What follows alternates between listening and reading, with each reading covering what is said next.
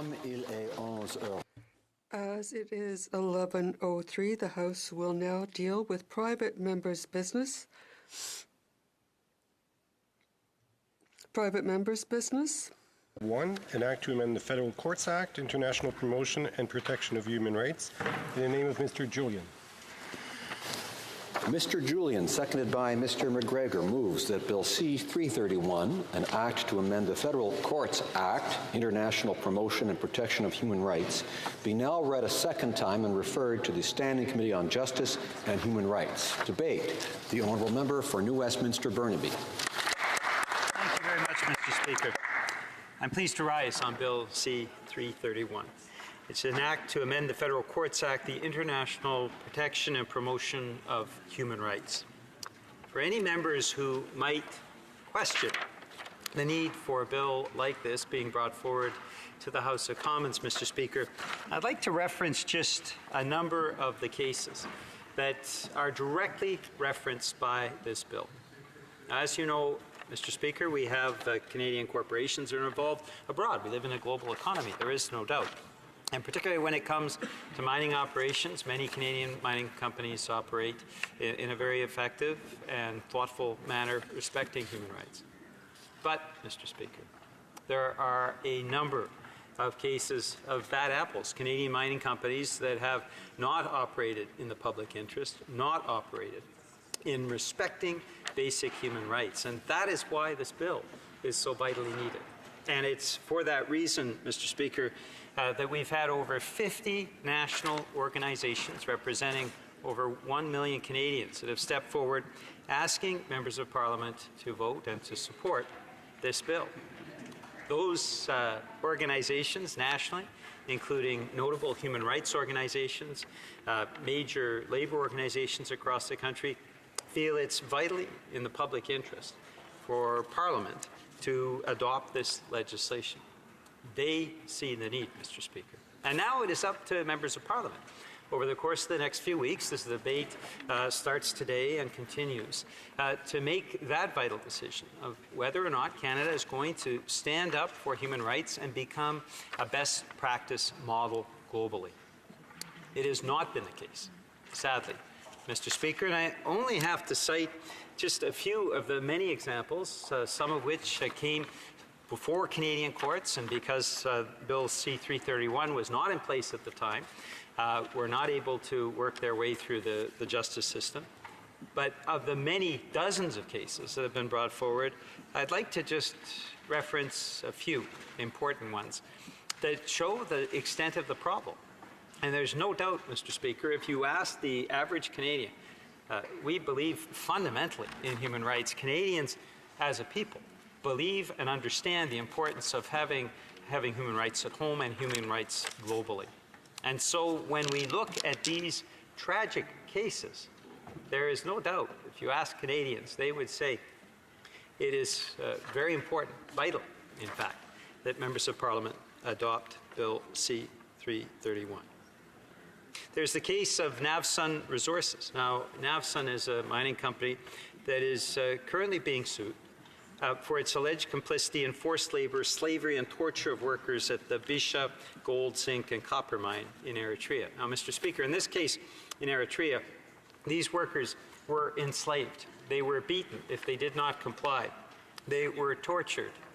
These are all activities taking place on a mine that has connections to Canada. Now, Mr. Speaker, Canadians would understand the importance of adopting this legislation so that those victims have a clear path of compensation. You have the case of Hudson's Bay Minerals. And on the grounds of those mining operations in Guatemala, security personnel employed by the local subsidiary of the company shot and killed school teacher and anti-mining activist Adolfo H. Chaman, shot and paralyzed a local youth activist who is speaking out against the mining operations, German Chub Chuk, and perpetrated the most egregious sexual violence against 11 women in the community. Now, Mr. Speaker, no Canadian if they were asked whether that is acceptable behavior, would agree. All Canadians would say that the perpetrators need to be brought to justice and the victims need to be compensated for these most egregious human rights violations. In 2017, Mr. Speaker, Evelyn Gulp and Jocelyn Mandi were brought to Canada. They came to speak about the appalling levels of sexual violence and violence generally that was perpetrated on the grounds of the Barrick Gold co-owned mining operations in Papua New Guinea. And they cited the village of Porgera. In Porgera, the security guards from the mining operations came to that village. The village had spoken out about the mining operations and particularly the appalling levels of environmental destruction that were taking place. 18 homes were burnt to the ground, and there was appalling levels of sexual violence and beating of the villagers. In fact, those two witnesses who came to Canada spoke of 80% of the women in that surrounding communities surrounding the mine had been the victims of appalling levels of sexual violence. Mr. Speaker, no Canadian would say that that is acceptable. All Canadians would say parliamentarians should take action. In El Salvador, just a few years ago, an environmental activist who had spoken out against Canadian mining operations was found killed at the bottom of a well. His fingernails had been pulled out. And in dozens of cases, we have seen activists who have spoken up against mining operations simply disappearing or being killed through extrajudicial means. Mr. Speaker, no Canadian would say that that is acceptable behavior. And that is why it's so vitally important to adopt Bill C-331. What C-331 would do was actually provide grounds and means by which those victims could go to the Federal Court of Canada and seek compensation for these appalling human rights violations. In the bill itself, Mr. Speaker, and members can of course take a look to look through it, there are 17 sections of grounds for actions that could be undertaken in the Federal Court of Canada.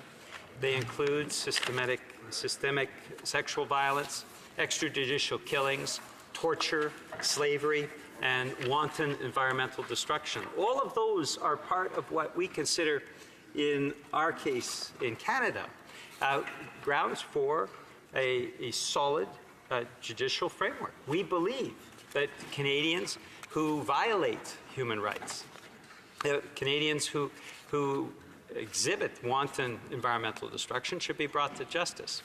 And we need to have that same clarity of vision when it comes to what we do internationally. Most Canadian companies work within the framework of what are acceptable standards in Canada, but some companies do not. And it is for that reason that we need to bring forward this legislation so that we can actually assure that all people around the world, when they are touched by the operations of Canadian companies, are subject to a process that allows them to seek compensation. It would be a best standard. It would allow Canadian companies as well around the world to say that Canadians hold their companies and their corporations to a higher standard than other countries. It would actually, in a very real, meaningful way, enhance Canadians' reputations abroad, and as well as serve as a deterrent for anybody who attempts to besmirch Canada's reputation by engaging in the most reprehensible human rights violations. Mr. Speaker, I would like to give credit to the co-authors of this important landmark legislation. Anik Milanovic, who is an adjunct professor at Carleton University in law, and Mark Rowlandson, who is a noted labor lawyer, the assistant to the National Director of the Steelworkers in Canada. And I know that Mr. Rowlandson is watching us today in the galleries, and I believe, deserves the thanks of Canadians for the work that he has done. Alors, Monsieur le Président, on parle d'un projet de loi. Mr. Speaker, we're speaking about very important legislation. We want to put an end to this era where Canadian companies can act without regard for the consequences with respect to human rights. And these systemic rapes, these murders, torture, slavery, all these issues which have been raised when we look at the operations of Canadian companies outside of Canada, all these issues are, in a very real sense, dealt with in this bill. This would give us the opportunity to give victims of human rights violations to be able to come before a federal court in Canada and to prosecute, to go against these companies and ask for the compensation they deserve. It would allow judges to judge. And Mr. Speaker, why do they say that in some countries that there are opportunities in Canada to go after these things, but not in other countries? And that's because our judicial system is not sufficiently developed. It's because the police in some of these countries are paid by these very companies who commit these violations. And so they don't enforce human rights as one would in Canada. This bill would allow these victims to finally be able to get justice here in Canada. And that's why it's so important that this bill be passed. About 100 international organizations working for human rights, also for labor rights, all these organizations agree with the principle that parliamentarians here should pass this legislation. And what would this do, Mr. Speaker? Well, again, in a very real sense, this would provide a framework for the best example, the best practices with respect to human rights internationally. Canada could be first in the world to implement something that will probably be studied by other countries. And we're not the only nation looking at this kind of legislation. Other countries in Europe are doing the same thing. And if we look at the origin of this bill, it's based on a bill that exists in the United States. So Canada can be the first and can lead internationally. We have today many of the 50 national organizations, more than 50, and that number is growing, Mr. Speaker. It's 56 as of today. We expect within a few days' time to pass 60 and 70. Organizations representing more than 1 million Canadians who are calling upon the Parliament of Canada to adopt this important legislation. And, Mr. Speaker, I guess the question would be, how could you possibly vote against this legislation? Now, people have mentioned, some who are opponents of this kind of legislation, they say that it's not in the constitutional framework of the federal government. And, Mr. Speaker, we went out and we got constitutional opinions that actually show that it is constitutional and very clearly within the framework of the federal government. Now, some might say, well, the announcement a few weeks ago of a special advisor on these issues that the Liberal government announced means that this issue has been dealt with. And Mr. Speaker, not but disagree with that.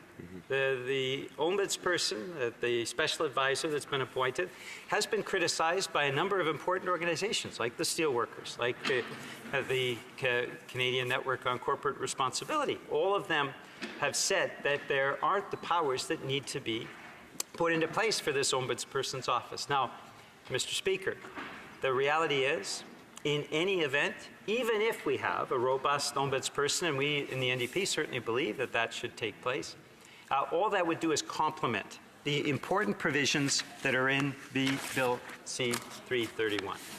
Mr. Speaker, this is landmark legislation. Other countries are looking for the judgment of this Parliament to move forward on progressive human rights legislation that will put Canada on the forefront in human rights. And I hope members of Parliament will vote yes for this important legislation. Thank you, Mr. Speaker. Questions and comments. Question commentaire. The honourable member for Yukon. Monsieur le Président, I'd like to congratulate the member on speaking without notes. As you know, in the Mother Parliament, the tradition was, and in fact, you were not allowed to have notes and read speeches. And so I'd like to compliment him on staying with that precedent. My question is, he mentioned that in other countries that we're planning or have legislation like this. I wonder if he could elaborate on that as part one of the question. And part two is, he said there was a similar law compared to his proposed law, and he said there's a similar law in the United States. If he could just mention a couple of the results of that law, cases or whatever, how that's been used. For New Westminster, Burnaby. Thank you very much, Mr. Speaker, and I thank the member for the Yukon for his questions. The origin of this particular legislation is based on the Alien Torts Claims Act, which existed in the United States. It was a piece of legislation that dates back decades and decades, Mr. Speaker. But as I'm sure you're aware, what happened was activists who were concerned about human rights violations, environmental despoiling, started to use the Alien Torts Claims Act in American courts. And as a result of that, a number of times they were able to obtain out of court, because of the use of this legislation, settlements for people who had seen their human rights profoundly violated. In the same way as the cases that I've mentioned just now, and there are so many other cases we could bring forward. Unfortunately, I only have 15 minutes. In the same way, the Alien Torts Claims Act in the United States has been used to that extent. Now, as far as other countries looking at this, there are many European countries that are looking to have in place a framework that allows for a more active dealing of human rights issues, regardless of whether they take place in the country itself or around the world. And that is why so many countries, in other countries, and so many parliamentarians are taking an active look with some interest of how parliamentarians decide in the end on Bill C-331. So I thank the member for his question. Questions and comments. The honourable member for Cowichan, Malahat, Langford. Thank you very much, Mr. Speaker, and I'd like to thank my colleague for his speech and his work. This is certainly not the first version of this bill. He has gone, I believe, through the 40th Parliament, the 41st Parliament, and now in the 42nd Parliament. And I know there may be some members who have qualms about this bill, but I think what's important to underline is that, through this important amendment to the Federal Courts Act, we are not making the determination whether a case has merit. We're simply allowing an additional forum for plaintiffs to access the justice system. And ultimately, it's the justice system that will determine whether a case has merit and whether the plaintiffs are to be awarded funds. And I'd like to, we've seen Liberals in the past parliaments support bills like Bill C-300. We know there are good intentions on the other side of the House to support these kind of initiatives. But I'd like him to just underline that important fact of his bill for anyone who might have qualms about this, that this is simply enabling an avenue and it will still ultimately be up to the justice system to determine the merit of a case. For New Westminster, Burnaby. Thank you very much, Mr. Speaker, and I'd like to thank the member from Cowichan, Malahat, Langford for his great work in the House of Commons and his standing up for human rights. He does an exceptional job on behalf of his constituents, and he's absolutely right to point out currently there is no provisions Currently, the appalling levels of sexual violence that I spoke of earlier in Papua New Guinea, those victims have no recourse. There is a judicial system that is corrupt, local police that have been paid off. There is no way for those victims to have their voices heard, to seek justice, and to seek compensation. But in the federal court, the merits of their case will be evaluated in the same way the merits of any other case would be evaluated in Canadian courts. It provides an impartial and effective means of addressing those victims' concerns. And if the case has no merit, of course, it will not proceed. So, Mr. Speaker, that is why it is so important and essential for members of Parliament to adopt Bill C-331. Resuming debate, the Honourable Parliamentary Secretary to the Government House Leader. Yes, thank you very much, Mr. Speaker. It's with pleasure that I rise to address what I believe is actually a very important issue. It's an issue in which members on the government benches in opposition had talked about. It's an idea that I believe this government has addressed in a very tangible way. And it's something in which the member across the way, the sponsor of this particular piece of legislation, had somewhat pushed to the side. And that was, of course, the creation of the ombudsperson responsible for enterprise. Now, let me just make it very clear that there is an expectation that Canadians have with respect to corporate or company responsibilities, not only within the boundaries of Canada, but once you go even outside of our country, Mr. Speaker, there's an expectation that our companies and corporations would behave in such a manner that would reflect what kind of values we have here in Canadian society. I know the member from Scarborough-Gilwood actually in the last session brought forward legislation, I believe it was Bill C-300, legislation that attempted to be able to ensure that there is more of a social conscience or accountability for mining corporations. I believe it was my local high school in Sisler that actually brought it to my attention and asked that I get behind my colleague and friend from Scarborough-Gilwood, someone that I believe has been a very strong advocate, not only in the last couple of years, but for many years on this critically important issue of social responsibility of corporations and companies that go abroad. Mr. Speaker, this government has taken that issue seriously. And coincidence would have it that we actually just had the appointment of a Canadian ombudsman person responsible for enterprise, that being Ms. Sherry Meyerhofer. I believe I'm pronouncing it correctly, Mr. Speaker. The Minister of International Trade and Diversification appointed her on April the 8th of 2019. Mr. Speaker, the ombudsperson will review allegations of human rights abuses arising from activities of Canadian companies abroad. For companies found to be involved in wrongdoing abroad, the ombudsperson can recommend measures which could include the withdrawal of certain government services, such as trade advocacy. The ombudsperson can also make specific recommendations to companies, including in relation to compensation and apology or corporate policy changes. Mr. Speaker, I like to think that clearly demonstrates a government that is really in tune in terms of what type of values Canadians have. And when we take a look at the fine work that members, and I cited my colleague, that have done over the years, reflecting what I believe his constituents and the constituents of many of my colleagues, and I suspect of people on both sides of the chamber, have been able to express. And that is that expectation and value system that we have, that it is not good to violate basic human rights outside of our boundaries, and we need to be able to support that in whatever way that we can, Mr. Speaker. And in a relatively short span, and we've had a very aggressive agenda on a wide variety of things that have had a real impact on Canada's middle class, I must say, Mr. Speaker, but I can tell you that even this issue has come to the top, where we have seen specific action taken by this government government on this critically important issue. I look at the issue and feel very comfortable in knowing that through this ombudsperson that we will have a positive impact. I come from the city of Winnipeg, where we have the Canadian National Museum on Human Rights, Mr. Speaker.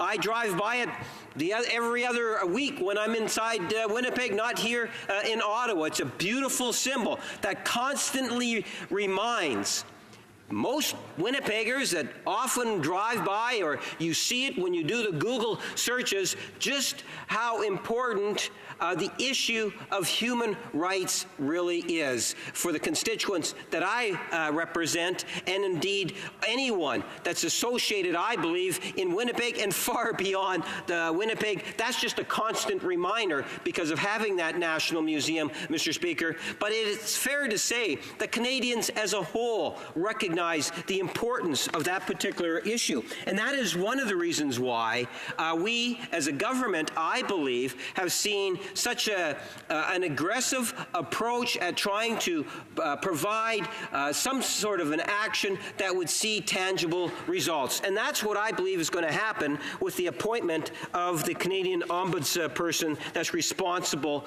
for enterprise, Mr. Speaker. That is a good thing. With respect to the bill, Mr. Speaker, the bill would amend the federal courts to act to provide that the federal court has jurisdiction with respect to certain claims involving violations of international law outside of Canada. Under existing law, the superior courts of the provinces and territories can hear lawsuits involving events that occur outside of Canada if there is enough of a connection to Canada. Lawsuits alleging that Canadian companies have been involved in violations of international human rights abroad that involve claims for negligence or other violations of Canadian or foreign law are based on existing bodies of law. The question of whether the common law also allows a person to claim damages in a superior court specifically for a violation of customary international law is at issue in the case of Nefson area, which was heard by the Supreme Court in Canada in January, Mr. Speaker. Unlike the superior courts, the federal court generally does not handle cases against companies or individuals for actions taken outside of Canada. The federal court's jurisdiction is limited both by the Federal Courts Act and by the Constitution. The federal court mostly hears cases involving judicial review of decisions of federal boards and tribunals, lawsuits against the federal government in cases involving patents or maritime law. Civil claims between private parties don't usually end up in federal court except in those areas. The bill would amend the Federal Courts Act to provide that the court may exercise jurisdiction over certain cases involving violations of international law outside of Canada. As the member from New Westminster, Burnaby, has said, this bill was modeled on the U.S. Alien Tort Statute, or ATS. It provides a full district courts shall have original jurisdiction of any civil action by an alien for a tort only, committed in violation of the law of nations or a treaty of the United States. The ATS has been controversial in the United States, and there has been a lot of litigation about its scope. This has included disagreements about what kinds of claims are covered and the application of statute to foreign defendants and corporations.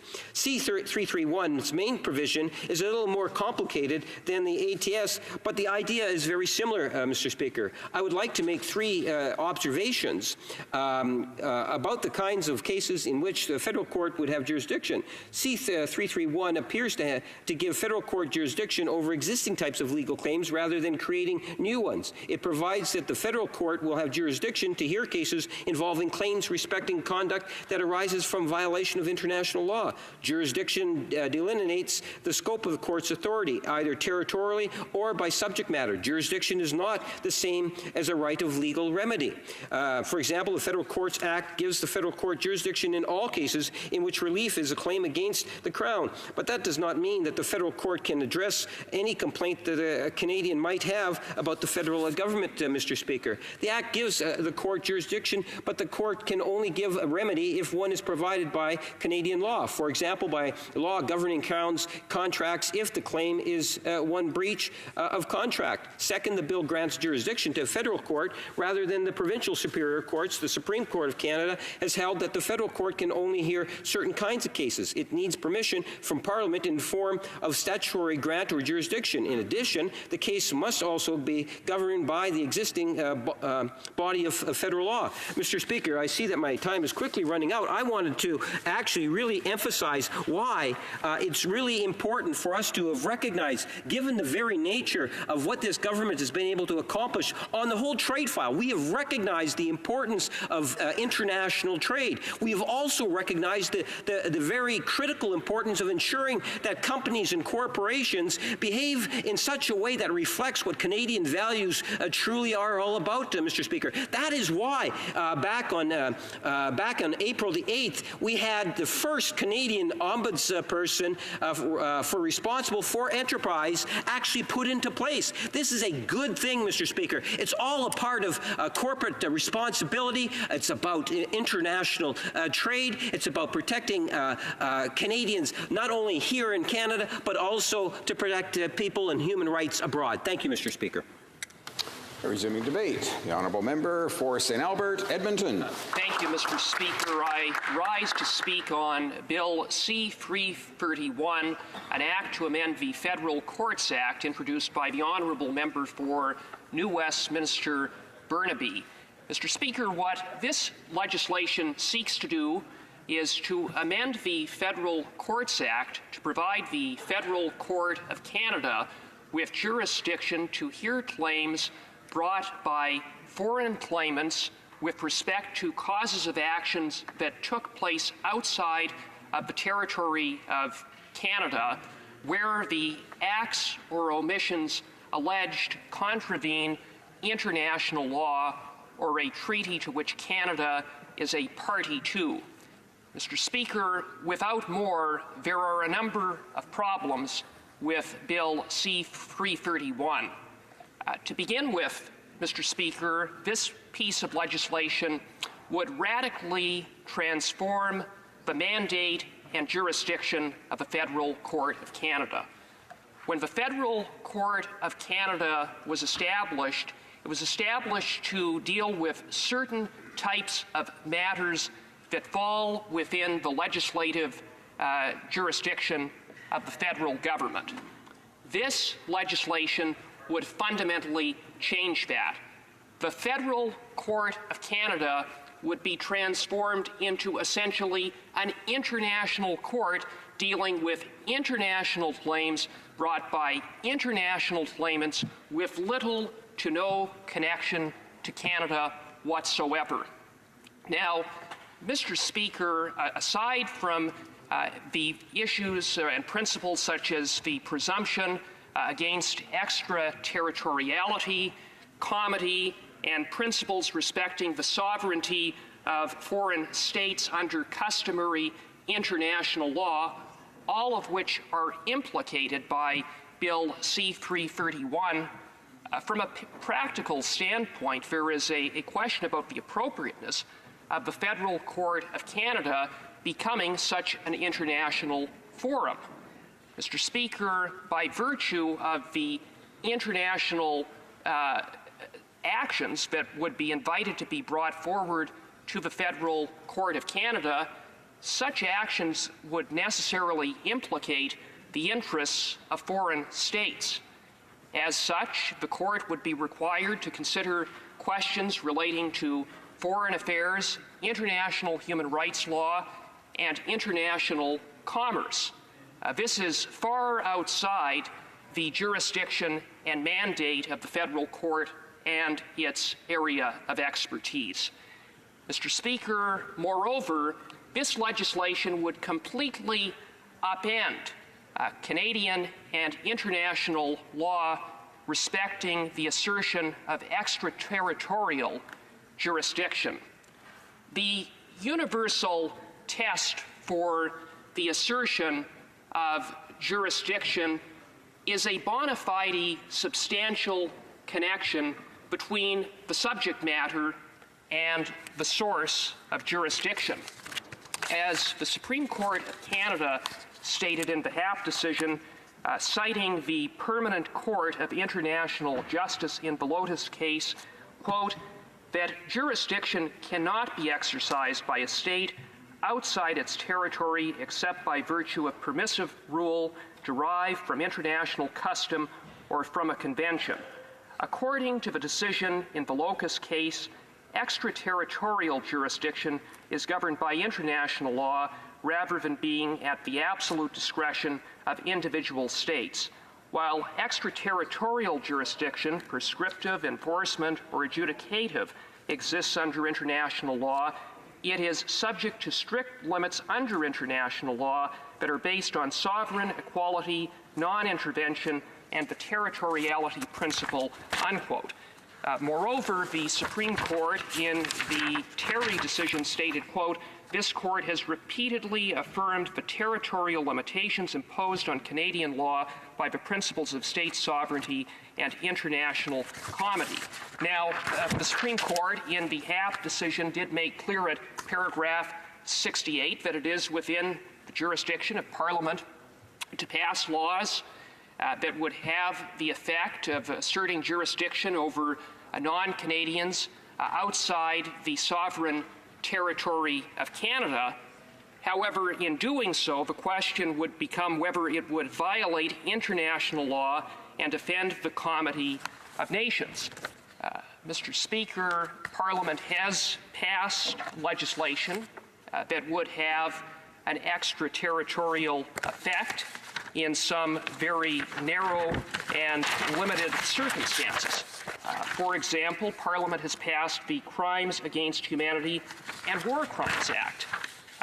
Pursuant to Section 6 of that legislation, every person who commits genocide, a crime against humanity, or a war crime outside of Canada is guilty of an indictable offense. However, Mr. Speaker, under Section 8 of that Act, in order to be prosecuted, the accused person would have to have some substantial connection to Canada. More specifically, Section 8 provides that an individual could be prosecuted only if, at the time of the offense, the person was a Canadian citizen or a citizen of a state engaged in armed conflict against Canada, or the victim was a Canadian citizen or a citizen of a state allied with Canada in an armed conflict, or if after the time of the offense was committed, the person was present in Canada. Mr. Speaker, additionally, Section 7 of the Criminal Code also contains a number of provisions that deem certain acts that occurred outside of Canada to be deemed to have occurred inside Canada, including attacks on internationally protected persons and UN personnel. However, Mr. Speaker, in order to be prosecuted under those sections of the Criminal Code, the accused must have been deemed to have been, the act must deemed to have been committed in Canada only if the accused was a Canadian citizen or normally resides in Canada. Mr. Speaker, this legislation clearly is inconsistent with any basis for a real and substantial connection that is the basis for the lawful assertion of extraterritorial jurisdiction. Indeed, claimants could bring civil suits in the Federal Court of Canada with virtually no connection whatsoever to Canada. Now, Mr. Speaker, additionally, there is some question about the basis of whether or not it is consistent with international law to permit civil actions against foreign corporations. Mr. Speaker, that issue was considered recently in the U.S. Supreme Court decision of Gessner, which was considering the Alien Tort Statute. In the Gessner decision, the U.S. Supreme Court considered whether common law liability under the ATS extends to a foreign corporate defendant. Now, in considering that question, Justice Kennedy, writing for the court, determined that he was not satisfied that that would be consistent with international law, or at least that it was not established that it was so. Justice Kennedy stated, quote, "It does not follow, however, that current principles of international law extend liability, civil or criminal, for human rights violations to corporations or other artificial entities. This is confirmed by the fact that the charters of respective international criminal tribunals often exclude corporations from their jurisdictional reach." In so stating that, Justice Kennedy cited the Nuremberg Tribunal as well as the statute of the International Criminal Tribunal for the former Yugoslavia, the statute of the International Tribunal for Rwanda, as well as the Rome Statute of the International Criminal Court, all of which are limited to natural persons. Justice Kennedy concluded, quote, "In the American legal system, of course, corporations are often subject to liability for the conduct of their human employees, and so it may seem necessary and natural that corporate entities are liable for violations of international law under the ATS. But the international community has not yet taken that step," unquote. So for these and other reasons, I cannot support Bill C-331. Reprise de débat. L'honorable député. Resuming debate, the Honourable Member for Rimouski-Nejet, Témiscouata-les-Basques. Merci beaucoup, Monsieur le Président. Thank you very much, Mr. Speaker, and thank you for allowing me to speak on this very important bill, which was brought forward by my colleague, the member for Burnaby New Westminster.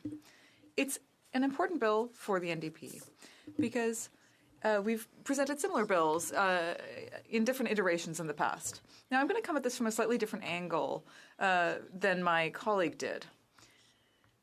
I'm going to focus a bit more on the Canadian and international aspects, but I'm also going to respond to what the member for Winnipeg North said. Now, something that's important when it comes to this bill is that Canada already gives a lot of advantages to mining companies, and that explains why more than half of mining development companies around the world actually have their headquarters in Canada. That's because we have a tax and regulatory system that is actually very lax, and that makes Canada a very attractive place for those companies. And I would suggest, Mr. Speaker, that you take a look at a couple of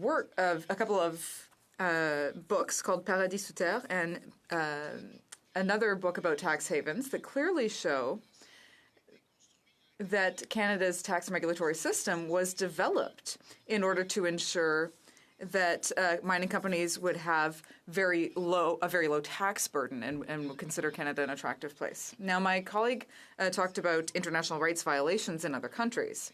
That is why we need, as a country that hosts over 50% of the world's mining companies, we need to have a way of making these companies accountable. We need to force these companies to be accountable for their actions, their corporate actions, and also accountable for the actions of their directors and employees. That is fundamental if we want to ensure that accountability is not just a buzzword, but it's something that really means something. It's important because, in the past people would say, we don't really want to control these companies because they work internationally. People found all kinds of excuses. But these excuses just don't hold water.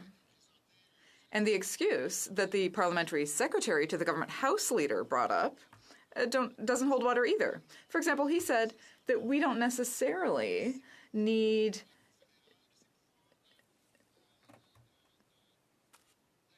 to go through the legal process, through the legal system in Canada, because they've created an ombudsman's office.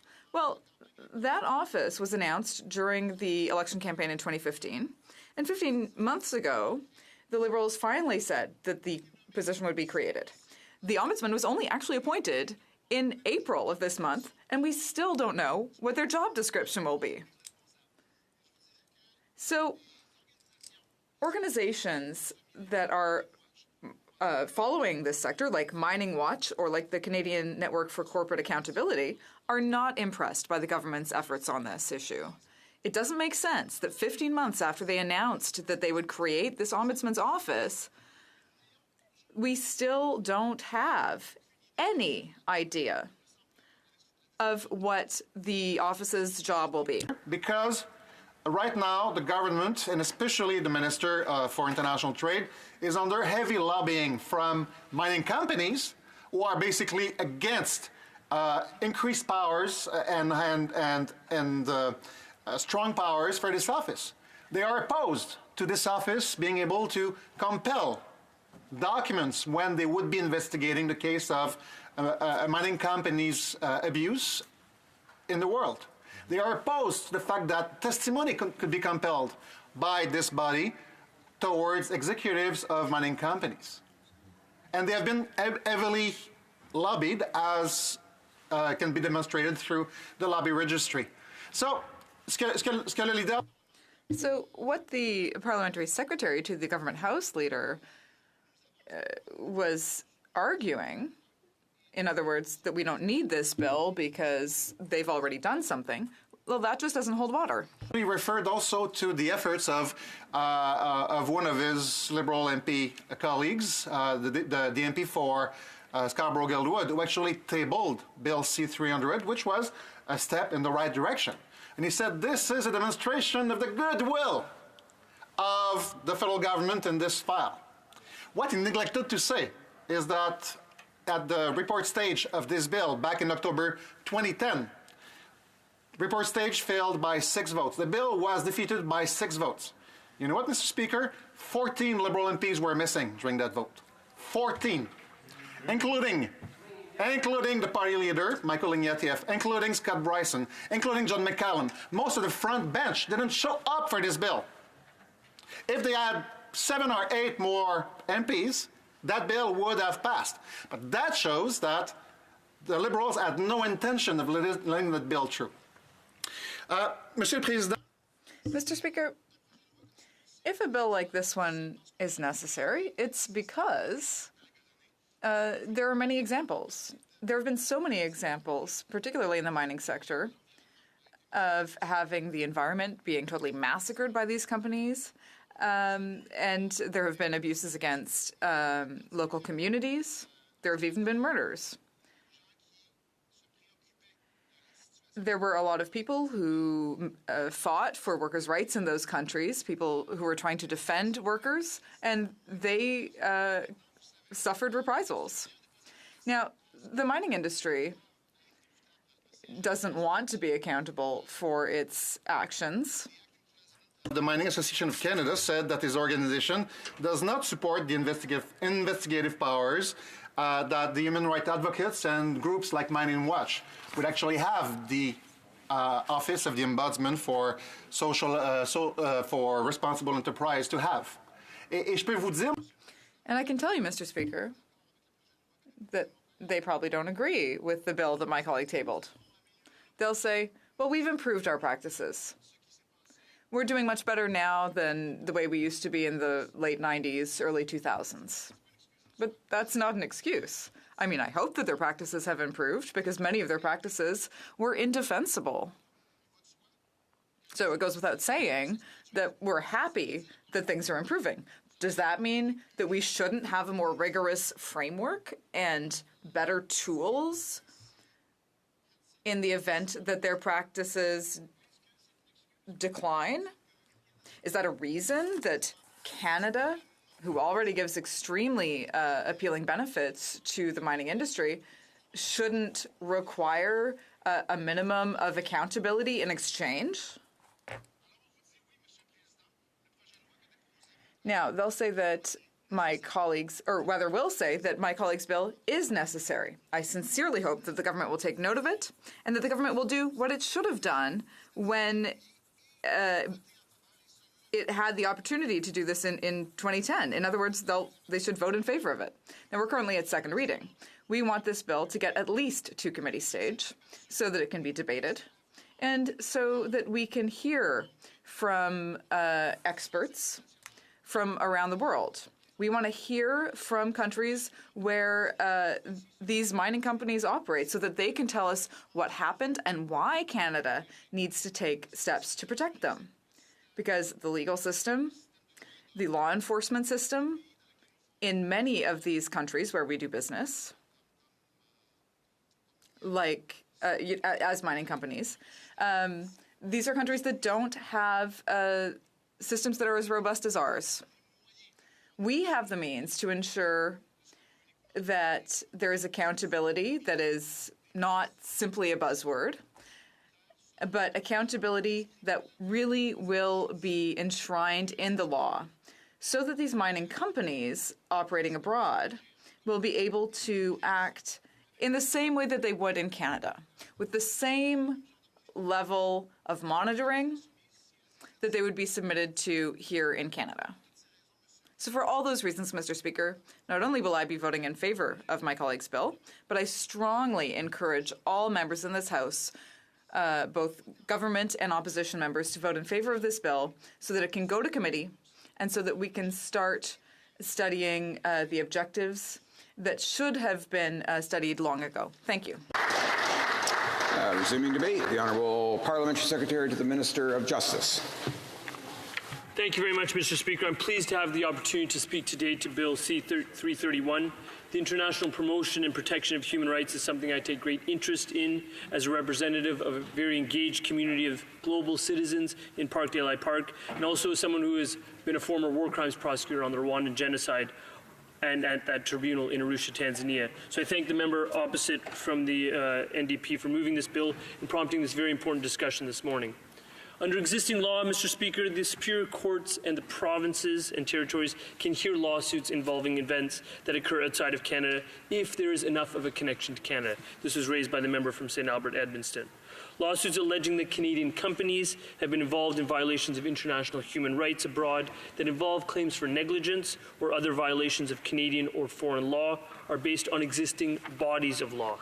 The question of whether the common law also allows a person to claim damages in a superior court, specifically for a violation of customary international law, is actually at issue in the case of Nevson and Araya, which was heard by the Supreme Court of Canada in January. That decision is under reserve, and it's important that we hear from the court on this particular issue.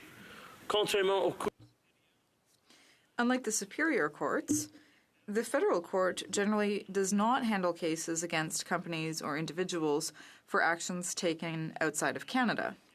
The federal court's jurisdiction is limited both by the Federal Courts Act and by the Constitution. The federal court mostly hears cases involving judicial review of decisions of federal boards and tribunals, lawsuits against the federal government, and cases involving patents or maritime law. Civil claims between private parties don't usually end up in federal court, except in those areas. The bill would amend the Federal Courts Act to provide that the court may exercise jurisdiction over certain cases involving violations of international law outside of Canada. As the member for New Westminster Burnaby has said, this bill was modeled on the U.S. Alien Tort Statute, or ATS.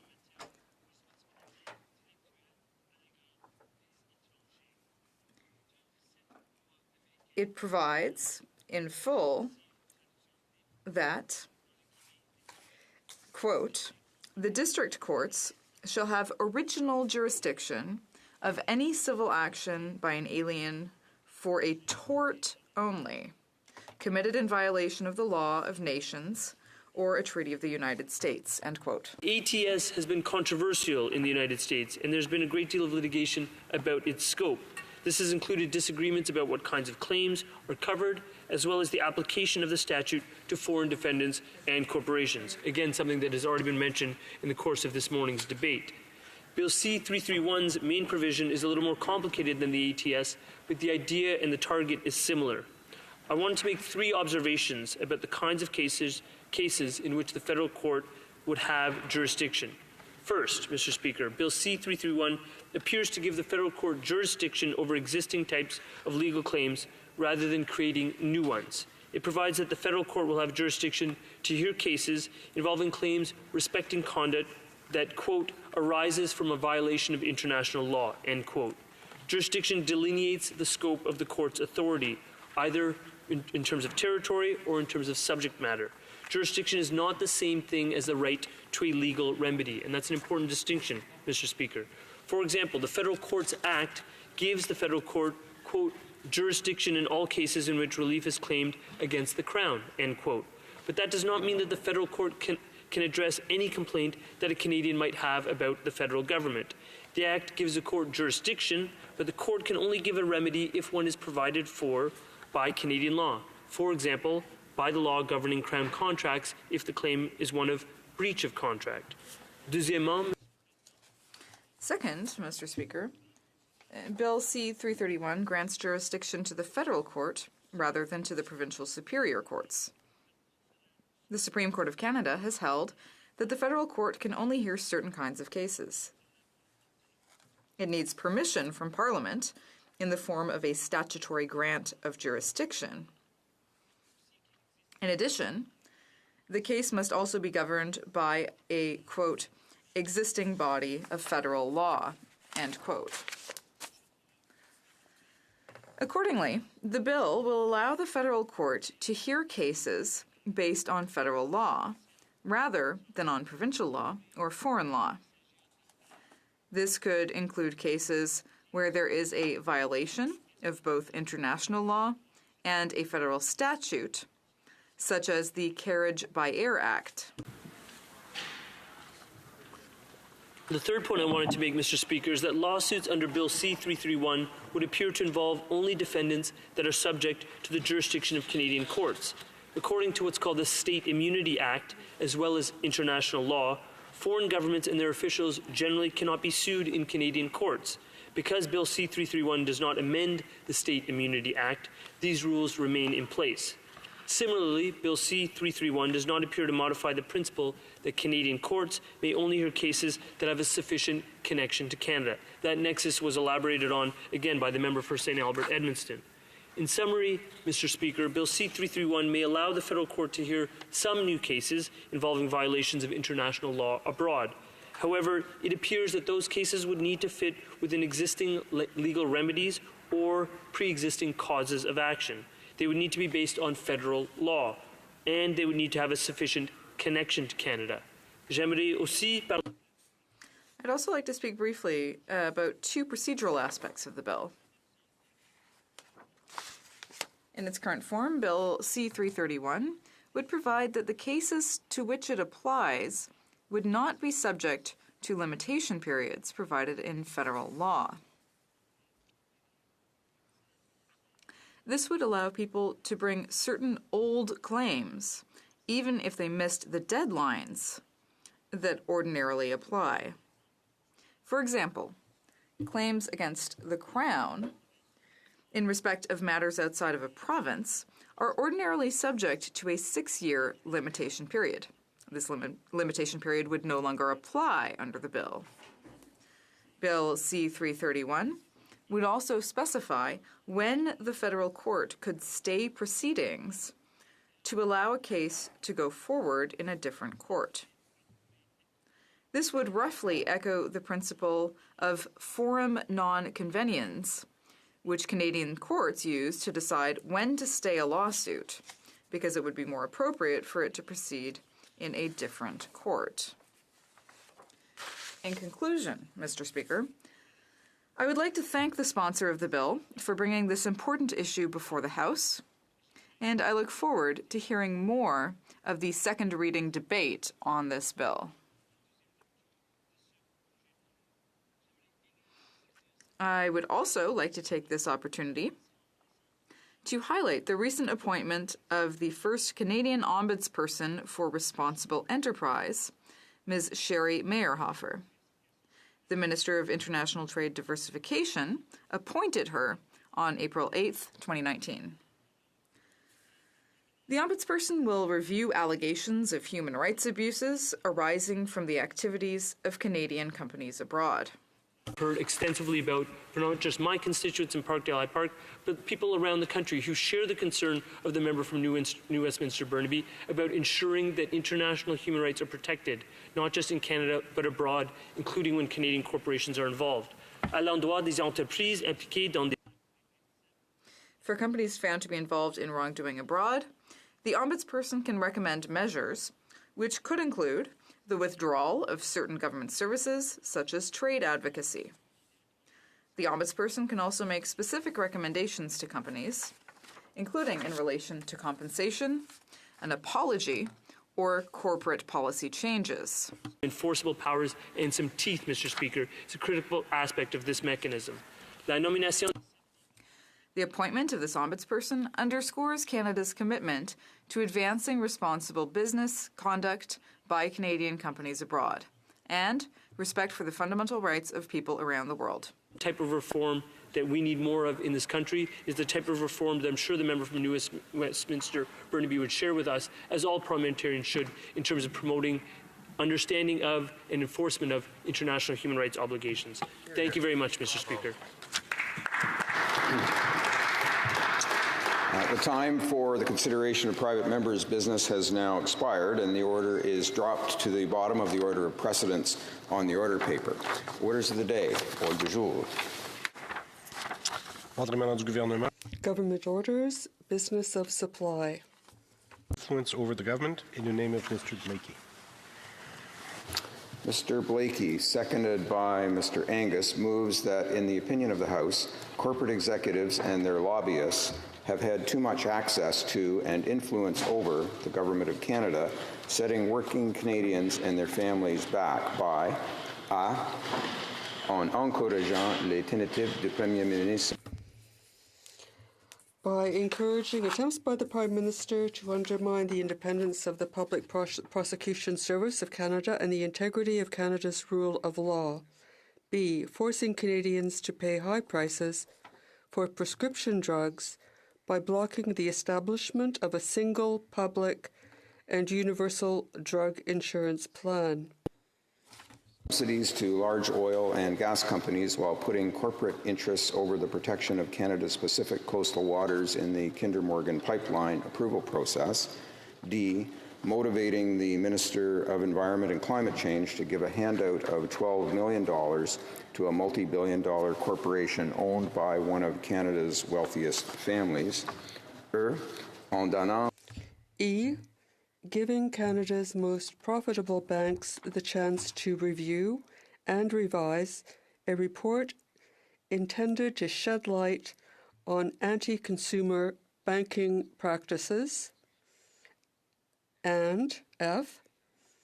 Leaving intact a host of tax loopholes that allow the richest Canadians to avoid paying their fair share for Canada's public services like health care, pensions, and housing, and that, therefore, as a first step towards addressing these failings, the government should immediately move to recover the $12 million given to Loblaws and reinvest it to the benefit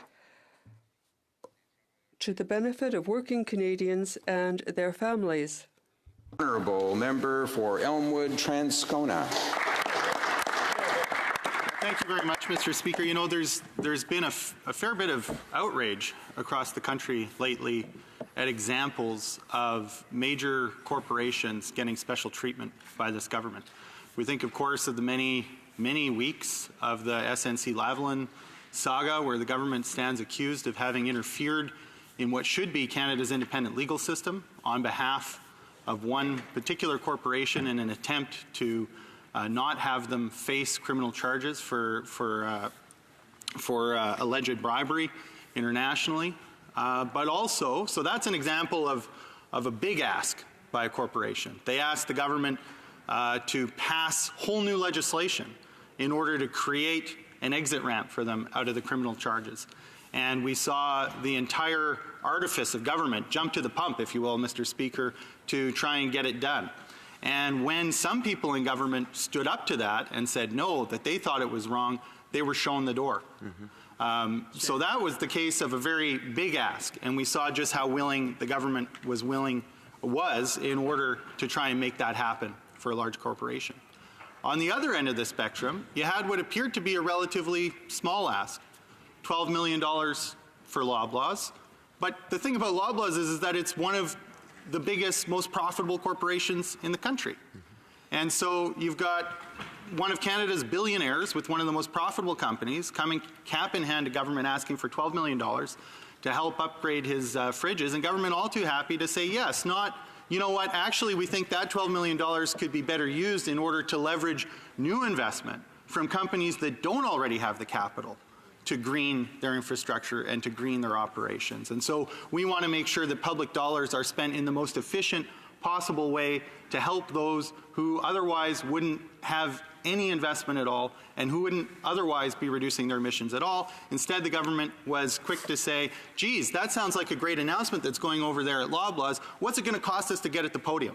How do we get a piece of that action? How can we be part of a good news story that's happening already? That's not the way that you fight climate change. That's the way you might fight an election, but it's not the way you fight climate change, Mr. Speaker. And that was an example of just how prepared the Liberals are to accede to demands by corporate Canada, no matter how small. So the big asks get the yes, the small asks get the yes, and it seems that everything in between gets a yes too. And so the question is, what will it take? At what point? What's the threshold for this government to say, you know, sometimes the interests of large corporations, and I don't think this is going to come as an epiphany to anybody listening at home, but I think it may come, given their behavior, as an epiphany to some members on the government bench. Sometimes the interests of large corporations are not in line with the interests of everyday working Canadians. That happens, but you wouldn't know it to look at the activity of this government, because when big companies come with an ask for this government, the answer is yes, and they know it's going to be a yes more and more and more, and that's why the asks are getting more and more outrageous, right down to a $12 million ask to supplement what Loblaws was already doing in order to upgrade and green its infrastructure, Mr. Speaker. So that's where that sense of outrage comes from. And what our motion today is trying to do is to name the elephant in Ottawa, which is that corporate influence, and to draw what we believe is the very direct line between the influence that those big corporations have here in Ottawa and with this government and governments of the past in Ottawa and the pocketbooks of Canadians, and the effects that this kind of friendly relationship between the Canadian government and corporate lobbyists has on the quality of life of everyday Canadians across the country, Mr. Speaker. To put that sense of outrage in context, it's because these big corporate asks and acquiescences by government are coming at a time where almost half of Canadians are within $200 of not being able to pay their bills and having to declare insolvency at the end of the month, Mr. Speaker. That's a real hardship. It's a hardship, of course, for those who have some kind of event in their life, whether it's loss of employment, a serious health issue, or those other things that mean that they may not be able to report to work every day and make that extra $200 and end up being in financial catastrophe and declaring bankruptcy.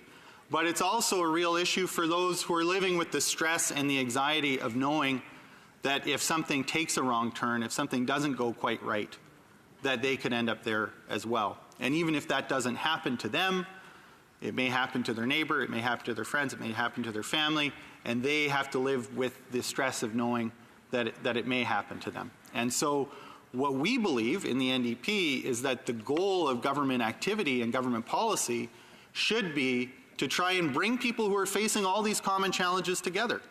The common challenge of, you know, finding reasonably affordable childcare close to home.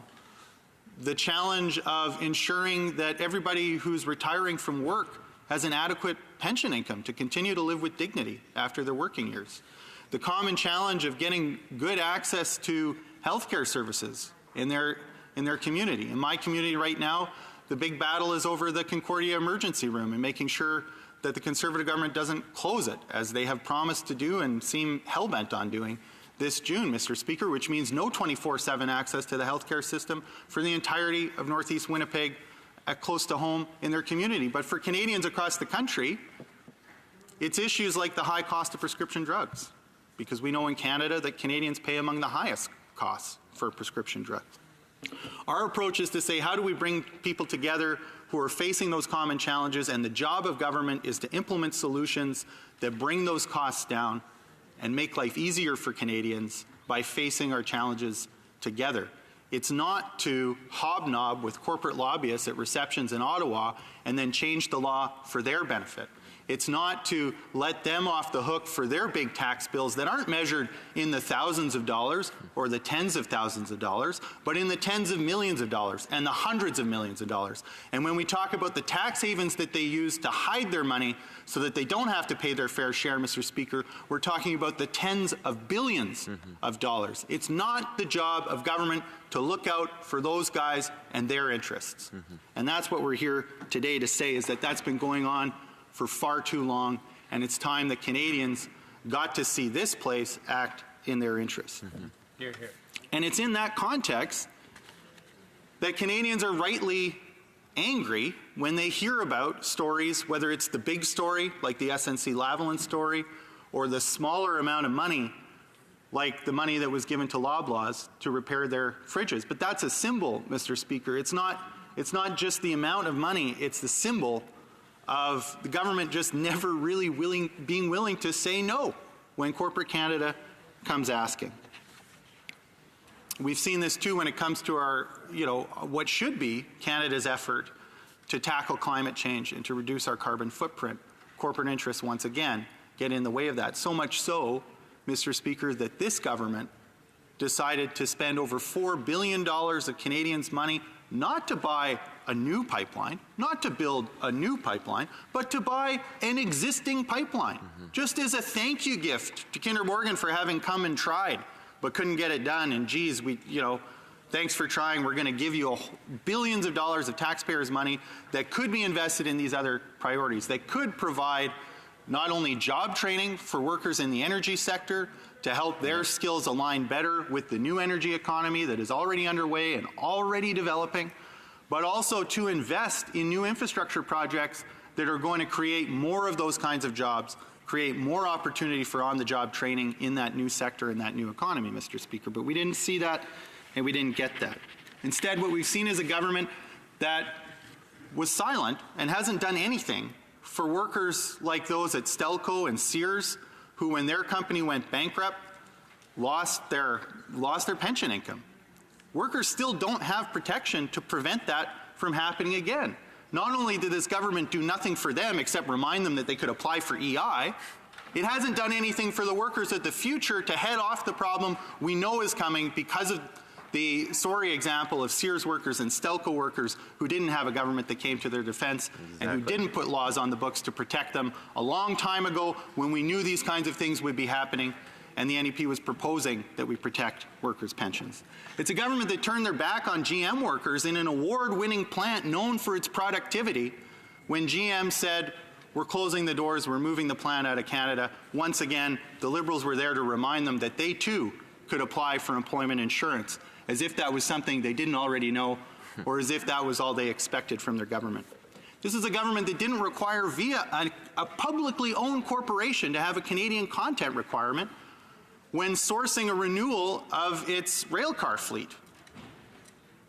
That should have been a requirement because where public funds are being used at that level of investment, we should be ensuring that Canadians are getting a piece of the action and that we're creating employment in Canada. But this government hasn't only favored corporate interests over the interests of ordinary Canadians by doing nothing, and there's been a lot of that. They've gone out of their way, Mr. Speaker, to help corporate interests when they conflict with the interests of everyday Canadians and working Canadians. One of the first real acts of this government was to change the law for Air Canada to make it easier for them to outsource their aircraft maintenance work.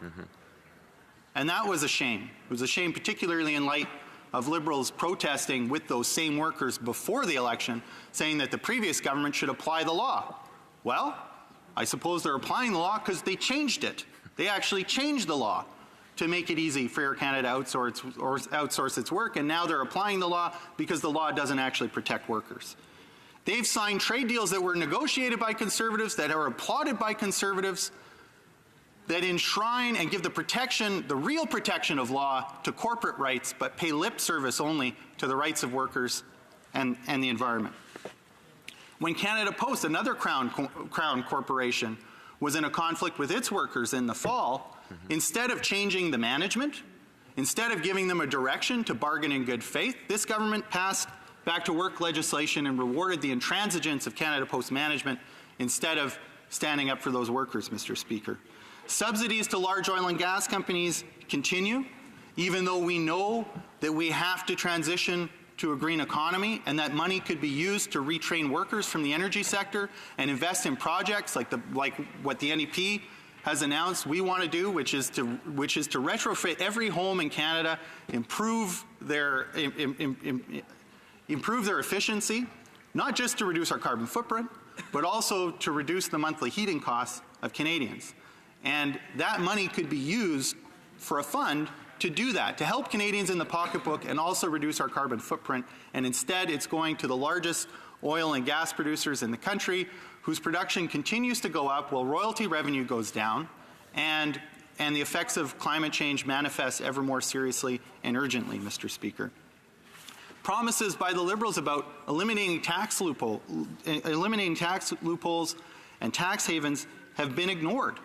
And that's all revenue that can go, whether it's to a just transition to a greener future, Mr. Speaker, whether it's to lowering the cost of prescription drugs, whether it's building more affordable housing. That revenue isn't just, it's not just innocent that money goes away. It's not that doesn't have an impact on Canadians. The fact that we don't see it doesn't mean it's not having an impact. When you compare it to what we could be doing, if that money were here and those people were paying their fair share, as they should, Canadians are seriously losing out. Internet giants are another example, Mr. Speaker, where they're competing with Canadian businesses who are paying their taxes, but they don't actually have to pay any themselves. And that comes at a real cost to Canadians. All these things are a kind of continuation of an approach we saw under the last Conservative government, which was to deregulate, to privatize, and to give major corporate tax cuts, presumably to invest in the economy. But even the late Jim Flaherty said at the time, that money was supposed to be invested back into the economy, and it's not. And you ought to be doing that, he said to corporate Canada. But that's a nice thing to say, but he didn't compel it. He didn't raise the corporate tax rate back up because they were keeping it for themselves and their investors and their executives instead. He just let them have the money. That money still sits either in bank accounts in Canada or bank accounts across the world where those executives and investors pay less tax, Mr. Speaker. So when you see the lengths to which the government goes to get SNC-Lavalin off the hook, that was the big ask, Mr. Speaker, and even what they're willing to do on the smaller things, you can start to understand the sense of outrage, Mr. Speaker. Alors, c'est ça notre motion aujourd'hui. So, Mr. Speaker, what is our motion about today? It's to talk about the influence of corporations here in Ottawa and to focus on the reality for Canadians, hardworking Canadians, who have concerns about the cost of their drugs, for example, their medication, the cost of housing,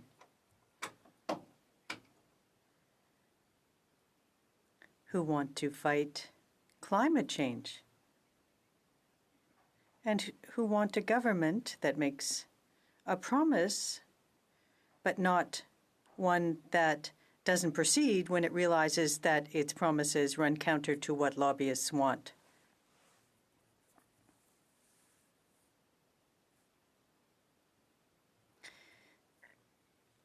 So climate change is important, as is reducing the price for medication and protecting our cultural institutions and corporations, because we have to take action to deal with companies like Netflix, for example, that need to pay their fair share of the taxes to support our cultural industries, Mr. Speaker. The issues, Mr. Speaker, and I've heard, there's a lot of frustration around the SNC-Lavalin affair, and people say, okay, well, we've talked about this a lot. I think something wrong has happened here, but I'm not sure the way forward. I'm concerned about a lot of other issues. So how does this all tie together? Well, Mr. Speaker, I think people should care about that issue, not just because it appears that the rule of law is being undermined here in Canada, and that has a lot of long-standing consequences, but for the reasons that I mentioned, that Canadians who are looking for income security in retirement should be concerned about the fact that this government has done nothing to legislate against the kind of pension theft that we've seen in the case of Sears workers. They just haven't done it, Mr. Speaker. They've talked about it in their budget, but it doesn't get in the budget bill the way the deferred prosecution agreement clauses got in the budget bill. Let's see the pension theft provisions put in the budget bill. Then we'll know they're serious. But they don't do that, because when it comes to workers, it's lip service, and when it comes to corporations, it's real, tangible action. And you can see it in the news, you can see it in this House, you can see it in the behavior of the government.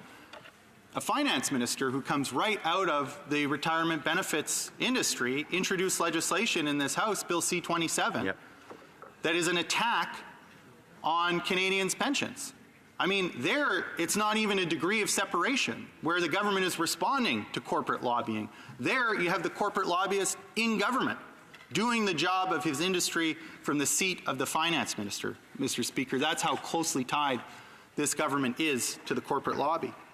We haven't seen that action when it comes to pay equity. We know pay equity will come at a cost to Canadian companies, rightly so, because that's the money that Canadian women have been going to work and earning for decades, and they deserve to be paid. But we've seen this government drag its feet. It didn't drag its feet when it came to DPAs. It didn't drag its feet when Galen Weston came knocking for $12 million to replace his fridges, but we have watched them drag their feet for 3 years on pay equity. And Canadian women deserve to get paid for the work that they're doing and be paid fairly. Where's the action on that? Where's time allocation on that? Where's that in the omnibus budget bill, Mr. Speaker? And it isn't there, and when you look at their budget, you don't have the money for implementation there either. You got a pittance in the budget for just beginning to do some consultative work on how to implement pay equity. It's about the same that Galen Weston got for his fridges this year, Mr. Speaker. When we talk about pharmacare and the importance of reducing the cost of prescription drugs for Canadians, study after study after study after study has said that the best way to do that is to have one universal, publicly administered plan that covers everybody, from coast to coast to coast, no matter where you live, no matter how much money you make. And what we hear from these Liberals all the time are hints that what they're going to come out with, what they're really proposing, is a plan not to protect Canadians against the high cost of prescription drugs, but a plan to protect the pharmaceutical industry and the insurance industry's profits from a policy that would actually see an expansion of service to Canadians while reducing the cost overall of prescription drugs. We already spend the money it would cost to have a proper pharmacare plan. In fact, we spend more than that. What the NDP is proposing is that we spend less and cover more people, and we know this is possible, Mr. Speaker. The call to action in this motion is for the government to go and get that $12 million back and invest it concretely in some of the ways I've suggested today that will actually have a real benefit to working families. And $12 million over the entire federal budget may not sound like a lot, but it's a symbol, Mr. Speaker. It's an important symbol of the government finally finding the spine to say no to corporate interests and put the interests of regular, everyday working Canadians first, because we're waiting for them to do it. They haven't done it yet. This is the smallest possible start to that they could have, Mr. Speaker. So let's get started and keep going. Thank you very much. Hear, hear. Questions and comments? The Honourable Member for St. Catharines. Thank you very much, Mr. Speaker. I'd like to thank the honourable member for his speech and his passion on these subjects. It's interesting in the motion, in his speech, he leaves out the equivalent of 50,000 cars, the carbon equivalent of that being removed off the road, but I'll leave that for now. And he condemns government providing money to corporations. I was wondering if he could stand in this House today and condemn the government, the NDP government in British Columbia, for the tax credit they're giving to LNG companies to develop their resources. It's the largest polluter in BC. Is he going to condemn that, or just what Liberal governments do is when NDP governments do it, it's okay? Thank you so much. Honourable member for Elmwood Transcona. Well, sorry, there's another debate happening in the chamber, Mr. Speaker. I was listening with rapt attention. But I would like to answer the member's question. He said that I'm opposed to the government working with corporations to reduce greenhouse gas emissions. That's not actually true, Mr. Speaker. There is a room for corporate partnership. It's just that the threshold has to be that public funds are actually leveraging new investment. It can't be that they see a company like Loblaws, which is investing $36 million of its own dollars, which is appropriate, and which they were doing anyway to renovate their fridges. But the impression you get, Mr. Speaker, is not out of a government looking for real investment opportunities to say, how do we further reduce Canada's greenhouse gas emissions? How do we leverage investment from the private sector? Instead, you get the impression of a government that's looking around saying, who's already doing some of this work? And how do we get to the podium? What's the cost of buying our way into announcements that are happening anyway? And they're happy to spend the money because it's not their money, it's Canadians' money, and they're roaming around buying their place at a podium of things that are happening anyway, rather than leveraging new investment that will actually create new reductions in carbon emissions, Mr. Speaker. Questions and comments. The honourable member for Sherwood Park, Port Saskatchewan. Thank you, Mr. Speaker. I thank my colleague for his speech. Certainly we in the Conservative caucus share many of the criticisms of corporate welfare. We feel that when Canadians pay taxes, first of all, their taxes should be lower. Secondly, when they pay taxes to the government, they expect that those taxes to be used for vital services, not for things like buying fridges for already well-off company. I think maybe an area where we disagree, though, is the importance of policies that facilitate competitiveness. The NDP approach, as we heard it outlined in the speech, generally emphasized more regulations as a tool to keep jobs in Canada. Does the member agree that we do need to be attentive, if the goal is creating jobs in Canada, to the competitiveness of the Canadian business environment, and measures like lowering business taxes, like ensuring fair processes for small business, counteracting the attack on small business that we saw from this government? Those things are very important for facilitating employment because they make it easier for people to invest, grow, and create jobs here in Canada. Honourable member for Elmwood Transcona. Yeah, I mean, what I would say is that the NDP is sensitive to concerns of competitiveness, but the question is how do you measure those things and how do you define those things? And so what we saw with the previous government, of which the member was a supporter, was that the answer was always another tax cut, more deregulation, more privatization of services. It's a theme. I mean, we're seeing it in Manitoba under a Conservative government. We see it in Ontario under a Conservative government. Where Conservative governments have been, that's what you see. You see big corporate tax cuts, you see deregulation, and you see privatization. That's not a way to protect the interests of Canadians. So yes, when you're making policy and when you're devising regulation, competitiveness has to be one of the concerns. But you can't just ask corporate Canada to go out and regulate itself and expect that you're going to get optimal outcomes for Canadians. That's just not the way it works. And I was at a presentation for the Day of Mourning in Winnipeg just on Friday, Mr. Speaker, and we were hearing about the early days of bringing in a Factories Act to Manitoba, and you heard many of the same arguments then. You can't have a 6-day work week. That would hurt competitiveness, and you can't have kids. You can't ban kids under 16 from working because we won't be competitive with other jurisdictions where we do this. Progress didn't get made by ceding to those companies the ground. Progress was made by making rules that were fair, that considered competitiveness as an important consideration, but not the only one, implementing and enforcing those regulations, Mr. Speaker. Questions and comments. The honourable member for Saanich, Gulf Islands. Mr. Speaker, and I want to thank the New Democratic Party for the opposition motion today. But I'm hoping for something that probably isn't possible, Mr. Speaker. That is, if we could take some of the partisanship out of this motion and look at it as a deeply generic problem of every government in this country, provincial and federal, regardless of who is in the PMO, that corporate lobbies have too much influence.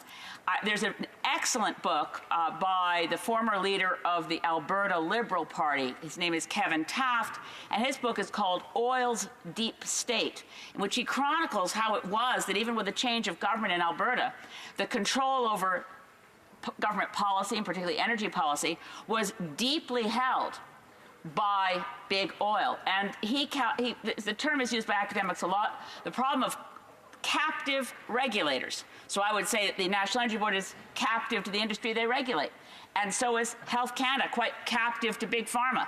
You could go issue by issue, department by department. So I'd like to ask my honourable colleague if he thinks we could elevate this debate by looking at the problem generically and not targeting just one party, because I would put to you that it's endemic. Member for Elmwood Transcona. What I would say is, I think the point that the honourable member is raising that I'm sympathetic to is that power doesn't just reside in the halls of government. The power of capital, the power of people with money is very real. It's real power. The power of people who employ other people is real power as well. And so any government of the day only has its hands on the levers of so much power. But the question, and what I'm trying to get to by noticing a pattern of behavior in this government, just as there was a pattern of behavior in the previous government, and there have only been two parties ever in power in Canada, is that when it comes to those levers of power that you can get democratically through elections and democratically elected governments are just some of them, which is why it's so important that you have people who control those levers that are there to fight for the right causes and to fight for the interests of everyday Canadians instead of acquiescing to the demands of corporate Canada. And there's no guarantee of success in those things because not all the power resides here. So I do take the point, but I think if we want to talk about how we fix that problem, surely part of that, and I imagine that's why the honourable member has decided to run for politics as well, is to replace people who are too beholden to those interests and don't see the conflict of interest between corporate Canada's interests sometimes and the interests of everyday working Canadians. And that's the other point that I think is very important to address in this debate, so I don't apologize for spending time on it, Mr. Speaker. Questions and comments. The honourable member for Timmins, James Bay. I listened with great interest. And, you know, part of the whole issue with them giving $12 million to Galen Weston's fridges is they thought this was a great idea that would inspire Canadians on climate change. When you think of the huge crisis we're facing, you think of the massive subsidies they give to oil and gas. They thought they could change the channel on the SNC scandal by doing a press conference announcing giving $12 million to not just one of the richest men in Canada, but a guy who lives in a gated community in Florida and fought against a basic living wage for his own employees. I'd like to ask my honourable colleague what it suggests about the complete disconnect of this Prime Minister, who's very much become like a head butler for the uber-rich instead of a defender of working-class Canadians. Well, member for Elmwood Transcona. Well, thank you, Mr. Speaker, and thank you to my colleague for the question. And I mean, I do think this was a bit of an attempt to try and change the channel, to stop talking about SNC-Lavalin and start talking about Loblaws replacing its fridges, because they were desperate to talk about anything else. I don't think it was successful, and I think it spurred a similar sense of outrage because of the theme that we're talking about, because that announcement comes just as much as the SNC-Lavalin controversy out of the same problem, which is that when big corporate companies come asking in Ottawa, and particularly to this government, they get what they ask for. And so it's a species of the same problem. We didn't actually get away from one of the central problems of the SNC-Lavalin affair. They just continued right on that track. And that's part of the problem, is that they don't see that. I mean, I think for them, they're not making the connection between the nice, you know, the corporate lobbyists who are paid to be nice guys and come here, wine and dine, go to their fundraisers, wine and dine them at receptions on the Hill here, and they think it's nice to be friends with those people, and they know people, and so it's cool to know people who know people, but they're not making the connection between what those corporate lobbyists are asking them to do and how that affects the pocketbooks of Canadians, how that affects Canadians' ability to get an affordable place to live, how that affects the price of their prescription drugs, how that affects them when we see the effects of climate change and we know that Canada surely is not doing enough to fight it, because we still have Stephen Harper's old targets and we're not even on track to meet them. And that's what we're trying to do today, is to make that connection between that corporate culture and the real effects that it's having for everyday Canadians. Resuming debate, the Honourable Parliamentary Secretary to the Minister of the Environment and Climate Change. Thank you kindly, Mr. Speaker, for the opportunity to rise and speak against the opposition motion on the floor of the House of Commons today. One of the issues that I have with the motion, which purports to discuss the role of corporate Canada in Canadian politics, is that it entirely misconstrues our government's agenda and tries to paint with one brush an entire group of parliamentarians who are concerned about the well-being of Canadian families and ensuring that the Canadian economy works for everyone and not just the wealthy few. Before I get into my remarks, let me start by saying that I have some real concerns about a democratic deficit that we have in this chamber. We like to label one another with names or pretend that other parties who may disagree with us in terms of our substantive ideas. But I do think every member of this House and all parties sincerely cares about people and wants to serve their communities well. But the idea that there's a political narrative the NDP are trying to put forward that somehow the government of Canada doesn't care about families as much as they care about corporations is bizarre. Mr. Speaker, I hope to cover a little bit of this in my remarks. I do want to focus, given my role on the environment portfolio, about the portion of today's motion that concerns itself with one investment that we've made. But I also do want to dig in a little more on the nature of the political conversation that we are having versus the one that we could be having. When it comes to the investment at issue that the NDP would like to reverse, I'd like to just lay out a little bit for you where this came from. I think that the starting point for me is that most members in this House would recognize that climate change is real and that we have an opportunity and an obligation to do something about it. Not just to do something, but to do the most effective things that we know how. Our plan to fight climate change includes things like putting a price on pollution, making sure it's not free to pollute anywhere in Canada. By 2030, we expect to have 90% of the electricity generated in Canada come from clean sources. We're making the largest investments in the history of public transit in our country to encourage more people to take their cars off the road and instead take mass transit. We're phasing out coal by 2030, more than 30 years ahead of the previously scheduled date. We're investing in green technology and green infrastructure, and yes, we're investing in energy efficiency as well. But before I discuss the specific investment that's the subject of today's motion, I want to point out that our investments in energy efficiency are not limited to large organizations. I personally, in Nova Scotia, made an announcement of the province's share of part of the Low Carbon Economy Fund that was directed towards energy efficiency initiatives that benefited homeowners who were retrofitting their homes, making it cheaper for them to buy things like smart thermostats, more energy efficient refrigerators, and other equipment or technology that would help reduce their carbon footprint and, importantly, reduce their monthly home heating bill. Mr. Speaker, we're also setting funds aside to help small businesses with the cost of becoming more efficient. And yes, through the Low Carbon Economy Fund, there are certain components of that fund that large organizations were eligible to apply to. In particular, Mr. Speaker, part of this $2 billion fund had $450 million set aside to identify certain projects that would lead to the greatest amount of emissions reductions at the lowest cost to Canadians. We had the officials from the Department of Environment and Climate Change Canada assess the applications that came in and select the best projects that would make the biggest difference and have our dollar provide the greatest return on investment. 54 projects were identified as being successful through this fund. These are projects like energy efficiency at McGill University. These are projects in cities like Calgary and I believe Regina that are going to help them do really interesting things with waste diversion and create more environmentally friendly fuel by the way that they deal with their waste. And in addition, Mr. Speaker, the $12 million investment that's the subject of this motion is going to leverage $36 million to help make refrigeration in one of the largest grocery retail organizations in Canada more efficient. But this is important to dig into a little bit. One of the things that I think people don't appreciate is that hydrofluorocarbons, or HFCs, found in refrigerants are actually one of the fastest growing contributors to climate change worldwide.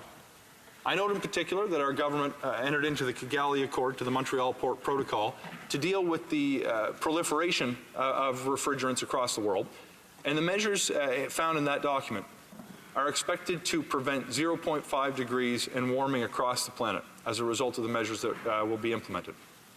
Mr. Speaker, the investment at issue is not only going to help bring the emissions down across the entire country, it's going to impact 370 communities.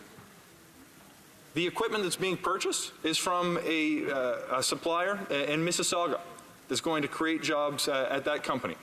It's going to create jobs for skilled workers who actually install the units at 370 different franchises across Canada. The fact is, this was motivated by the finding of the Environment and Climate Change Canada officials that this project was one of 54 that would have the greatest impact on our emissions for the lowest cost.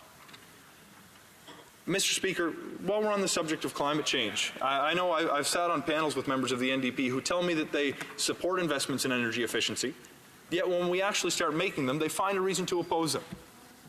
I'd be remiss if I failed to point out, Mr. Speaker, that on the Conservative side of this House, it's been a year since their leader promised he would introduce a plan to combat climate change, and despite many, many objections to our plan, they are yet to put one forward. The fact is, our plan includes over 50 different measures. I've laid some of them out, putting a price on pollution, having 90% of our electricity generated from renewable resources, making the largest investment in public transit in our history, phasing out coal, investing in green infrastructure, investing in green technology, and as I said, investing in energy efficiency. These are meaningful pillars to an important plan that will see the most aggressive action on climate change that the Government of Canada has ever put forward. But, Mr. Speaker, one of the things that really does bother me is the severe effort the NDP have gone through to ignore the facts around our plan to actually help Canadians and build an economy that works for everyone and not just the wealthiest members of society. Mr. Speaker, our record includes investments like the Canada Child Benefit that's lifted 300,000 children in our country out of poverty. Mr. Speaker, it's unconscionable to me that in a country as wealthy as Canada, there are still kids who don't have enough food to eat or have a roof over their head. This is putting more money in the pockets out of 9 out of 10 Canadian families, and it stopped sending checks to millionaires who frankly didn't need the money. In the area that I represent, this is sending $48 million into the communities each year that are actually going straight to the pockets of families who could use the money. It's helping over 12,000 kids. Mr. Speaker, this is serious policy that's actually making a tangible difference for the people that live in Central Nova. But, Mr. Speaker, it's not a single policy that's going to shift the economic benefits of the global economy to those who need it. There's a suite of policies that we need to put forward. For seniors, we've rolled back the age of eligibility for the old age security from 67 to 65, and we've beefed up the guaranteed income supplement. So the most vulnerable low-income single seniors are going to have almost $1,000 extra each year. Mr. Speaker, we created a new tax bracket for the wealthiest Canadians who are going to pay more, so we could cut taxes for 9 million middle-class Canadian families. We are investing $40 billion along with provinces and communities as part of a national housing strategy that's going to help people who don't have a place to sleep at night or who are potentially underserved by their housing needs. When I look at some of the investments around health which are criticized in the motion on the floor today, I can see that in my province, not only are we making the largest single transfer of funds to the province of Nova Scotia to help with the cost of care at home, in addition, we've set aside $288 million to go to 2 key strategic areas, in particular mental health and in-home care for seniors. We're moving forward with the creation of the Canada Drug Agency that's going to help bring the cost of prescription drugs down, and have appointed Dr. Hoskins to lead their committee on the implementation of a national pharmacare in our country, a fact that is conveniently left out of the motion on the floor. The fact is, we've made investments in students and universities. We've made investments in communities through infrastructure that create jobs. Does that mean that we're beholden to the interests of students or academia, or to the interests of communities and job creators? This doesn't sound like a scandal or some nefarious political narrative. This sounds like good governance to me, Mr. Speaker. This is thoughtful policy that's been developed with the feedback of stakeholders that's actually making a tangible difference in the lives of the people that I represent. And the good news is, Mr. Speaker, that the investments that we're making are actually working for our economy as well. Not only are people better off, there's more people working today. Since we took office in 2015, the Canadian economy's added over 900,000 jobs. These are having benefits in provinces like Nova Scotia, and in fact, from coast to coast to coast. Our unemployment rate is at the lowest that it's ever been since we started keeping track of those statistics over 40 years ago. There are more people being lifted out of poverty every day as a result of the measures that our government is implementing.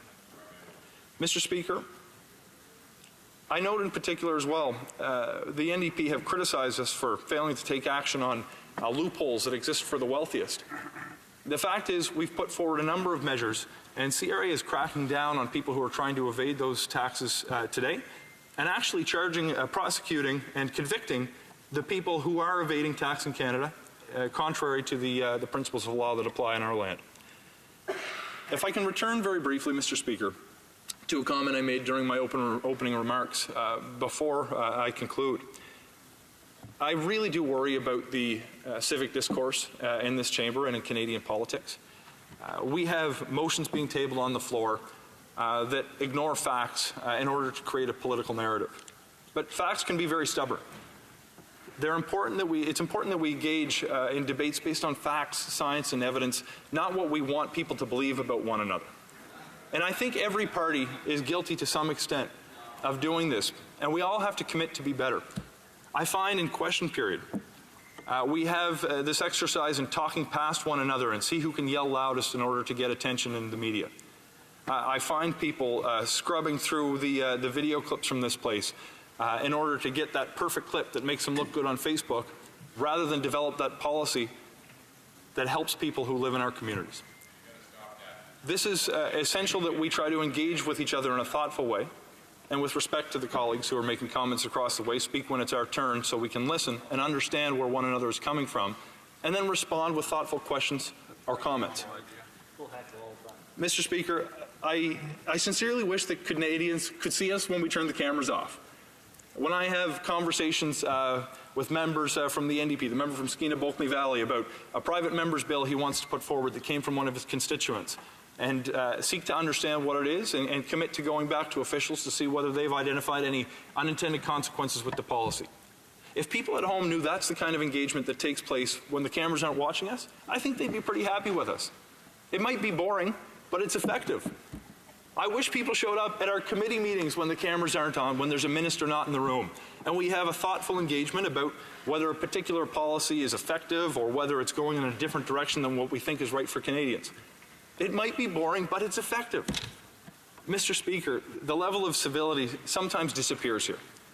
I know we're all probably guilty to it to some degree, but I really want to communicate that when I see this motion on the floor today, it's trying to develop this whole narrative about being beholden to the interests of some big bag corporate executive who sits in the top floor of an office building in a big city.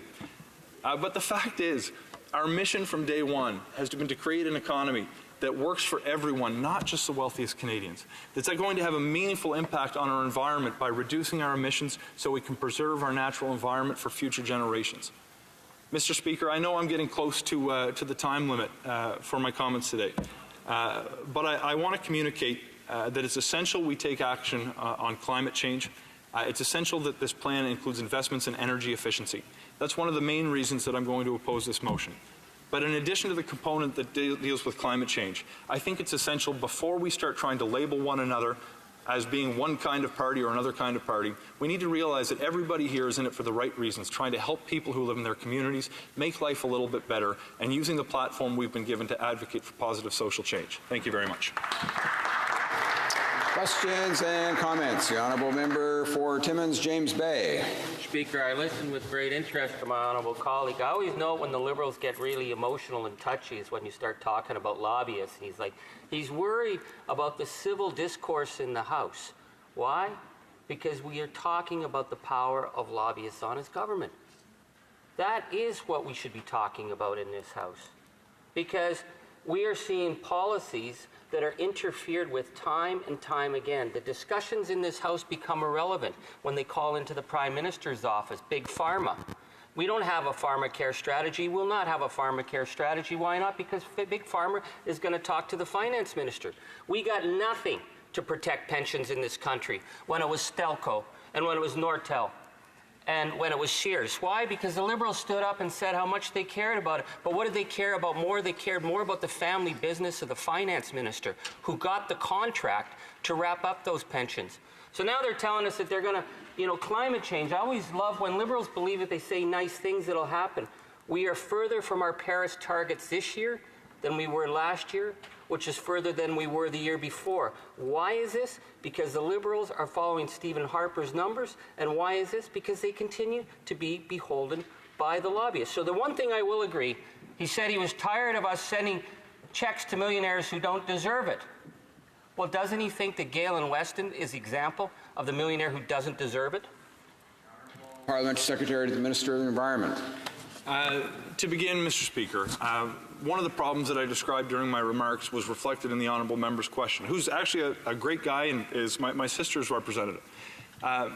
He suggested, for example, that the finance minister cares more about the business he used to be part of than the people he's been elected to serve. And I do not believe that to be true. And I don't believe that to be true for anyone who sits in this House. Mr. Speaker, we're talking about the finance minister who's introduced measures, despite his immensely privileged position in life, that's going to help those who are most vulnerable. That's going to send more money to 9 out of 10 Canadian families, so families like his don't receive those benefits anymore.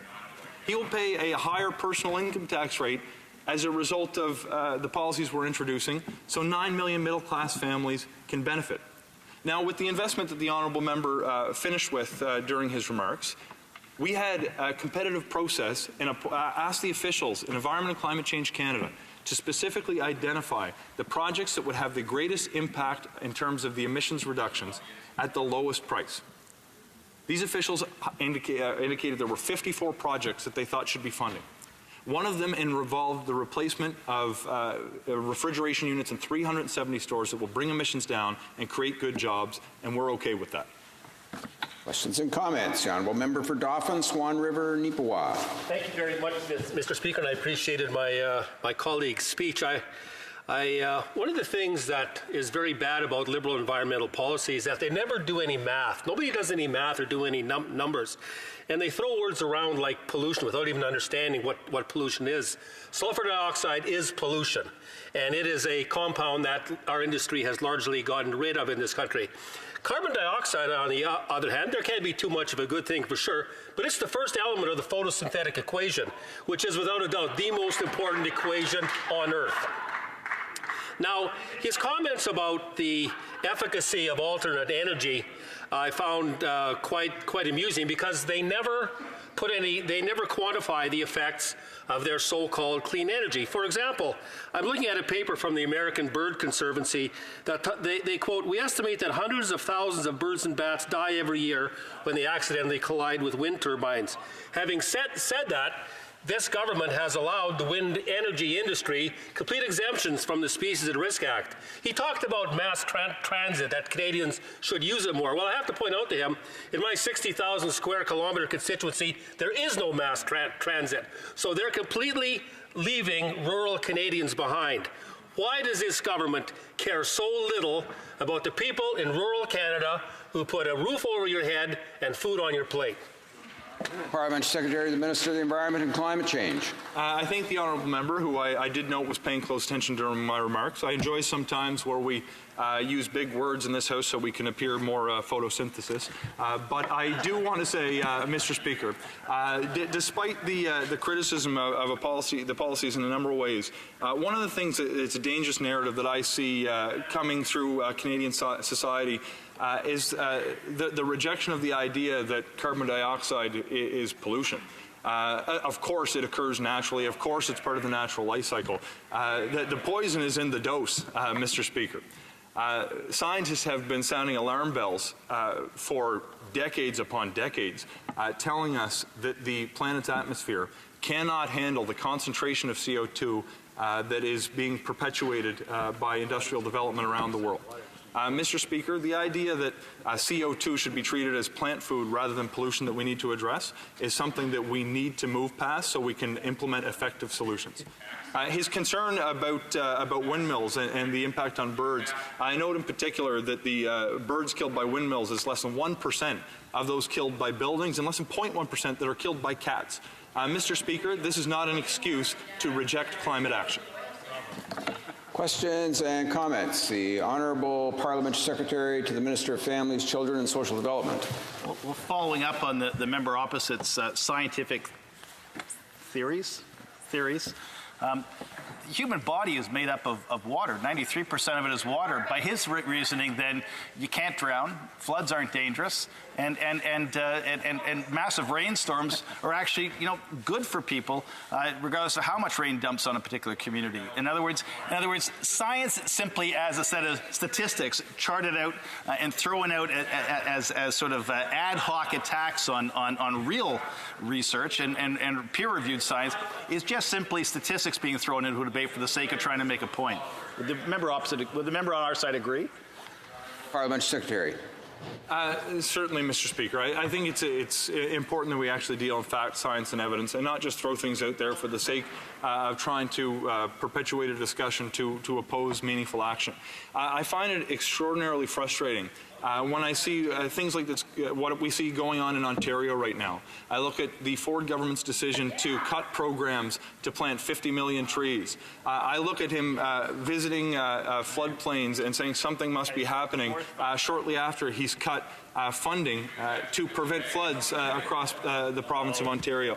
Mr. Speaker, the reality is the federal government has access to an incredible body of scientists. I know in Nova Scotia, one of the things that frustrated me, that inspired me to get involved in politics in the first place, was the decision of the previous government to eliminate the research that was already completed and on hand at the Bedford Institute of Oceanography.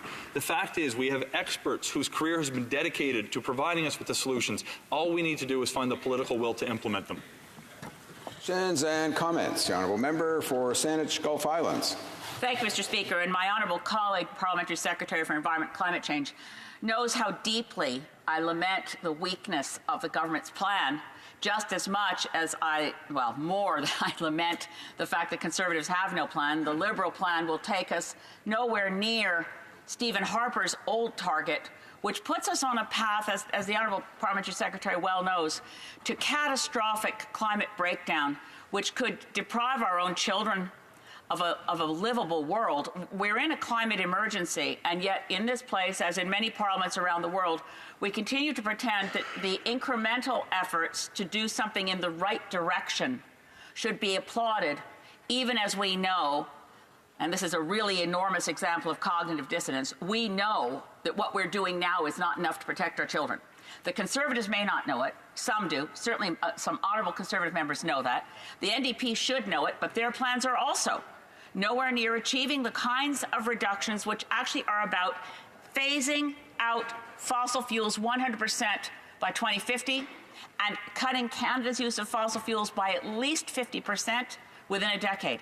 So I ask my honourable colleague, I don't think it's solely corporate influence, but can he deny that corporate influence is a big part of why a government tries to have its cake and eat it too?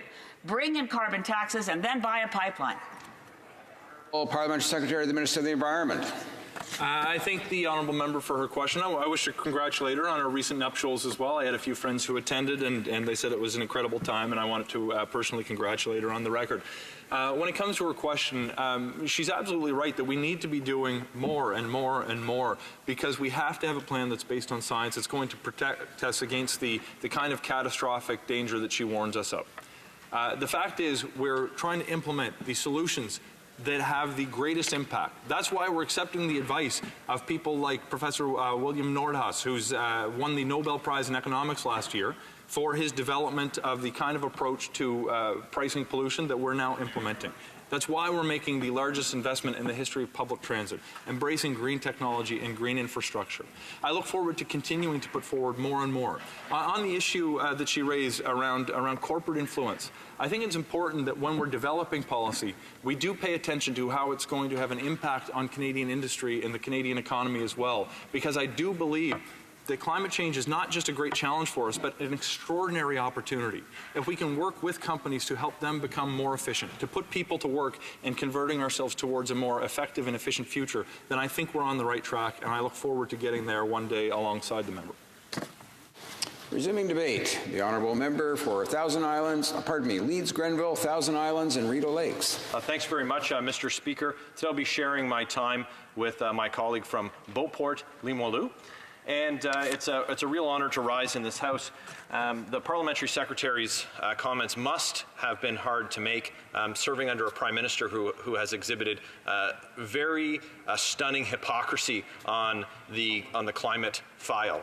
The Prime Minister spends more time flying to his vacations than most Canadians have spent on a vacation in the last 5 years, whether it's private flights by jet and helicopter to the Aga Khans Island, or private trips to Florida, and then I'm just going to fly my jet back to Ottawa and then back to Florida and back to Ottawa again in the same week, or take the jet to Tofino for the weekend to go flying again. I will certainly take no lessons on my carbon footprint from these Liberals when my carbon footprint comes from, what, heating my home, like most Canadians do here in Canada, one of the world's harshest climates. That's not a luxury. That's not a behavior to be corrected.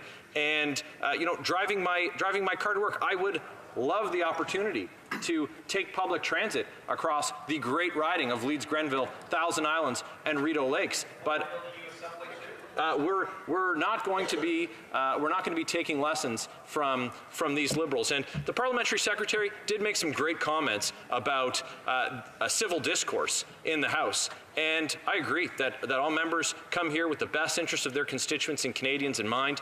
But to, again, get a lesson on conduct in the House when his peers around him have already heckled me during my speech. So it's pretty rich coming from these folks. And to speak against a motion on and as they continue in their shining example of conduct in the House to speak over top of me, Mr. Speaker. But we talk about ethical conduct, and this government gets an F on the report card for sure. And there's a member speaking over me right now who actually is so poorly engaged in the democratic process that he suggested that the Premier of Ontario be whacked or have a hit taken out on him. So again, very disappointing from these folks over here. So. The honourable member for Timmins James Bay on a point of order. Mr. Speaker, in his respect for this House, one cannot do indirectly what one cannot do directly. So if someone's making accusations that a member from the other side is threatening a premier, he should at least have the decency to name him or withdraw the comment. I thank the honourable member for Timmins James Bay for his comment. Certainly, when it comes to this kind of speech, if that speech is directed to a person who is a member of the chamber, the rules on parliamentary language are fairly clear. That said, I think we encourage all honourable members to use styling and phrasing of their ideas and arguments that really don't invoke any particular conclusion of that nature. So we encourage the honourable member. While I didn't hear anything specifically unparliamentary in the honourable member for Leeds, Grenville's, Thousand Island, Rideau Lakes comments, I do encourage him to sort of perhaps avoid that kind of speech. The honourable member. Well, thanks, Mr. Speaker. I encourage the member opposite to be judicious in his choice of words when he's speaking about democratically elected provincial leaders in this country. That kind of language that was used by the member was not honourable or parliamentary, and in fact, it wasn't said in this House. It was said on the public record. So, I don't take. I'm not going to take any opportunity or any of my time to withdraw the comments. The member knew what he said, and he knows that it was absolutely inappropriate.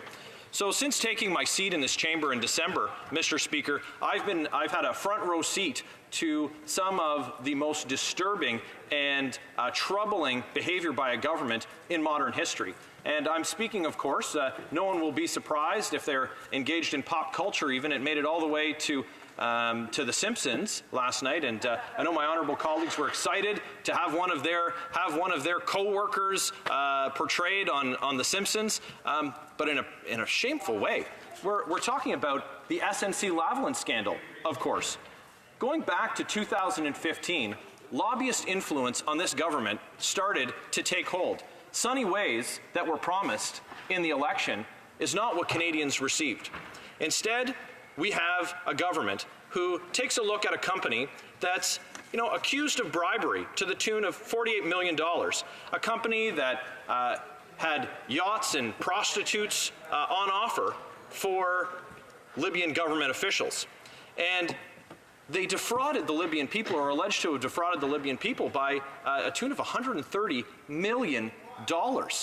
Now, this has been the undertone of the SNC-Lavalin issue, and why they're going to be facing a judge. Now, had they got their wish, that would have been for them to get a deferred prosecution agreement. Now, that remedy wasn't available in law at the time, and so they started working on the government. They started working on ministers and backbenchers and the Prime Minister's office and the Prime Minister's office and the Prime Minister's office.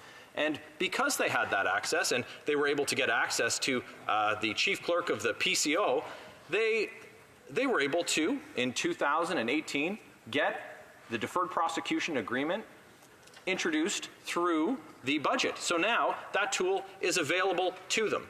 But what this government didn't count on was that they had people in cabinet who were going to stand up against that type of unethical behavior. So in spite of the horrendous actions of this company and how they took advantage of the Libyan people trying to recover from a bloody civil war, and offering no contrition for their actions, but saying, well, we hired some new people, so we're changed and we're a new company, and so we shouldn't be punished for actions of people who had the office and the job before I did. This government thought it would be a great idea to give them a DPA, that they don't have their day in court, and that they face some much more modest penalties. And they'll say, well, it's not a get-out-of-jail-free card. Well, if it's not something sought after, then why did they work so hard and engage in so many meetings to do it? And why have we learned since then that this government would, and this Prime Minister, would fire his Attorney General for not following through on the actions that the lobbyists had them insert in the budget bill? They went on to see another cabinet minister resign, the Prime Minister's principal secretary resign, the chief clerk of the Privy Council resign, and this is all born out of those meetings that those lobbyists were able to effect over and over and over again.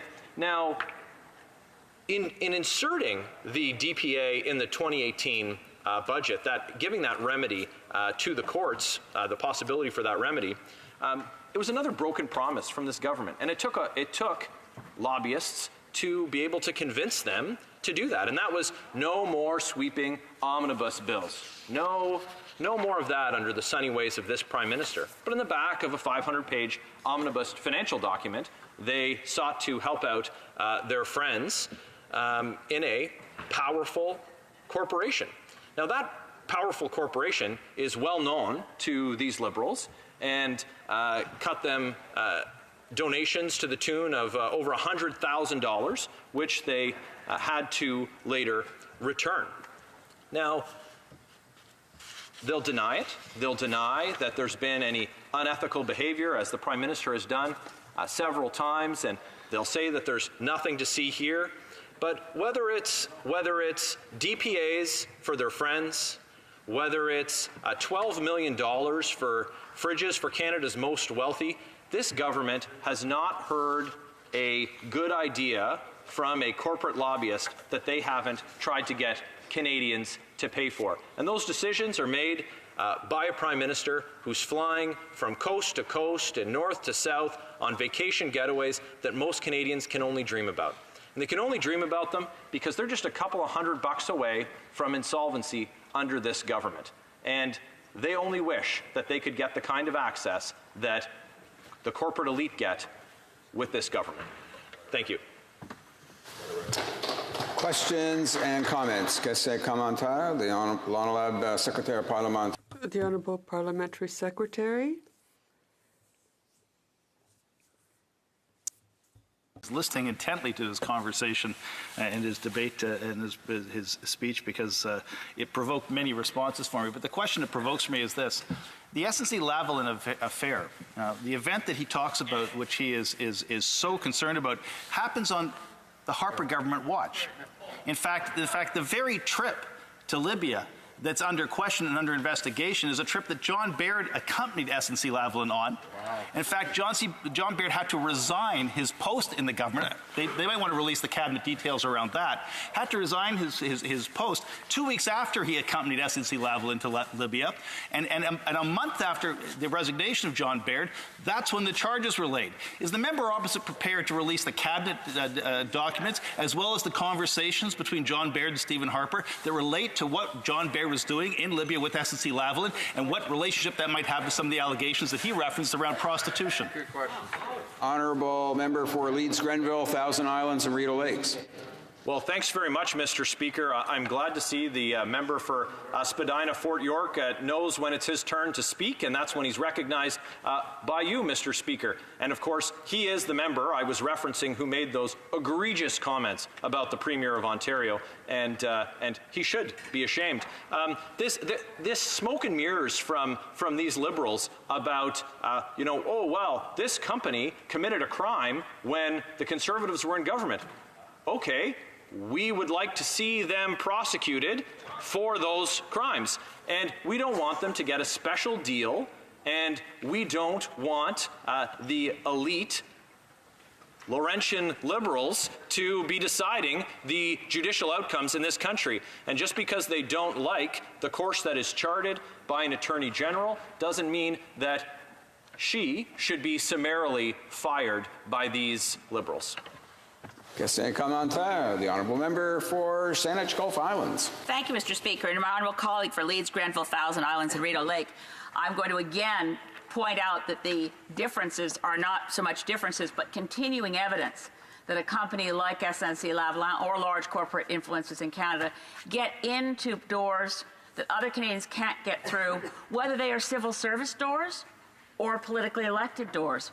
So I would remind him, and we had the earlier example of the fact that the trip to Libya involved then Conservative Foreign Affairs Minister John Baird, but the elevation of people associated with this scandal by former Prime Minister Stephen Harper includes Arthur Porter, who was implicated in a bribery scandal with SNC-Lavalin over the McGill Hospital issue.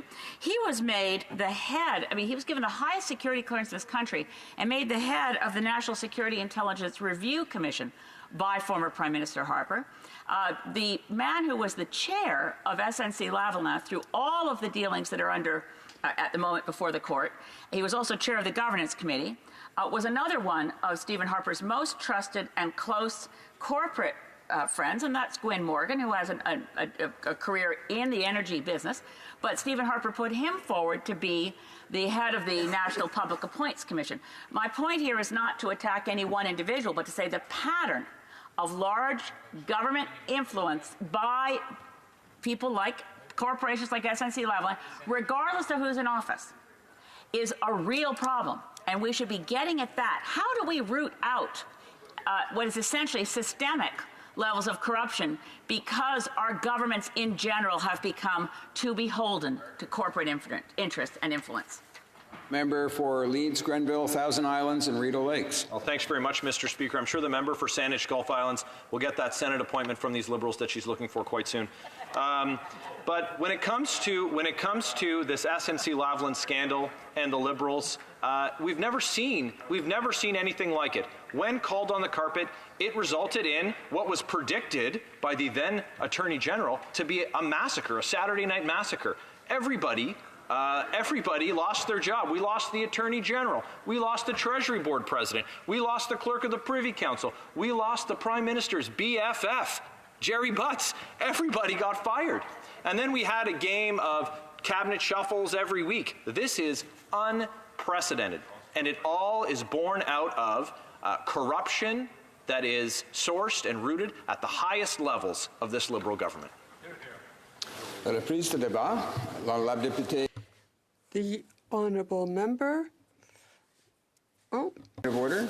It's a personal privilege, Mr. Speaker, and I just want to say there is no need whatsoever for the member for Leeds, Grenville, Thousand Islands, and Rideau Lake to suggest for 1 minute that I want anything other than to be the elected member for Saanich Gulf Islands. I have no interest, and I'm not pandering to any political interest for personal advancement. I ask him to withdraw his unnecessary and absolutely unworthy comment. I thank the honourable member for Saanich Gulf Islands for her comments. I don't think it constitutes a point of order. It certainly would be something that could be found in the realm of debate. Perhaps there'll be another occasion where she'll be able to raise that matter. We're going to, resume debate. Please the débat. Resuming debate.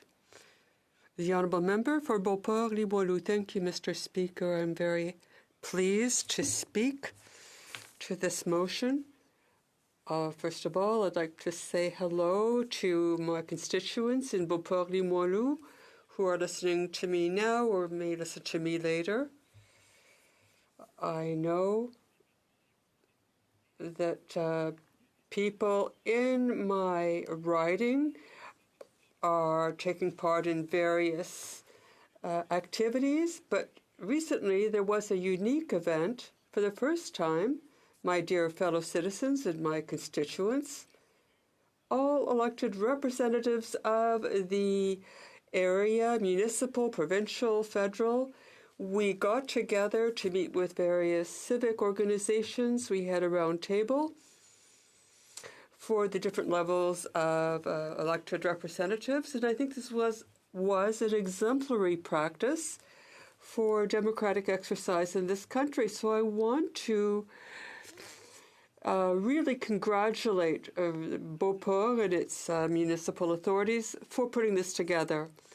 I want to emphasize that in La Belle Province, Quebec, there have been major floods recently. When I left Quebec City, about 6 this morning, a big part of the road between Trois-Rivières and Montreal and in the Masquinongé region, there was an enormous amount of water, and when I got to Gatineau, I saw that all kinds of houses were flooded. I think there are 8,000 individuals, men and women and families, who've had to leave their homes, so I want to tell them that I'm with them. I stand with them in solidarity, and I hope they find the strength they need.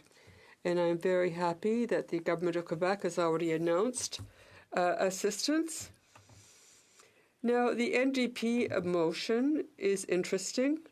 There are issues having to do with whether the present Prime Minister of Canada pressured the justice system in various aspects, especially in the SNC Lavalin matter. There are also questions of the cost of medication. We have seen that in NAFTA 2.0, that was ratified recently. When will the Liberals begin serious negotiations, and when will they present to this House when it will be ratified?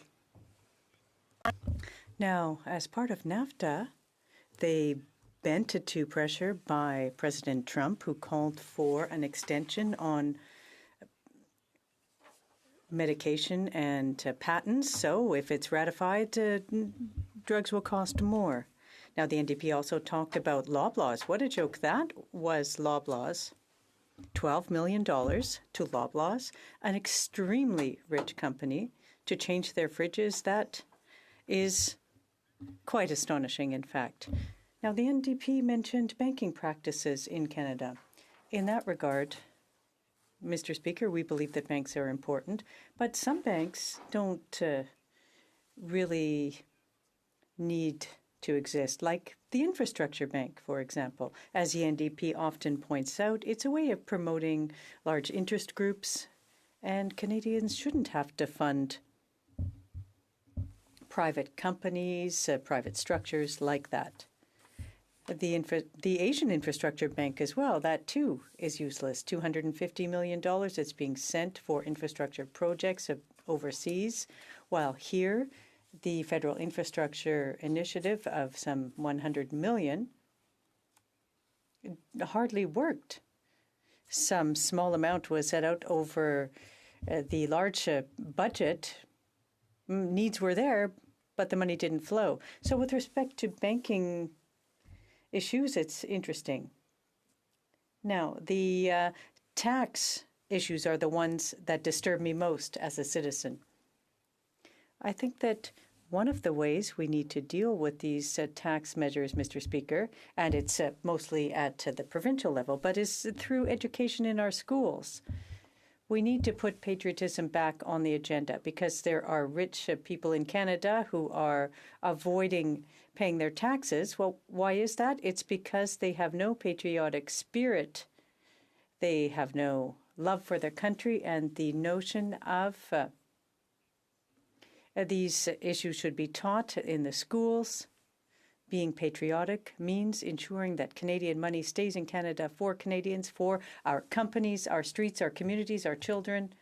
So tax evasion is a problem first and foremost with this, and we need to teach children that. We need to have participation, and people need to love our country. So those are my editorial remarks of the day, Mr. Speaker.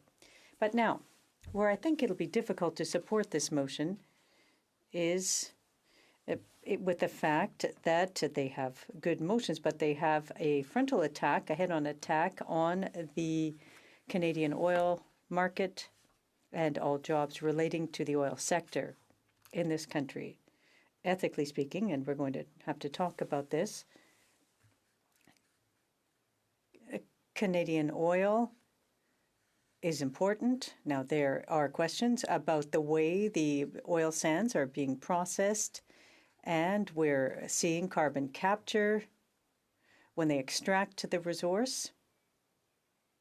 So I would like to pick this subject up here because this motion enabled me to think back, and we're almost at the end of our first mandate, and this brought back some very troublesome ethics problems that occurred. The Prime Minister, the member for Papineau, went to a private island owned by the very popular Aga Khan, a trip, Mr. Speaker, that was sanctioned under Canadian law. The Prime Minister it's the first time that a sitting Prime Minister has been found guilty of a number of charges because he went on a private trip to the Aga Khan's island, which had nothing to do with the state travel, because at the time of the trip to the incredible private island, there were negotiations underway between Canada and the Aga Khan regarding some private investments. Then there was the issue of the Minister of Finance, who had put forth reforms for small businesses that were supposed to be strong. It was supposed to be a robust review. At the same time, he was hiding his participation in Morneau Chapelle. I'm talking about the company, not using his name. But he had number companies, and this was being hidden in the number companies in Alberta. And he'd neglected to tell the ethics commissioner that he had a villa in France, and he forgot. And if you've got a villa in France and you forget to mention it, you just forgot. On the Mediterranean, I assume, but it must have been on the seaside or on the edge of a lake. And then there is the issue of scallops. Now, the Minister of Fisheries he was at the time, he committed some ethical violence offenses. He was found involved in the scallop fishery with a contract that was granted to a family member. Then we've got SNC-Lavalin. There are some ethical issues surrounding that one as well. So what's incredible is that here again today, the Liberals are trying to get us to believe that they weren't hiding anything, but when two ministers resigned, when personal secretary, principal secretary to the Prime Minister who resigns. Well, I'm sorry. Canadians said there was something they were trying to hide. With respect to ethics, I will wrap up by saying that we've seen recently in the media the issue of judicial appointments. And they've got the Liberal list, which is quite an interesting name for it, and it's got information on people who've donated to the Liberal Party, all their donors, etc., the membership, and they're using Liberal list to do some vetting, to filter, if you will, through judges.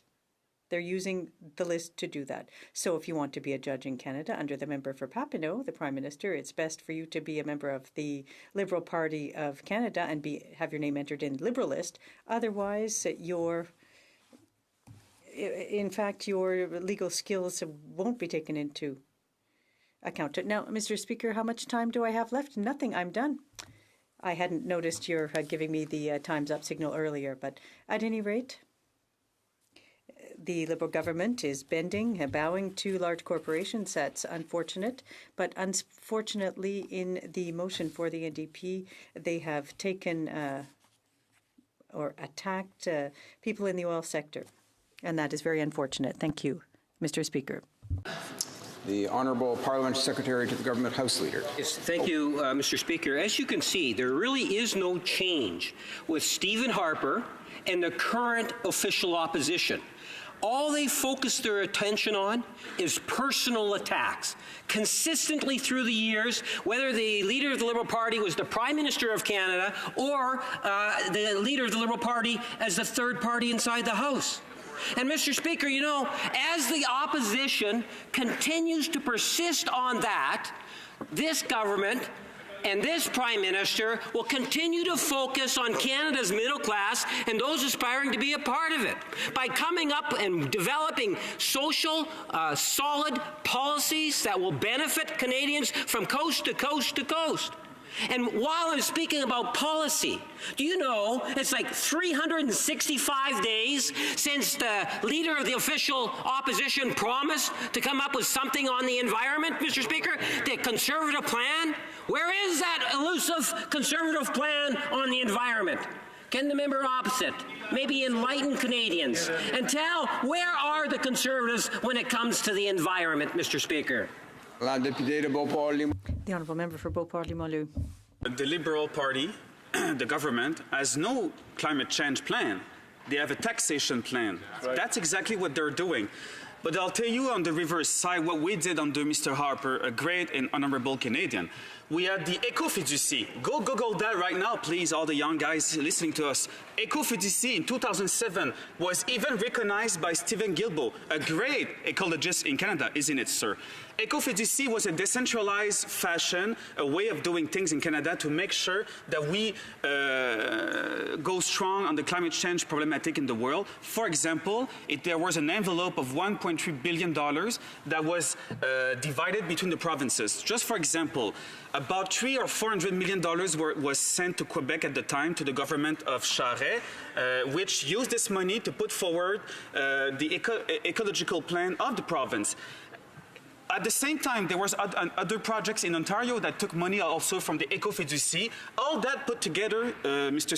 Speaker, gave us one important result to always remind Canadians every single day. There was a reduction of carbon dioxide in Canada of 2.2% under the great leadership of the Conservative Party from 2006 to 2015. We didn't do that by taxing more Canadians. We did it by decentralization and respect of federalism. Questions and comments? The Honourable Member for Rimouski-Nejet-Témiscouata-les-Basques. Well, thank you very much, Mr. Speaker, and I thank my colleague for his remarks. If the reason why he's going to be voting against the motion is because it's an attack on oil, well, I think his position is a bit fragile. What the motion says about the oil and gas industry is that the government provides significant subsidies to the sector. And it would be a good idea for the federal government to provide $1.6 what the government is doing is paying these subsidies to the oil and gas industry. Does the honourable member deny that that's a reality, or will he agree that it is? And does he believe that the sector should continue to receive those subsidies or should receive more? Because I'd like to know what his position is. The honourable member for Beauport-Limoilou. Mr. Speaker, I believe in the free market with the guidelines to respect the situation, but we can't not take into account the extreme situation of a competition we face. Under Prime Minister Harper, we cut a number of subsidies to large oil companies, but I see an article here from CBC Radio-Canada this morning which says that Saudi Arabia between 2014 and today increased by 60% its exports to Canada. And this oil represents 10% of resources here compared to 8% in 2007. It says that it's become the second source of oil after the United States for Canada, Saudi Arabia. So even groups have said that we should stop importing oil from Saudi Arabia. And this is the paradox here in Canada. It's this, and I quote again this article. On the one hand, Canada is the fourth largest oil producer, but the fourth largest, with a large portion going to the States. Canada is also an importer of oil, including from Saudi Arabia. So we have one of the largest sources of resource in the world, but we can't provide it to our people. This is ridiculous. And with the leadership of our leader, we will be self-sufficient in this regard, and that should be a laudable objective in the eyes of all Canadians. The honourable member for Burnaby South. Thank you. Mr. Speaker, I will be splitting my time with the fantastic member for Vancouver East. Thank you, Mr. Speaker. Everyday families are being told by governments in Ottawa that while they're paying more and more, they can't receive the help they need, that governments in Ottawa are unable to help them out when it comes to their concerns to improve health care, to make sure it covers everyone who needs it. Families are being told that they're not a priority when it comes to making sure life is more affordable, that they're being told that they are not able to have a sustainable income, a place to call home, and a future without student debt. They're being told that the government in Ottawa, the Liberal government, is telling them that they can't afford to ensure that that families have clean air and water, and that we can't have a sustainable economy. I reject the government and its proposal that this is not attainable. Les libéraux disent qu'ils ne... The Liberals have said that they don't have money for the things Canadians need, but they continue to give gifts to rich corporations at the expense of workers. This government has shown their priorities, has shown who they've prioritized over everyday Canadians who need help, Canadian families who need help. This government, this Liberal government, has chosen to purchase a pipeline for $4.5 billion. They've given $12 million to Loblaws. And just in the last fall economic statement, they gave $14 billion to the wealthiest corporations in tax giveaways. But I want to focus in on one area in particular. This Liberal government continues to subsidize the oil and gas sector. They give more than $1.6 billion in subsidies to the fossil fuel industry.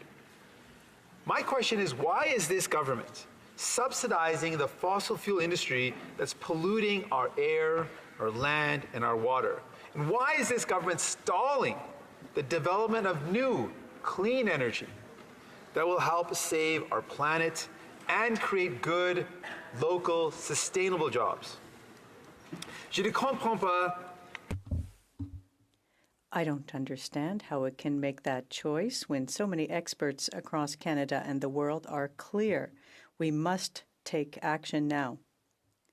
I don't understand. It can make that choice when thousands of our young people are going to the streets to demonstrate and ask their politicians to make different choices. Health experts are saying that climate change have become the greatest health risk, and that in Canada, some 20%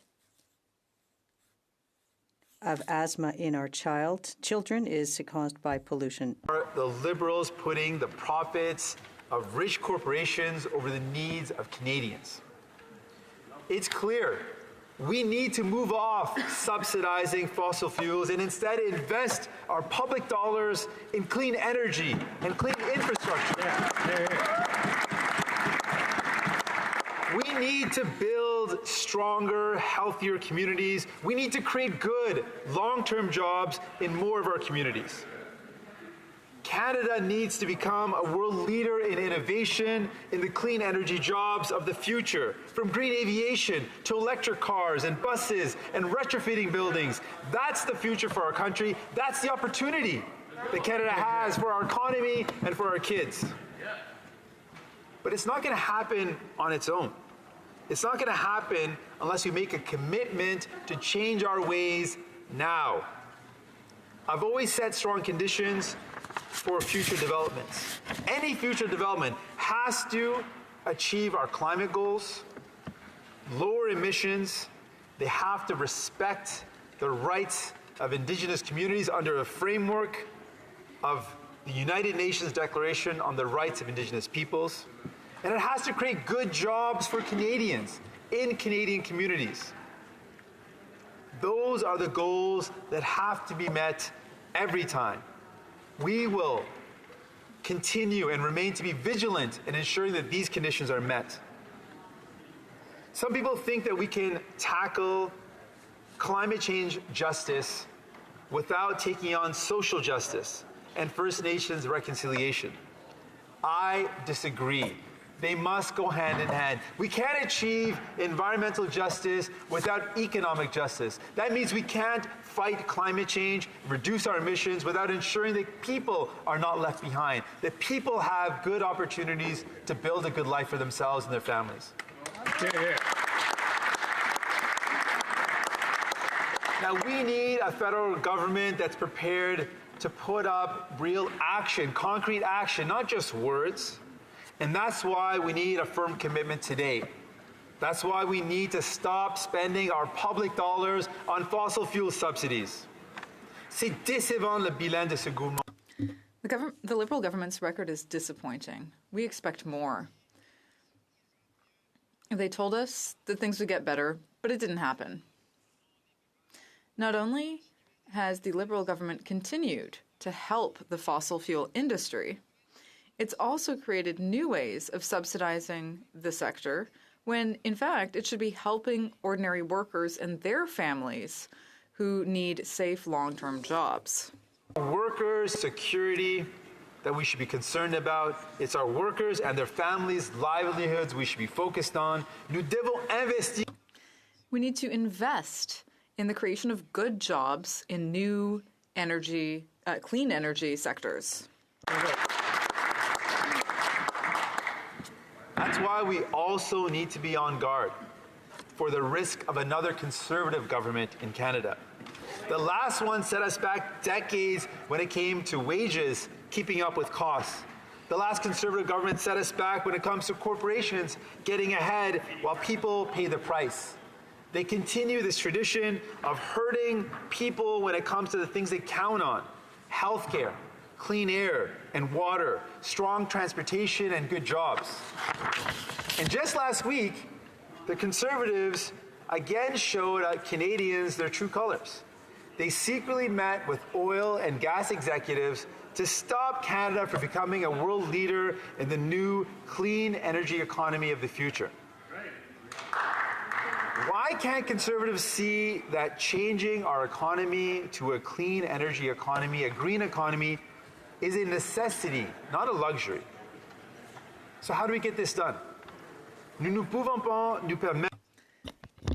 We can't afford to go back to the Conservative era.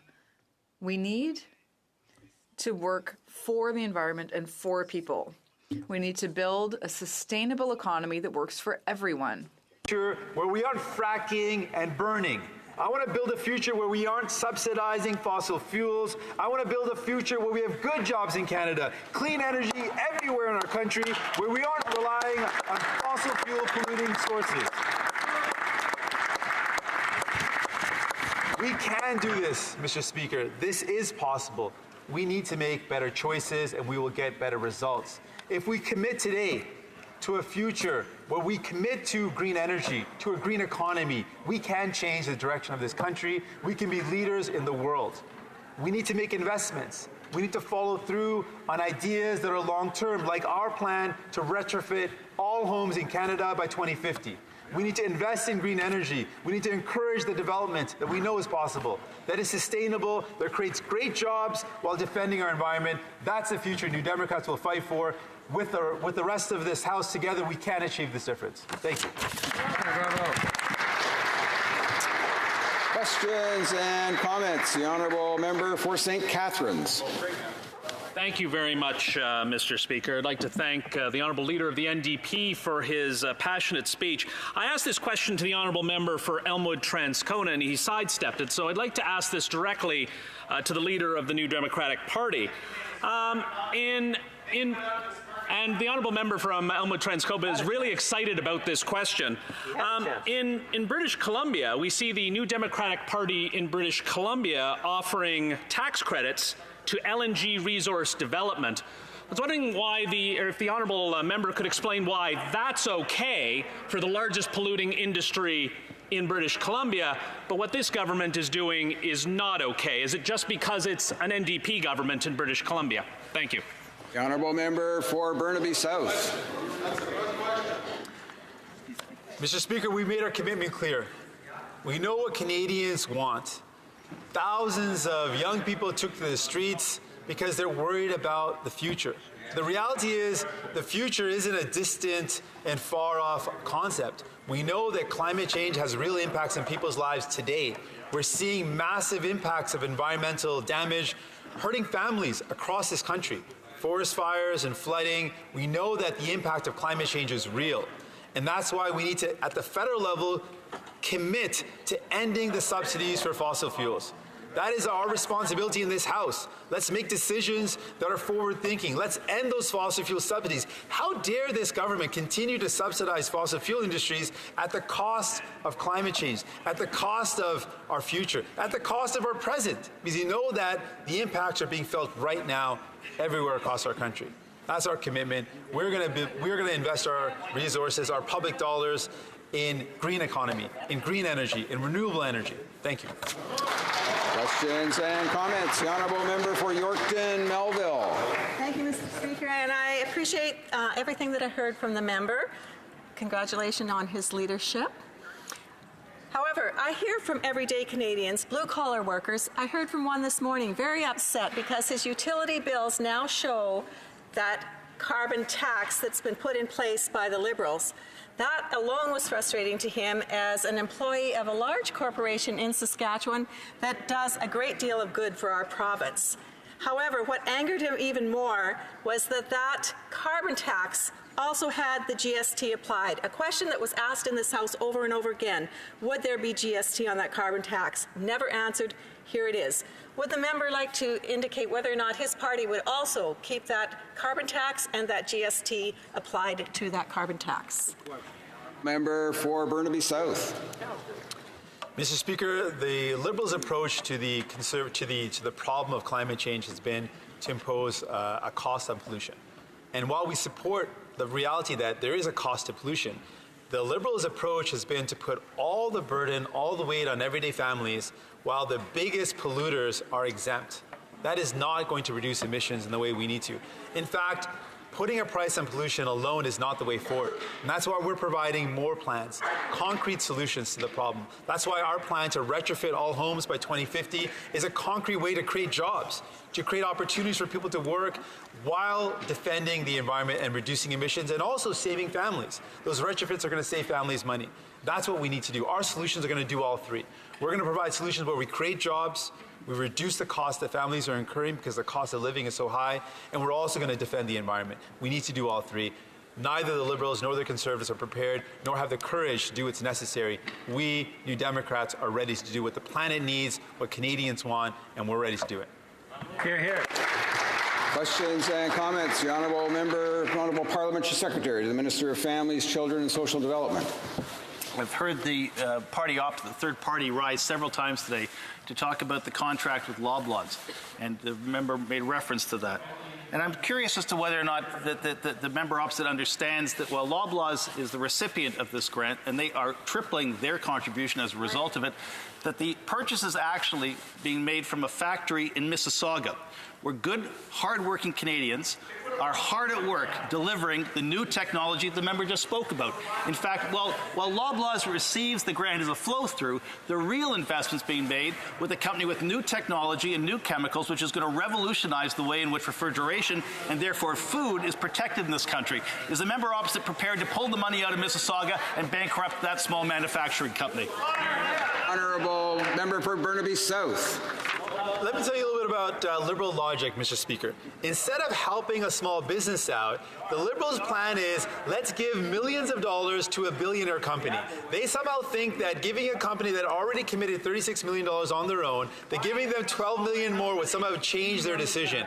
That shows their lack of understanding. Canadians see through this. Canadians see that this is not actually helping families that need help. This is showing the Canadians that this government doesn't understand that small and medium-sized businesses need direct help, direct investments, not a massively profitable business. That is an irresponsible use of our taxpayer dollars. It shows a lack of understanding of what Canadians are going through. It shows a lack of understanding of how we can actually make real changes. Mr. Speaker, what we need to do is we make investments that encourage new action, not something that's already going to happen. We need to support small and medium-sized businesses. We need to invest aggressively in green energy. And what we need to do is, on one hand, we've got $12 million.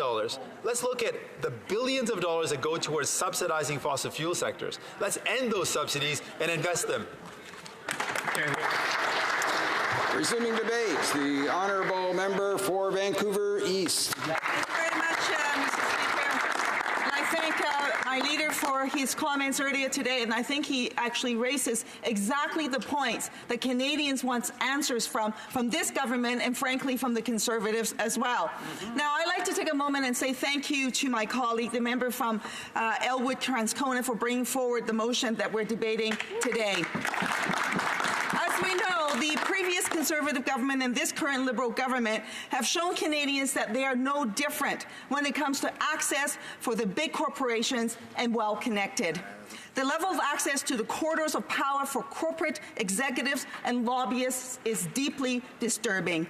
As we know, SNC launched a multi-year lobbying effort to convince the Liberal government to change the criminal code so that when big corporations are charged with white-collar crimes, can access plea deals. Now, Mr. Speaker, for SNC, that would mean that they would escape criminal prosecution and the threat of a 10-year ban on government contracts.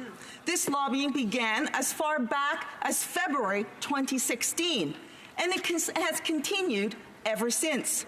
Top officials, senior ministerial staff, ministers themselves, and even the Prime Minister's office were on the hit list. By the end of 2016, their lobbying effort reached the Privy Council Office, the Export Development Canada, Public Services and Procurement Canada, and Public Safety. Then in 2017, it expanded to include Treasury Board, the National Resources and Environment, and Heritage. 21 months later, 51 meetings had occurred. End result, hidden in the 500-page omnibus budget bill in 2018, was the provision that SNC wanted: access to a get-out-of-jail-free card.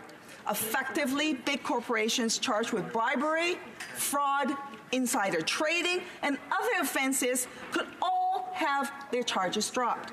What followed after that was all exposed by the former Attorney General. It was plain as day that SNC had tremendous access to the PMO's office and was succeeding in convincing the PMO's office to do its bidding. Had the former Attorney General caved to the pressure from the PMO's office, we may never know about the depth and reach of big corporations like SNC. This episode has confirmed for us what we know in our hearts, that we could never really quite put a finger on it, and that is that big corporations had incredible access, influence, and power over the Canadian government. The power that big corporations wield show us that the people whom the Prime Minister once valued and a part of his elite team are, at the end of the day, expandable. Former Attorney General, gone. Former President of the Treasury Board, gone. Former Clerk of the Privy Council, gone. The Prime Minister's former Principal Secretary, gone. But we also know that it's not just SNC. As it happens, the year that the Liberals launched the Advisory Council on the implementation of National Pharmacare, Big Pharma stepped right up and lobbied this government 104 times. And yup, wouldn't you know it, the Liberals is dragging its feet and is failing to implement a national, universal, public pharmacare program for all Canadians. It doesn't matter that Canada is the only country with a publicly funded healthcare system that does not have a national pharmacare plan. It doesn't matter that at least 640 Canadians die every year due to financial barriers that prevent access to medication. In fact, just this past weekend, I met a senior who told me that she's taking her medication every other day. Why? Because she couldn't afford it, Mr. Speaker.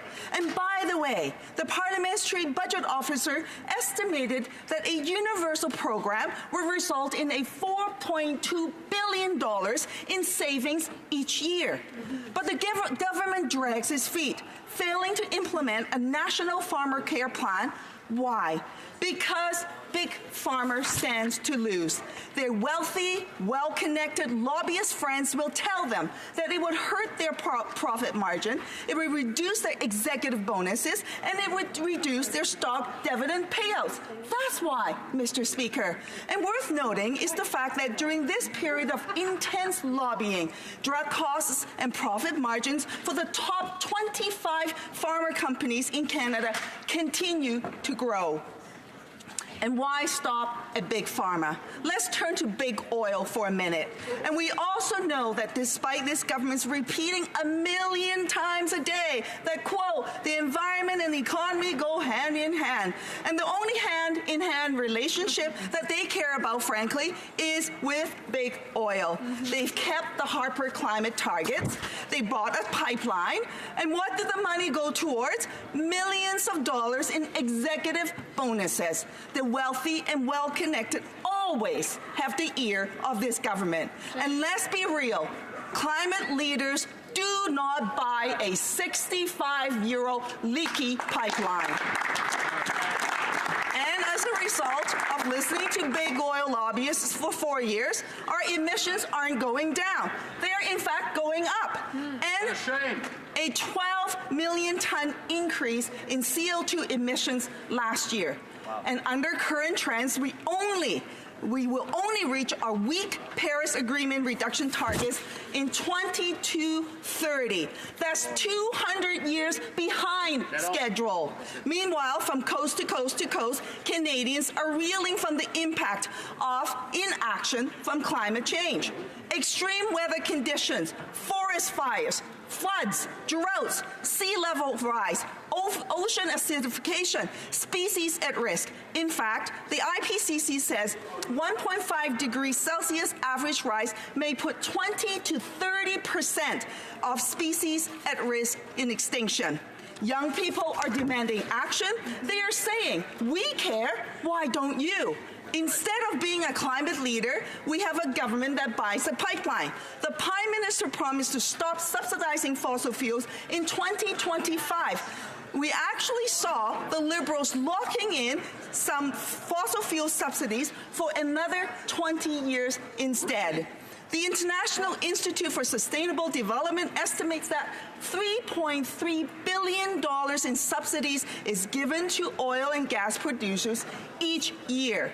We also have a government that provides $12 million to a multi-million-dollar corporation owned by one of the wealthiest families in this country so that they can buy new fridges. And then they tell Canadians this is what climate leadership looks like. Seriously, this is the same multi-billion-dollar corporation that recently came clean and admitted that it participated in a bread price fixing arrangement, ripping off Canadians on a loaf of bread for 15 years. This is the same multi-billion-dollar corporation that last year went to tax courts to fight Canada Revenue Agency over allegations that they've been hoarding cash in an aggressive tax avoidance scheme in Barbados, potentially hiding $400 million in taxes that should have been paid in Canada. Meanwhile, the chairman and CEO of Loblaws is estimated to have received over $6 million in total compensation in 2017 alone. Wow. Ripping off Canadians on bread for a decade, hide hundreds of millions in taxes that could go towards Canadian public services, fight the government when you get caught doing it, and still get to show up for a photo op with the Minister of Environment to receive a $12 million check to buy new fridges. Unbelievable. This has to stop, Mr. Speaker. I proudly stand today to support the motion before us. The very least the government can do is to recoup the $12 million of Canadian tax dollars.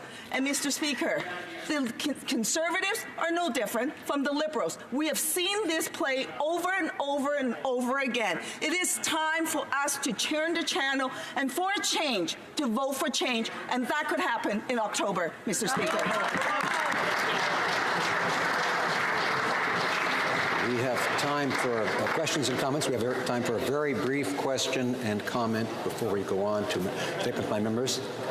The Honourable Parliamentary Secretary to the Government House Leader. Thank you, Mr. Speaker. And my question is related to speech after speech. What we hear from the New Democratic Party is that they will spend hundreds of billions, all sorts of money, an unlimited amount of money. You would think that they would just kind of like click their heels and magic would appear, everyone would be given a house and everything of this nature, Mr. Speaker. My question is related to just how it is that the NDP campaigned in the last election when the former leader said that they would have a balanced budget. Is it the current leadership of the NDP party's position that going forward that the NDP are committed to a balanced budget, or do they understand what we had understood for many years, that we need to invest in Canada, our economy, and our people? The member for Vancouver East. Well, thank you very much, Mr. Speaker. I'm so happy that the member asked this question because you know what? If you looked and see what the Liberals did in 2015 and what's happening actually 3.5 years later, it's clear as day that their empty promises is never going to be reality. On pharmacare, Mr. Speaker, we've seen in the Red Book decade after decade after decade. I am growing old watching this same play over and over again. And what happens in this budget? No money for universal pharmacare. They're going to go and consult once again. They promise Canadians the sky. They sound so nice. They say it with smiles, sunny ways, and all of that. They say that they're different from the Conservatives. Let me just say this, Mr. Speaker, Liberal Tories, same old story. Statements by members. Déclaration de député. The Honourable Member for Saanich Gulf Islands. Merci, Monsieur le Président. C'est grand honneur. Thank you, Mr. Speaker. Member statement, Mr. Speaker, and it's often a reflection on how much can change in 2 weeks. I booked this member's statement with the sole purpose of saying to all my friends in this place that I've now been happily married for a whole week. And thank you. And they said it wouldn't last. My husband husband and I, he's here, are hoping all of you can come to a small party this evening. All the details are in your inbox. But I also wanted to say that this week brought great sadness. I lost a dear friend. His name, Josh Underhay, you've seen in the news. You know that he was a candidate in Prince Edward Island for the Green Party and that he and his son Oliver drowned on Good Friday. It's hard sometimes to hold in your heart more happiness than you've known, at the same time grieving. But it is possible for us in this place to be more like Prince Edward Islanders, to gather together, to celebrate love and grief, and to be more civil with one another as we go into this election. Thank you, Mr. Speaker. The Honourable the member for Davenport. Mr. Speaker, today I rise to remember nearly 1 year ago on April 23rd all those who were affected by the Toronto van attack, a deliberate and cowardly act that claimed 10 lives and injured 16 others. The first victim identified was Anne-Marie D'Amico, a resident from my riding of Davenport. She was described by her brother as a fighting spirit, someone who would go the extra mile showing she cared. She always did things that had enormous impact because she did everything with her whole heart. Inspired by her character and in remembrance of her spirit, the D'Amico family has started the Anne-Marie D'Amico Foundation with the goal to promote positive change to help end violence against women. This year's donations will support the North York Women's Shelter in building a new state-of-the-art shelter and community hub, which will house up to 40 women and children impacted by violence. 1 year on, we as Canadians must continue to stand together against violent acts like these and always keep those like Anne-Marie D'Amico who have been impacted in our hearts. We will remember. Thank you, Mr. Speaker. The Honourable member for Red Deer Lacombe. Mr. Speaker, it's my absolute honour to rise in this House today to congratulate the Lacombe Generals on their recent Allen Cup victory. This is the fourth time in the team's 20-year history that they have won the national title. The Generals have advanced to the finals in 6 other years, certainly a dynasty team if there ever was one. What made this win extra special, Mr. Speaker, is that it took place on home ice and featured for the first time ever an all-Alberta final, as the Innisfail Eagles also advanced to the final game in their first Allen Cup appearance in the team's 71-year history. The two teams played before a sold-out crowd and did not disappoint. The final score was 5-2, and the Lacombe Generals emerged victorious. It was truly a story that wrote itself, and I could not be more proud to represent such a fine organization and such great and skilled players. Thank you to the 2019 Viking Project's Allen Cup organizers, sponsors, volunteers, and all of the hockey fans who made this event one for the ages. Go, Generals, go! The Honourable member for Cumberland-Colchester. Thank you, Mr. Speaker. Obesity is a disease that affects millions of Canadians, and sadly, it's getting worse in Canada. Obesity is a condition with a number of contributing factors, many of which are not under the control of the individual. Combating obesity has become a health priority of our government, as we have seen through the introduction of Canada's new and revised food guide, plus front-of-package labeling and advertising restrictions. As chair of the Health Committee, I was glad the committee could play a part in ensuring that Canada's new food guide reflects healthy eating habits for all. And this evening, from 5 to 7 in Wellington Building, room 330, we will be hosting a reception by Obesity Canada to help parliamentarians and their staff understand obesity. Members of Obesity Canada's senior staff will be in attendance, and I invite everyone in this House to attend. That's 330 Wellington at 5 p.m. Thank you very much, Mr. Speaker. Honourable member for Timmins James Bay. I rise today to invite Canadians to participate in the Cancer Society's Daffodil campaign. This campaign matters, I think today, as I think every day of my sister Kathleen. Wherever there was the loudest table or the greatest laughter, there was Kathleen. Wherever there was a shout out for one more song and one more story, there was my sis. Even as a little girl, she blew through our lives like a defiant summer storm. She suffered grievously from cancer. It wasn't bloody fair, but it never is. I've never seen anyone more tougher and resolute in the face of death. Doc Holliday had nothing on my sis. Kathleen taught me that what we have is the time we have, and that our only wealth is the investment we make in the ones that love us and that can love us back. She fought like hell to carve out a space where pain and sadness had no domain. So to all the families dealing with cancer, to all the researchers and hospital workers who work every day, we wear the daffodil to support them. Cancer can be beaten. I love you, sis. The Honourable member for Oakville North, Burlington. Thank you, Mr. Speaker. A few years ago, I met a spunky young lady named Avery Castor at a Terry Fox fundraiser at Sammy's Famous Chip Wagon in Oakville, where she was picking up her favorite chicken fingers. Avery was returning for her treatment for brain cancer at McMaster Children's Hospital. Sadly, the cancer she had courageously lived with since she was 8 years old took her young life on April 3rd at the age of 14. Avery's favorite Toronto Raptor and mine, Pascal Siakam, wore kicks in her favorite color sporting her name after she had passed. I'm sure she's cheering on her team from above as they compete in the playoffs. Avery was a warrior queen whose life was cut short by the #1 disease killer of children in Canada. Avery advocated for more money for childhood cancer. We must do more for kids like Avery to give them their best shot at life. Honourable member for Brantford Brant. 16 years ago, 4 moms who wanted more for their developmentally disabled adult children established Crossing All Bridges Learning Center in Brantford. From humble beginnings to serving over 70 individuals and their families, Crossing All Bridges provides lifelong education, meaning, and social connection. A social enterprise, Shredding Barriers, was started 3 years ago, providing employment to over 16 participants and empowering them with skills to move into the mainstream workforce. Tears of joy flowed when they received their first paychecks. Having operated out of rented facilities, Crossing All Bridges has embarked on a campaign to have a home of their own. There is a wish list and a wait list, and the new premises will serve to help them grow and achieve their goals. Thank you to the founding moms for their vision. Nancy Soberis, Debbie Brown, Nancy Gowling, and Carol Kane. Honourable member for Charlottetown. Mr. Speaker, I rise today to mark the tragic passing of Josh Underhay and his 6-year-old son Oliver on Good Friday in a canoeing accident. Josh had an enthusiastic, almost effervescent personality. Il a représenté l'île de Prince-Édouard.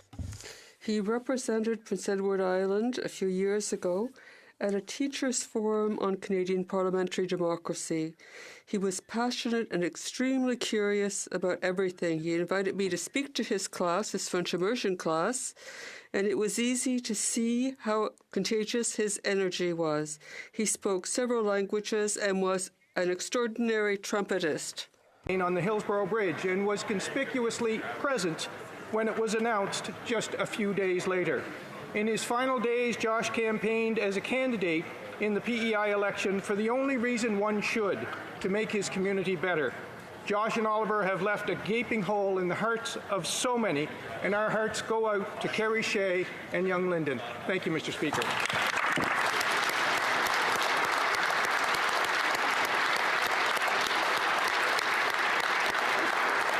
L'honorable député de Brossard-Saint-Lambert. The honourable member for Brossard-Saint-Lambert is celebrating 70 years today since it was given a renewed purpose in 1949. The Commonwealth is a free association of sovereign states who have maintained ties of friendship and practical cooperation, and who acknowledge Her Majesty Queen Elizabeth II at its symbolic head. We can all unite in celebrating this milestone, an occasion to recognize the aspirational and inspirational objectives of this family of nations. I firmly believe in this organization's raison d'être, namely to promote democracy, human rights, international peace and security, as well as the rule of law and good governance. Among many other accomplishments, the Commonwealth made history with its decisive action to end white minority rule in South Africa. It provides useful tools for effective democracy, such as election observations and peace-building initiatives. The 70th anniversary will be celebrated across the continents for the next year through conferences, literature, ceremonies, or other events. Once again, happy anniversary to the Commonwealth of Nations. The member for Sherwood Park, Fort Saskatchewan. Mr. Speaker, this government's China policy has been a train wreck. Liberals wanted a warm relationship at all costs, championing free trade with communist China and even agreeing to negotiate an extradition treaty. Concession and capitulation did not bring about some imagined golden age. It simply led China's leaders to see the Prime Minister as weak and to continue to push the envelope. The Liberal policy policy of concession and capitulation brought about the canola crisis currently facing farmers in my community and beyond. Farmers understand that weak leadership on the world stage costs all of us. They want strong conservative leadership once again. We are calling on the government to actually appoint an ambassador, replacing Liberal Minister John McCallum, who resigned in disgrace. The government must support our farmers by increasing the cap and interest-free period of the federal advance payment program and by launching a complaint against China's actions at the WTO. Canadians know that our canola is world-class, but China's basic dictatorship will continue to take liberties with our vital industries until we restore Canadian leadership on the world stage.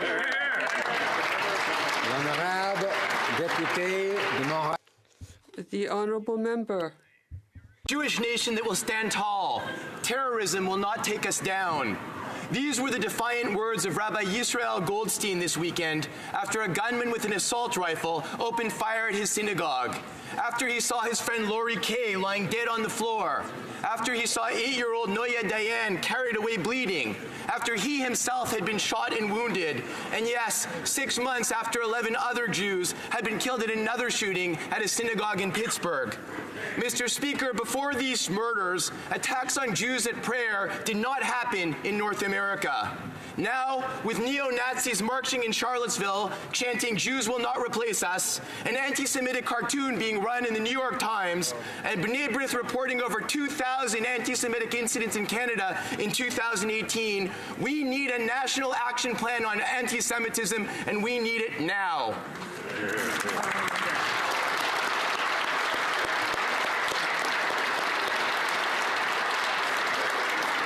Honourable Member for Scarborough Rouge Park. Mr. Speaker, people of faith go to their churches, temples, synagogues, mosques, and gurdwaras to seek peace and to connect with their faith.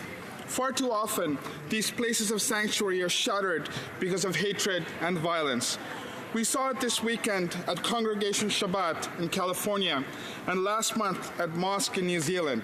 On Easter Sunday in Sri Lanka, terrorists bombed St. Sebastian and St. Anthony's Catholic Church in Colombo and Zion Church in Batticaloa.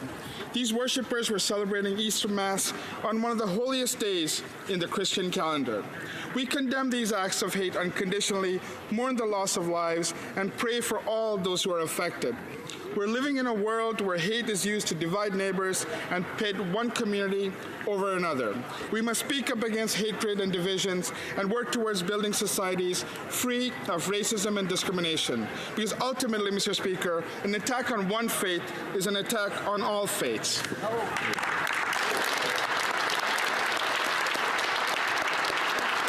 Honourable Member for Calgary Shepherd. Mr. Speaker, what do Islanders and Albertans have most in common? Provinces named after royals, naming our kids after today's royals, and of course defeating provincial allies of the Liberal Prime Minister at the ballot box. In Alberta, after a long winter of discontent, voters came out in record numbers rejecting the NDP politics of fear and division.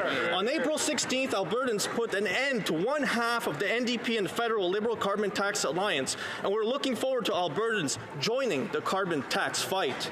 In PEI, Islanders opted for Dennis King and the PC party to serve in only the second minority since Confederation, while banishing the three-term provincial Liberals to a distant third.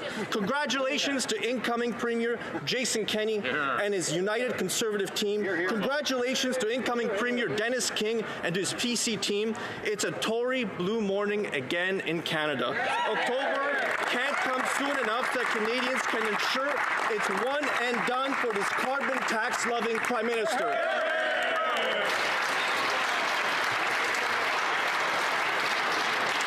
L'honorable député de Thérèse de Blainville. The Honourable Member for Thérèse de Blainville.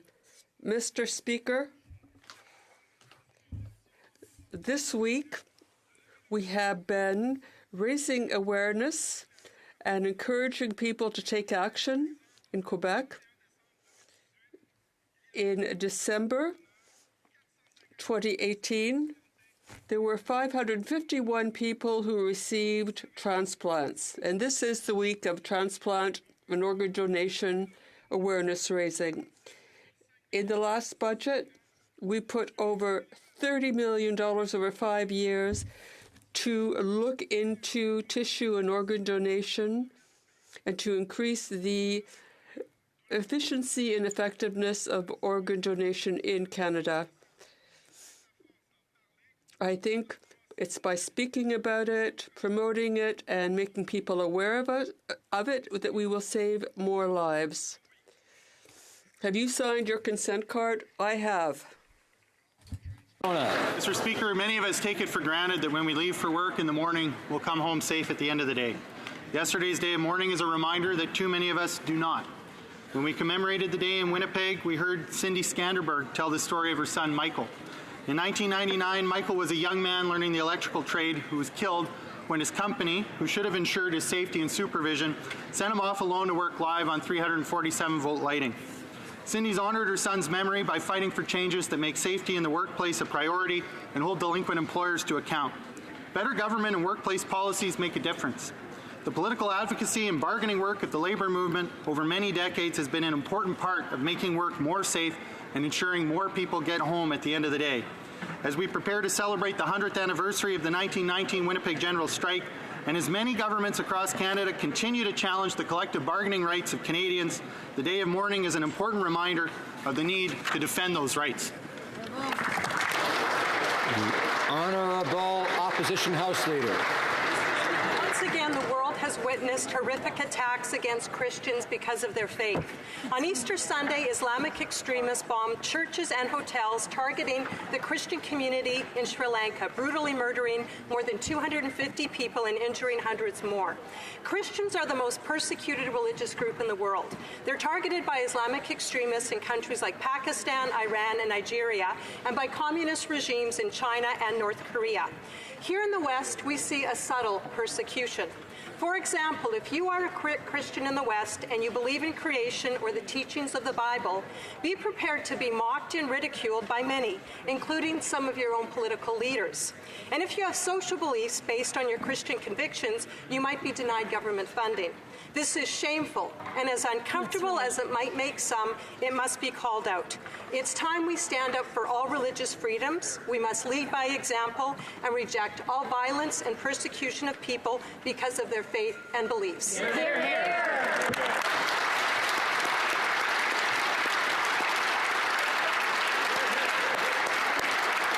Rabb, député de Gatineau. The Honourable Member for Gatineau. Mr. Speaker, Quebec, Ontario, and New Brunswick are currently facing major floods. Our communities have been sorely tried. The Government of Canada is following the situation very closely and working with our partners in the provincial and municipal governments. And we're especially grateful for the support of the Canadian Armed Forces in Gatineau. I was touched by the resilience and solidarity of the people of Gatineau. Coming days will present new challenges, but I want to underscore the hard work of municipal employees, elected representatives, and many volunteers.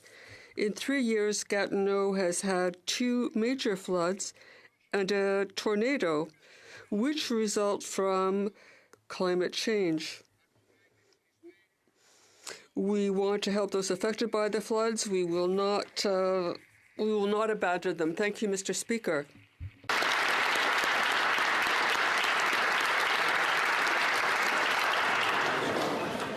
Following discussions among representatives of all parties in the House, I understand there is an agreement to observe a moment of silence in memory of the victims of the Sri Lanka Easter bombings. I now invite honourable members to rise.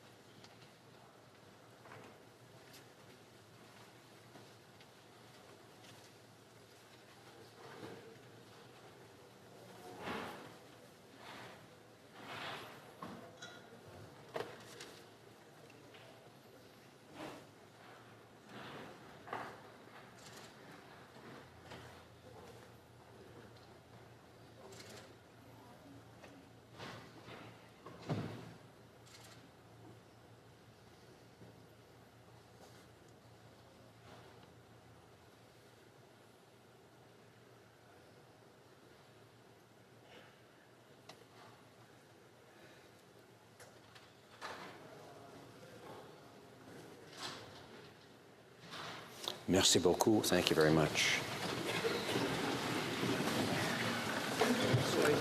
Oral questions, questions orales, the Honourable Opposition House Leader. As various regions in Ontario, Quebec, and New Brunswick are dealing with severe flooding, we are all very concerned for the lives, families, and businesses that are being impacted by the high water. I know we're all grateful to the thousands of volunteers, first responders, and the Canadian Armed Forces who are working around the clock trying to keep people and their property safe. Can the government provide this House with an update on the current situation and inform us as to what immediate actions are being taken to assist those who are affected by the current flooding? Thank you. The Honourable Minister of Public Safety. Mr. Speaker, Canadians are standing shoulder to shoulder in combating dangerous and damaging floods this spring across 4 provinces. The provinces have, of course, the frontline jurisdiction for emergency response, but when they need help, they make a specific request to the Government of Canada, and we have responded quickly and positively in every case. I've spoken with Minister Eckhart in New Brunswick, Minister Guilbeault in Quebec, and Minister Jones in Ontario. Our collaboration in response has been seamless. All governments and thousands of volunteers will continue to work together to help to support one another, because that's what Canadians do.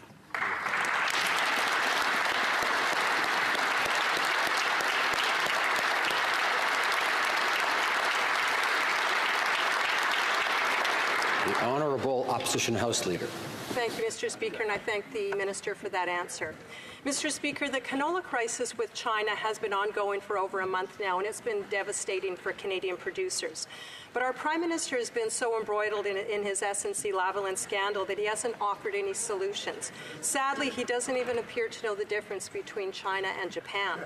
He's been more consumed with saving his own political skin rather than addressing the real issues that Canadians are facing. What will the Prime Minister do for canola farmers who are facing this immediate and this growing crisis?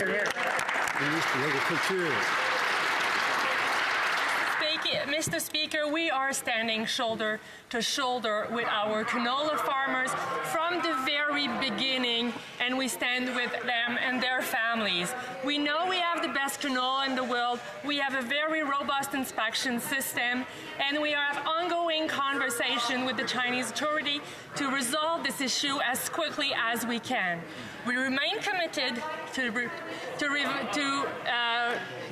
set this issue, and we are also looking at the best way to support even more our farmers. We look forward to have more to say soon.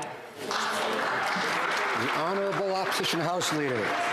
Conservatives have been meeting and consulting with leaders and members of the ag sector, and earlier today, our leader put forward concrete proposals to address the canola crisis. Conservatives, Mr. Speaker, are happy to do the work and offer solutions, while the Prime Minister and the Liberals are clearly asleep at the wheel. Our plan offers real solutions, and it has the support of canola producers. So, will the Prime Minister take the work that we've done and implement these proposals immediately? Minister of Agriculture. Mr. Speaker, actually, we were working on this issue from the first day, while our Conservatives colleagues were keeping asking questions on other issues. It took them 6 weeks to ask that first question on the canola issue. Our team is working with the industry, with our provincial colleagues, with the businesses involved, with the farmers for more than 2 months now. We are there standing by our farmers and their families since the beginning.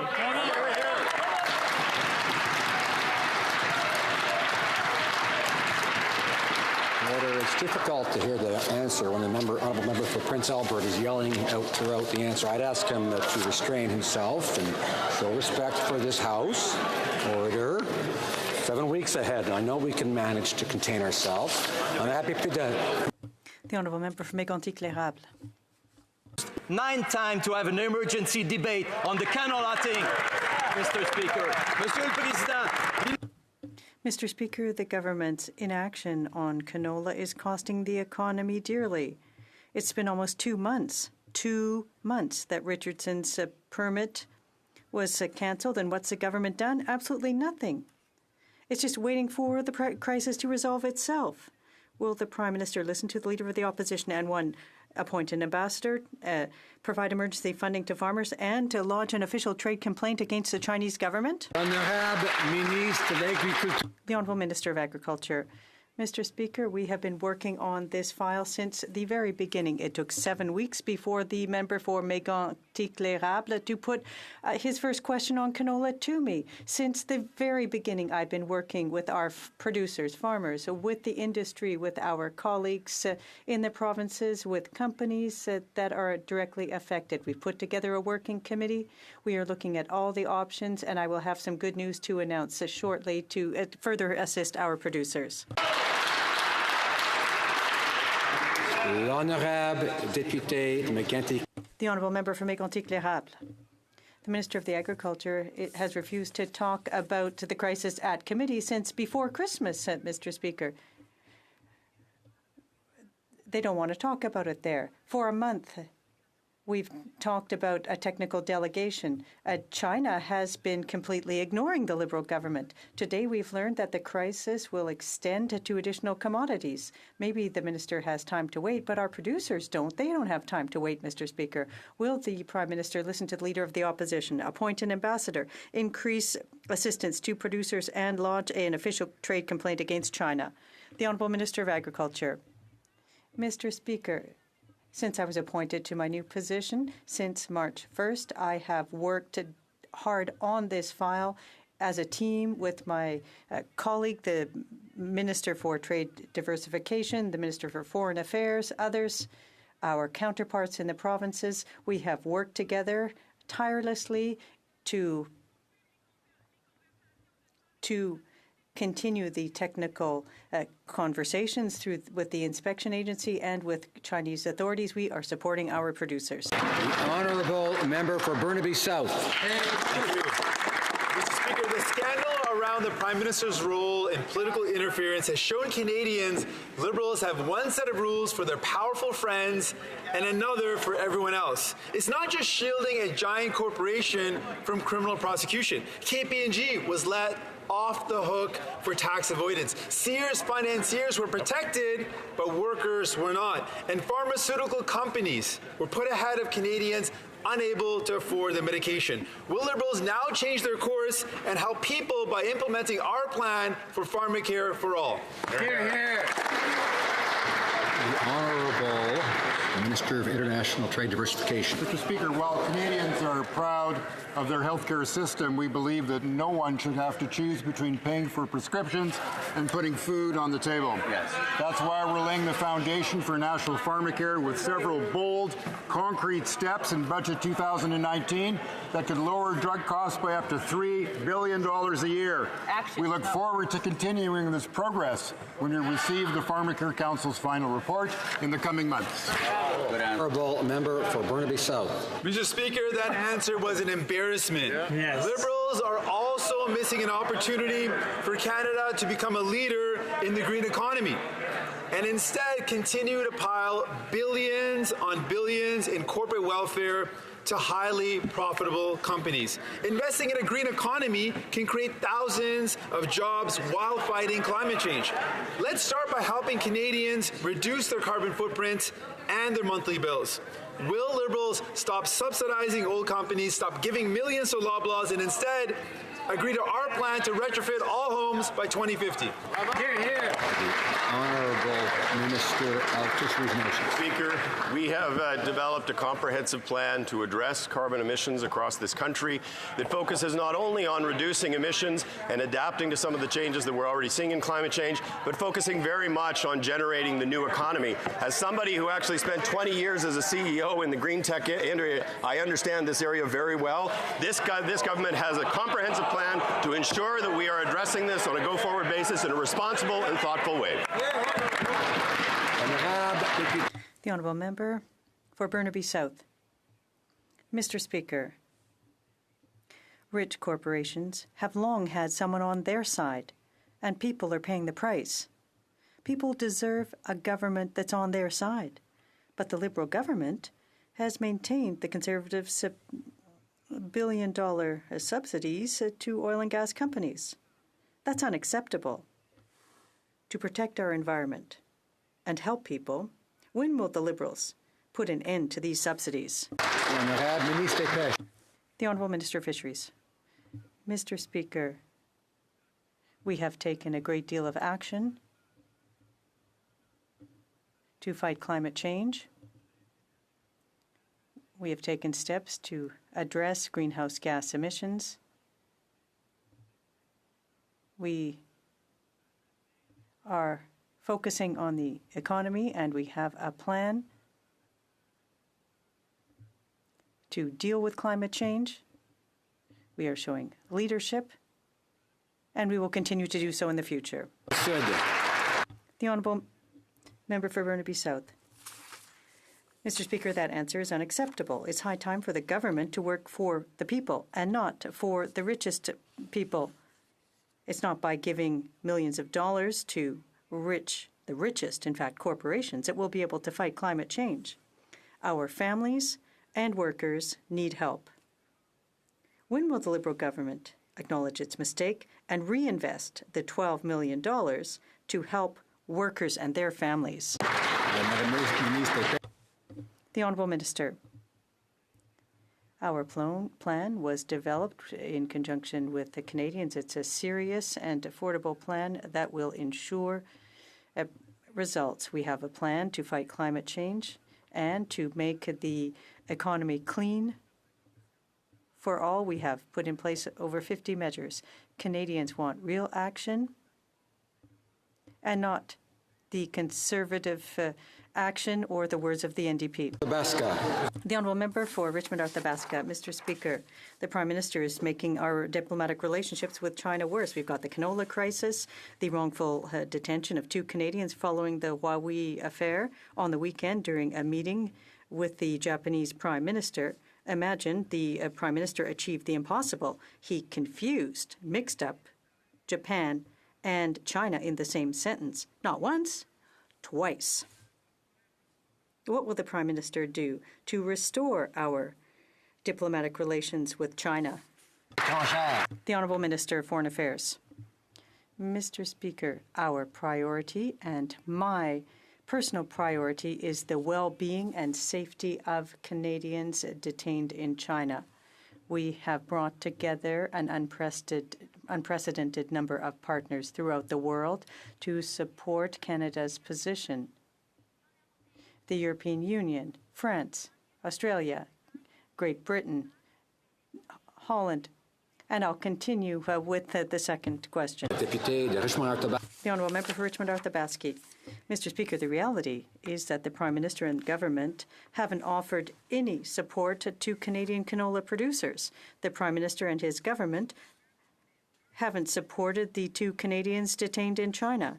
The Prime Minister must immediately appoint an ambassador to China who can defend our nationals who are unfairly detained and restore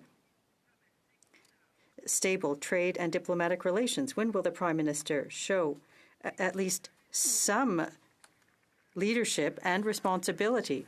The Honourable Minister. Mr. Speaker, I'll continue with the list of the countries that have publicly supported Canada on this file. Latvia, Lithuania, Estonia, Spain, Denmark, the United States, and 140 international academics and diplomats. The Secretary General at NATO directly and publicly called upon China to address our concerns and to take them seriously. Member for Durham. Mr. Speaker, Canada is in the midst of the deepest diplomatic crisis we've ever experienced with China, and we have no ambassador on the ground. Ever since the Prime Minister's hand-picked Liberal insider had to resign 3 months ago due to his own incompetence. The crisis gets worse each week, Mr. Speaker. Canadian citizens are in prison and are being mistreated. Exporters, including canola producers, are suffering. When will the Prime Minister step up and nominate a new ambassador to start turning this crisis around? The Honourable Minister of Foreign Affairs. Mr. Speaker, I would like to assure every member of this House, and above all, the detained Canadians that their well-being is our government's paramount priority and my paramount concern. We have rallied an unprecedented number of countries around the world to publicly speak out about these detained Canadians and to call for their release. And I'll give you the full list, Mr. Speaker, when I answer the next question. Honourable member for Durham. It's reassuring she's already what her answer will be to my question, Mr. Speaker. I'll remind her the Prime Minister famously said that Canada is back. I'm sure that hollow Liberal slogan is warm comfort to our two prisoners in China who have the lights on 24/7, Mr. Speaker. I'm not concerned about the other countries the minister is calling. I'd like her to speak to her Prime Minister. Will she answer this simple question? Will she appoint a new ambassador for China to stop or turn around this dispute by the end of the month, yes or no? Yeah.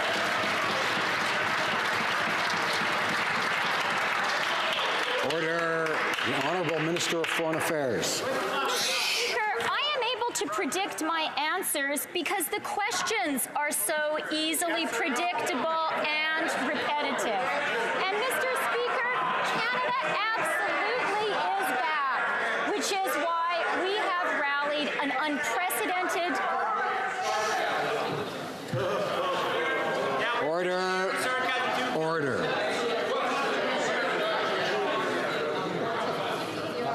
Order. Members may not like questions or the answers, but we still have to hear them. Order. Order. The honourable member for Carleton. The Prime Minister shattered his promise that the budget would balance itself this year. Remember that? He's added 3 times as much debt as he said he would. The cost of government was up 25% in just over 3 years. Among the wasteful spending is the $250 million for the Asian Infrastructure Bank to build pipelines and roads in China. Will the Prime Minister show even a modicum of respect for Canadian taxpayers and cancel that $250 million waste of money? Honourable Minister of Finance. We were pleased to make an investment into the Asian Infrastructure Bank. We know that that makes an important difference. There is, in fact, one project that bank has taken on in China. It's a project to reduce the use of coal so that we can reduce pollution. The other projects, of course, are in less developed countries. And we think it's important to fund infrastructure around the world, which helps Canadian companies and helps our world be a more prosperous place. Hear, hear.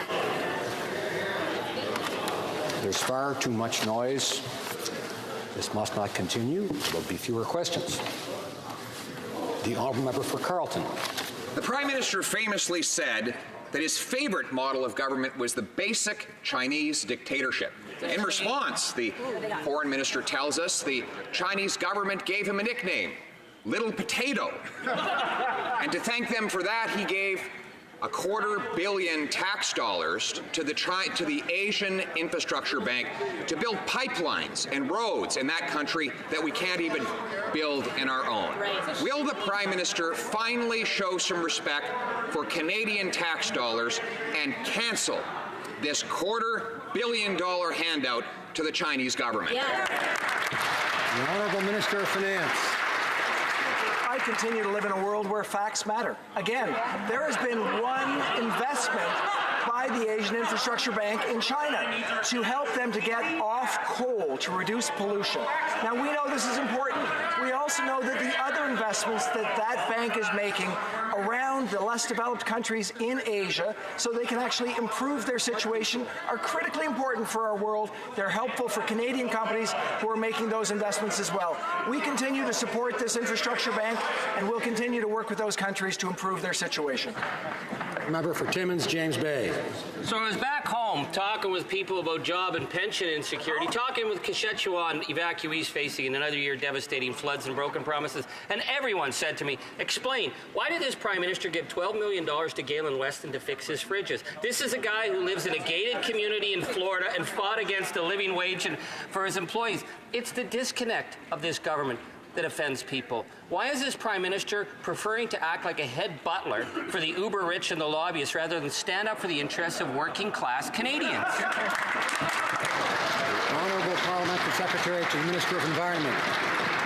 Speaker, the honourable member has misconstrued our government's agenda, which is squarely to ensure that we create an economy that works for everyone. I have sat on panels with members of the NDP who said that they support investments in energy efficiency. Now that we're actually doing it, they seem to oppose it. The fact is, the Low Carbon Economy Fund had officials from Environment and Climate Change Canada nominate 54 projects for funding through this fund based on what would achieve the greatest amount of emissions reductions at the lowest cost to Canadians. This investment is going to help reduce emissions, create jobs in places like Mississauga and 370 communities across our entire country. The honourable member.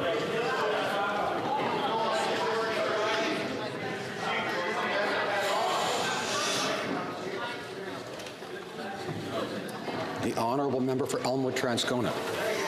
Thank you, Mr. Speaker. The problem is that this announcement had all the hallmarks of a government that was shopping around to participate in an announcement that was happening anyway, because Loblaws was moving ahead to renovate their fridges anyway, and they wanted to be at the podium. That's the issue, Mr. Speaker.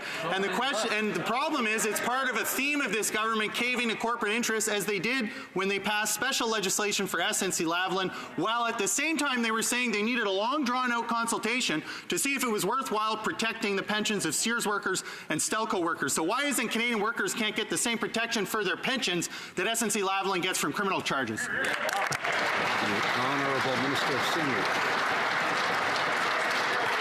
Workplace pension security is a decades-old problem, and it's our government that committed the resources, the time, and the energy to get this right. We are taking an evidence-based approach. We had consultations, and as a result of those consultations in Budget 2019, have introduced measures that are going to help our pensioners. We have created a process that's more fair, open, and transparent. Executive bonuses, we heard a great deal about that. We've given the courts the power to set aside those executive bonuses when pensioners are compromised. Mr. Speaker, this is a very important file. We're going to continue to work hard to protect our pensioners.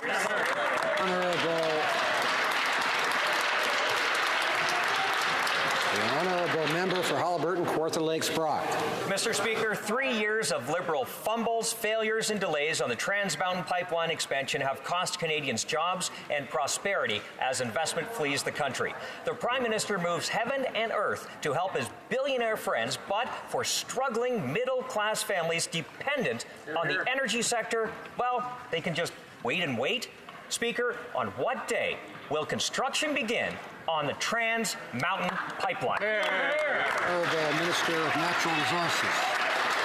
Mr. Speaker, through you, let me take this opportunity to remind Canadians that it was the Conservative opposition members that voted to defund and kill the process that we have put in place for meaningful consultation with Indigenous communities. If they're really serious about expanding our energy sector and getting our resources to global markets, they should have supported that process so we can move forward in consultation with Indigenous peoples to move forward with the project in the right way.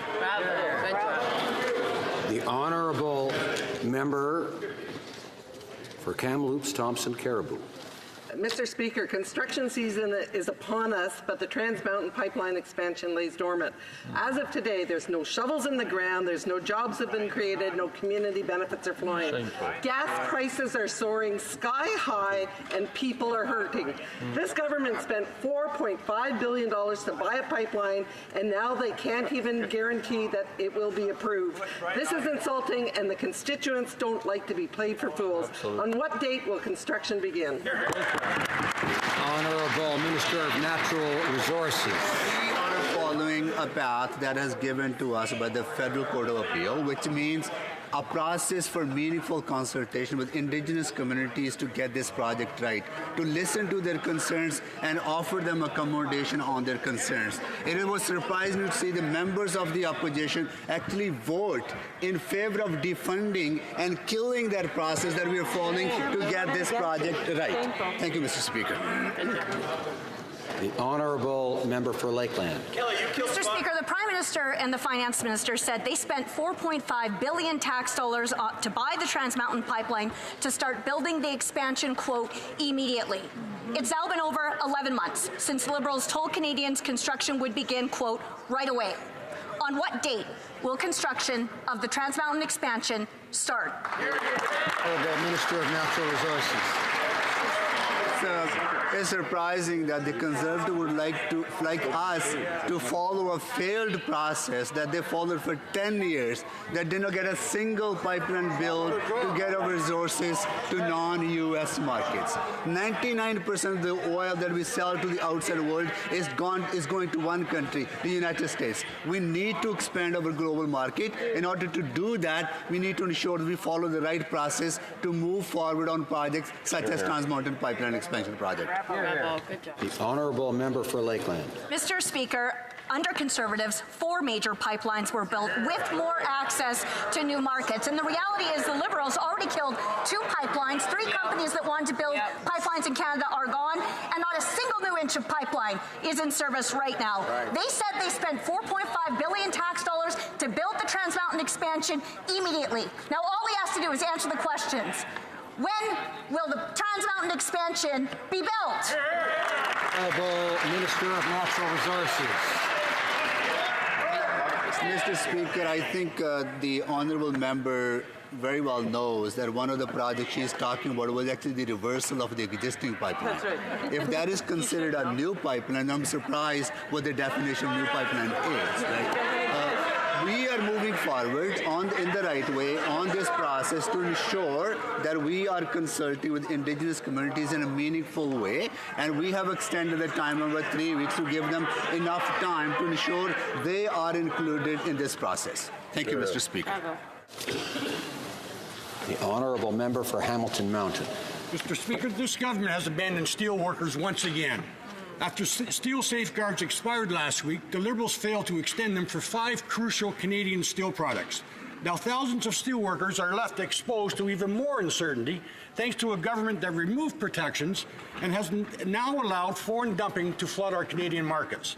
The European Union has already put in place permanent safeguards. Instead of spending their time protecting the interests of their rich friends, why won't the government get to work and protect the jobs of Canadian steel workers? The Honourable Minister of Finance. I see it as critically important that we do protect steel workers and the steel industry. We have said that we are moving forward with 2 safeguards as recommended by the CITT. We are clearly focused on how we can eliminate these unjust tariffs that have been imposed on us by the United States. And we've said that over the next 30 days we will work intensively with the industry to make sure that we can protect the industry and steel workers so that we can ensure that we have a long-term capacity in this sector. The Honourable Member for Jonquière. There's hardly any time left, Mr. Speaker. Workers in Quebec, like the aluminum workers in my riding of Jonquière, have been living in uncertainty for several months. And now steel workers will be facing the same uncertainty. Late Friday, the Liberals announced they won't permanently maintain safeguards for Canada's steel industry. Thousands of jobs are at stake. The Prime Minister reacts a lot more quickly when it's his billionaire friends who need help. Will the government finally stand up for workers and maintain all safeguards for the steel industry permanently? The Honourable Minister of Finance. Mr. Speaker, we believe it's very important to protect steel workers. We will continue with our approach of working with the steel industry, and we will continue to consider the ways that we can protect the industry. It's something that's very important for the 23,000 employees, of course, but it's also important for the future of the entire sector. The Honourable Member for Pierrefonds. Mr. Speaker, flooding in 4 provinces have had devastating effects on many communities, including mine. They continue to destroy houses, roads, and communities. Hits. We see our neighbors stepping up and our first responders working hard to keep us safe. Can the Minister of Public Safety please update the House on how the government is supporting Canadians who are being affected by the flooding? Honourable Minister. Our job as the federal government is to respond quickly to every provincial request for help. Provincial counterparts, and we're working seamlessly together. Since receiving requests from New Brunswick, Ontario, and Quebec, some 2,000 Canadian Armed Forces personnel have been deployed. They've been crucial in assisting with evacuations, sandbagging, and other duties. The Coast Guard, DFO, Indigenous Services, Environment Canada, Natural Resources Canada, Public Safety Canada, Transport Canada, and Revenue Canada, and thousands of volunteers are working their hearts out to keep everyone safe. The honourable member for Thornhill. Mr. Speaker, the Ethics Commissioner found the Prime Minister violated the Conflict of Interest Act, accepting an illegal vacation seen as a gift designed to influence the PM. This past week, a federal court ruled the Lobbying Commissioner must also investigate this illegal vacation. Now the Liberals are fighting that order. Mr. Speaker, why is the government spending public money trying to cover up the Prime Minister's illegal holiday? Honourable Government House Leader. As I have said on numerous occasions in this House, we support the independence of officers of Parliament. As we all know, the Lobbying Commissioner investigates lobbyists. As the interpretation of the Act continues to be considered by the courts, we will not comment. Mr. Speaker, I can assure all members, as well as all Canadians, that the Prime Minister and his office were not part of the decision to appeal. Thank you, Mr. Speaker. The honourable member. Alors. Order. The honourable member for Lévis-Lotbinière. Mr. Speaker, the investigation into the Prime Minister's illegal vacation will undoubtedly be delayed since the Liberals are appealing the judge's decision. It's clear that the Liberal government only respects our justice system if they can cheat it or profit from it. Mr. Speaker, we should be protecting trust in our justice system, which is so valuable. So why won't the Prime Minister set an example for all Canadians? The Honourable Government House Leader. Mr. Speaker, we support the independence of officers of Parliament. As we know, the Lobbying Commissioner is investigating. The interpretation of the law continues to be considered by the courts, and therefore we will not be commenting on the decision on this issue. The decision was made independently by the Prime Minister in his office. Thank you. The Honourable Member for Lévis-Lotbinière. Mr. Speaker, a friend is a friend, but a Liberal friend is special. A Liberal friend gets a contract without going through a call for tenders. The Department of Justice worked to ensure that a lawyer with links to the Liberal Party of Canada got a consulting contract worth $711 per hour. And what a coincidence, the lawyer is a fundraiser for the Liberal Party. Mr. Speaker, what are the Liberals hiding from Canadians here? Is it a new scandal?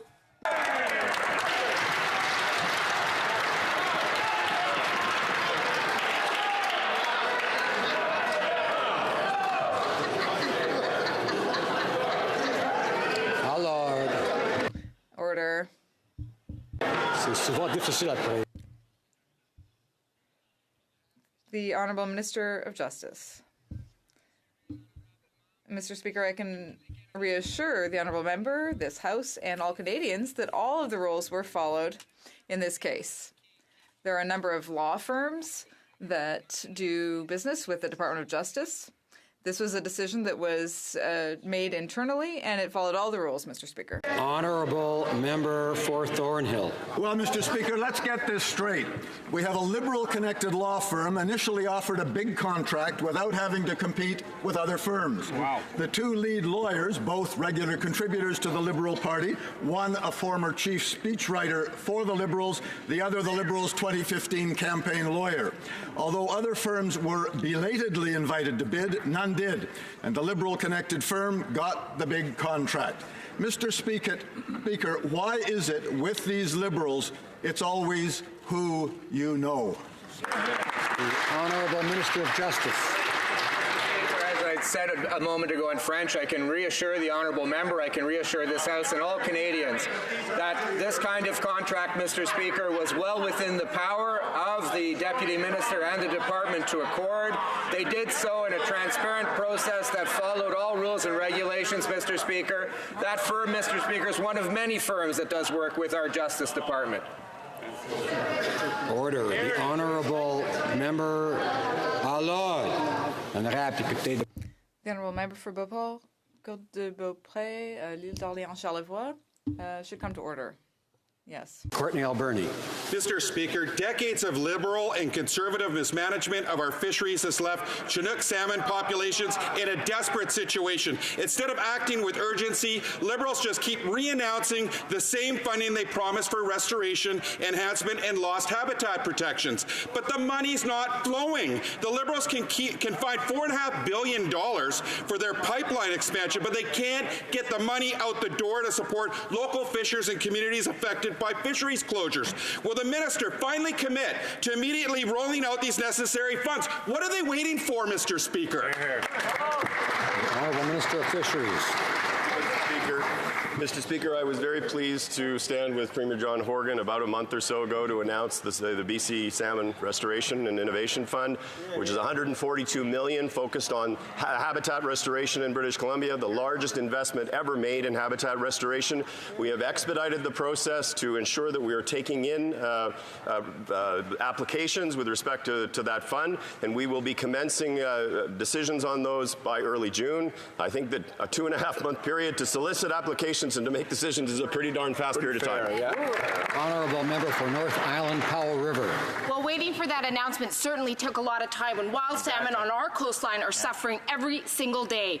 And we have known this, and we've known this for years. But the Liberals had a consultation process that was shoddy at best. The late announcement left small businesses scrambling. This problem is the result of decades of mismanagement and broken Liberal promises on habitat restoration. Hatcheries along the coast have not seen an increase in funding for over 35 years. So they've got $12 million for Loblaws fridges. Where is the money for the hatcheries? So when will this government take responsibility and stop? The Honourable Minister of Fisheries. Thank you, Mr. Speaker. Addressing the decline in Fraser River Chinook is obviously a complicated process. It involves money going into habitat restoration, which we announced with Premier Horgan of British Columbia. It involves the new Fisheries Act, which provides brings back the lost protections that were lost under the previous Conservative government. It focuses on ensuring that appropriate fisheries management is taking place, which was the announcement I made last week. It also focuses on ensuring that we're discussing issues relating to supplementation in hatcheries, which is an issue that there are certainly pros and cons associated with that from a science perspective. We are engaging that conversation with the recreational fishery, and we will continue to do so. The Honourable Member for Charlebourg, Haute-Saint-Charles.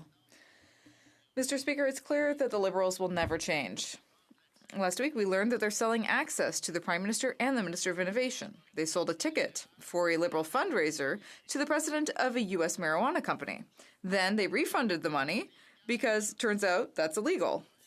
But the Prime Minister said, no problem, I'll introduce you, president of the company, to the Minister of Innovation. So we want to know when the Minister of Innovation will be meeting with the president of this company.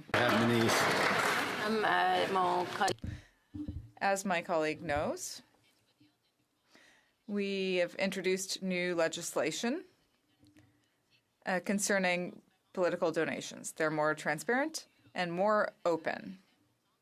It's important that everyone follows those rules, and that's why we're here. And I'm very proud of this legislation. Thank you. Honourable Member for Chilliwack Hope.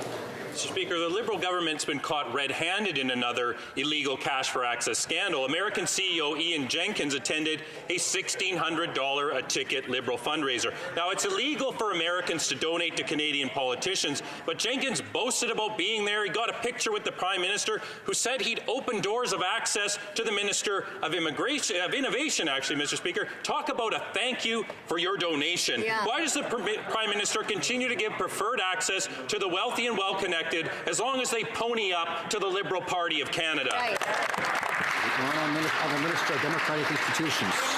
Speaker, as my honourable colleague in the opposition knows, we introduced Bill C-50, which made it more transparent when coming to fundraising events here in Canada.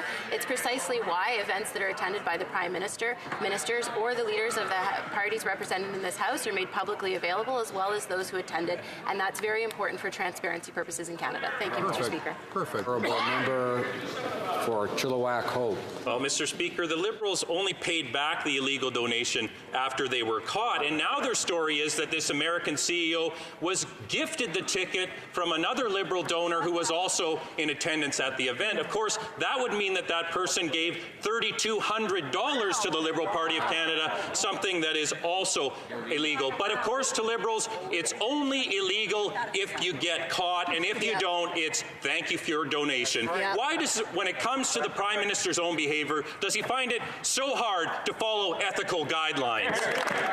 The Honourable Minister of Democratic Institutions. Mr. Speaker, and I will remind my honourable colleague that even before this legislation came into effect in January of this year, the Liberal Party began disclosing their events and began disclosing the participants, something the Leader of the Opposition didn't do, Mr. Speaker, and we can only ask why. Thank you, Mr. Speaker. Well, member for Hastings, Lennox, and Addington. Order. Mr. Speaker, it's been a year since the Leader of the party opposite promised Canadians a climate plan. 365 days later, and the Conservatives still have no plan. Canadians can't afford politicians who ignore climate change. Order. Order. I remind the member not to use personal names in the House. I'll ask him to finish his order. The honourable member. Order. Do I start over? Canadians can't afford politicians who ignore climate change. They expect us to lead the fight against climate change, to protect Canadians and our communities. Can the Parliamentary Secretary to the Minister of the Environment tell this House how our government is taking real action while the opposition continues? The Honourable Parliamentary Secretary. Leader of the official opposition a happy anniversary. It was 1 year ago today that he committed to bring forward a plan that would actually meet the Paris Agreement targets. He can't bring himself to even talk about that plan or the Paris Agreement anymore. Mr. Speaker, while we move forward with the climate plan, the Conservatives are busy meeting behind closed doors with wealthy executives to discuss how they can take less action on climate change. It is reprehensible, Mr. Speaker. We are putting a price on pollution. We're taking plastics out of our ocean. We're investing in public transit and make life more affordable and more efficient for Canadians. Mr. Speaker, Canadians want action on climate change. I invite the Leader of the Opposition to take note. The honourable member for Selkirk, Interlake Eastman. Mr. Speaker, this Liberal government threw a trusted and respected Manitoba Chief Justice under the bus for callous political reasons. The Liberals leaked Justice Joyal's confidential application to the Supreme Court, and now they're under investigation by the Privacy Commissioner. They trampled on his rights and slandered his good name, all so they could trash the reputation of the former Justice Minister. Will the current Justice Minister confirm if he or his office have been contacted by the Privacy Commissioner regarding this leak? Minister of Justice.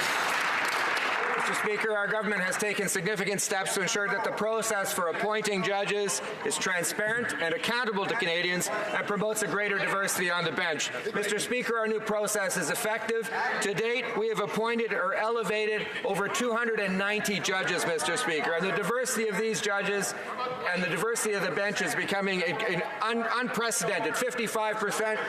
Mr. Speaker, of these judicial appointments are women. We'll continue to ensure that our process is merit-based, that it's secure, and that confidentiality and the opinions given in confidence are secure. The Honourable Member for Trois-Rivières. Thank you, Mr. Speaker. Our thoughts are with all those people who are affected by flooding in Quebec, Ontario, and New Brunswick. Unfortunately, we know that with climate change, these types of things will be ever more common.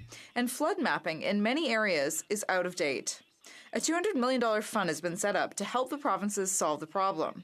So far, Quebec hasn't been able to benefit from it. Will the federal government commit to working with the provinces to ensure that the program meets their needs and, most of all, to ensure that the money remains available for as long as necessary? Public safety. Disaster mitigation program has been in place for the last number of years, and a number of provinces and municipalities have taken advantage of the program. It's now in its final days. The government will have to make a decision in the future about whether the program will continue. But the honourable gentleman makes an important point that flood mapping is an extremely important priority. There is huge expertise within the Department of Natural Resources in the Government of Canada, and we will do our very best to collaborate with provinces and municipalities to make sure that service is appropriately available across the country. Honourable Member for Sydney Victoria. Mr. Speaker, our Trade Committee has been very active over the past few years with many trade agreements that our government has ratified. We understand the importance of these agreements, not only to our businesses, but for all Canadians. The CPTPP will help us access new markets to millions of consumers. This weekend, our Prime Minister welcomed the Japanese Prime Minister to Canada, where they reconfirmed the strength of our bilateral relationship. And it was a good one. Can the Minister of International Trade Diversification please update this House on the successes of this agreement and our trade strategy?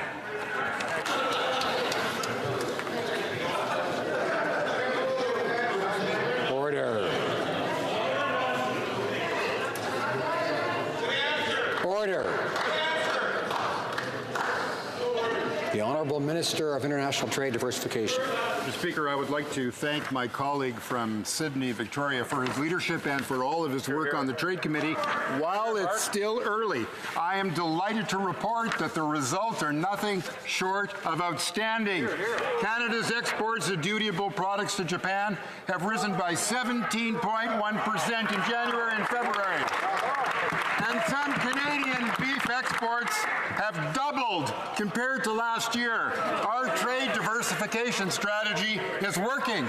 We are creating wealth. We are creating new markets and new jobs for Canadians.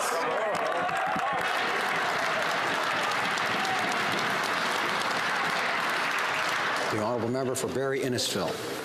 A month ago, the Prime Minister threatened to sue the Leader of the Official Opposition for telling Canadians the truth about his role in the SNC-Lavalin scandal. At the time, the Leader of the Opposition said he would see the Prime Minister in court. Well, the Opposition Leader is still waiting for the suit to be filed, waiting for a trial to start, and waiting for the Prime Minister to take the stand and testify under oath. Will the Prime Minister tell Canadians when he will follow through on his threats and testify under oath in the SNC-Lavalin scandal?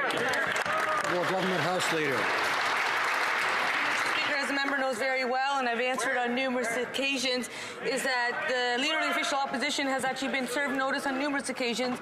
And what he does is he changes his wording, he deletes tweets, and then he steps out with a new narrative and believes that that is all of a sudden his new truth. But, Mr. Speaker, what's important to note is that what Canadians have been waiting for 365 days is a climate plan from the Conservatives. So rather than worry about, actually advancing policy ideas, we will continue focusing on Canadians, making sure that we are delivering on a plan and commitments that they expect us to do, while the Conservatives continue playing silly politics. Thank you, Mr. Speaker.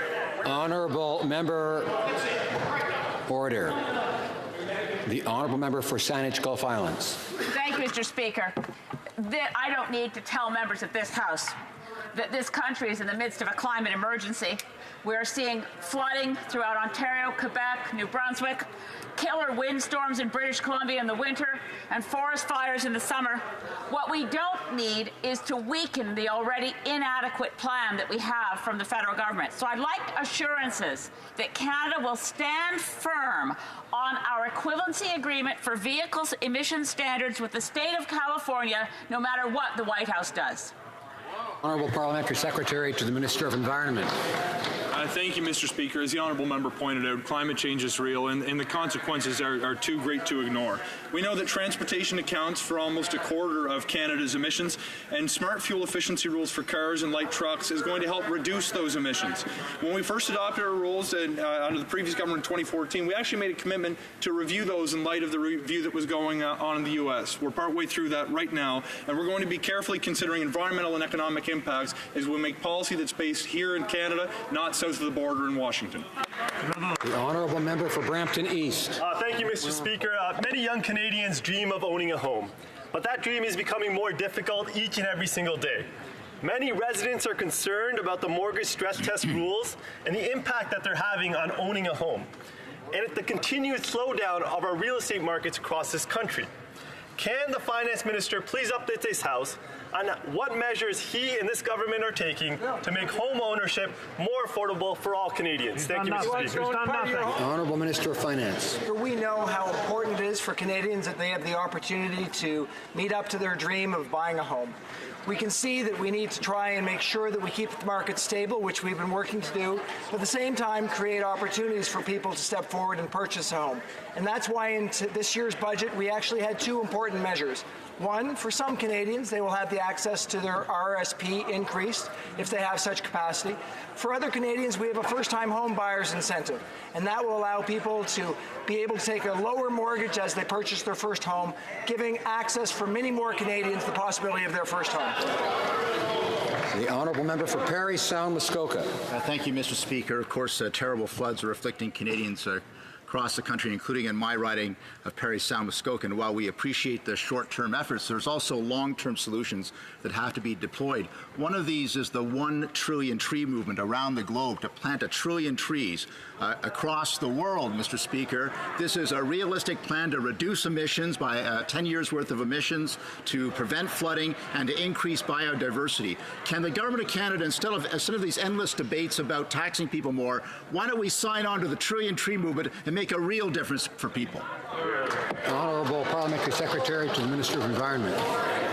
Mr. Speaker, the irony of the question, given the recent decision by the Ontario Conservative government to axe the program that would see 50 million trees planted, is not lost on me. Our plan to fight climate is not just to put a price on pollution and put more money in the pockets of Canadians. It includes making record investments in public transit, making sure that 90% of our electricity is generated from clean resources by 2030, phasing out coal on the same schedule, making investments in green energy and green infrastructure. Mr. Speaker, I appreciate the urgency in the member's question. The time to act is now. If only the Conservatives would realize that, we'd all be better off.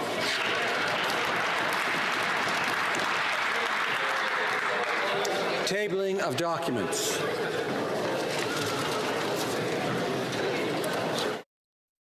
Honorable député de Montcalm se lève avec l'appel au règlement. Alors. The honourable member on a point of order. Mr. Speaker, I'm sure I will get unanimous consent of the House to adopt the following motion: that this House denounce the Government of Canada's decision to refuse the entry to Quebec of Mr. Carlos Puigdemont. The honourable member, does he have the unanimous consent of the House to move the motion? He does not have unanimous consent. The Honourable President's Treasury Board is rising on a point of order. Mr. Speaker, I have the pleasure to table the report on the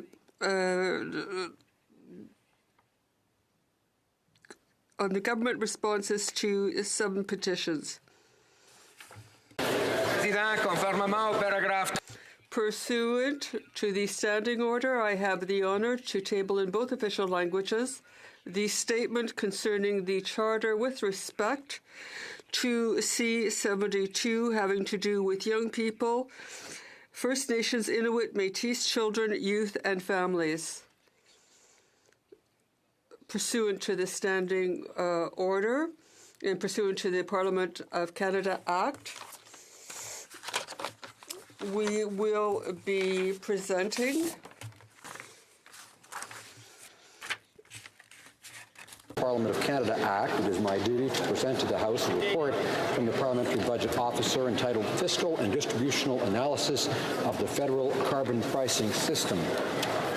Conformément à l'article 79.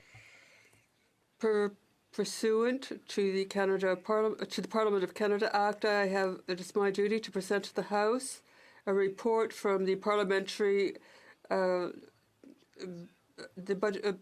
Budgetary Officer. His report, the Honourable Parliamentary Secretary.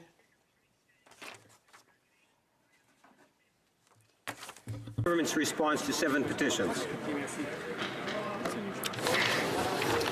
Dépôt du projet de loi émanant du gouvernement.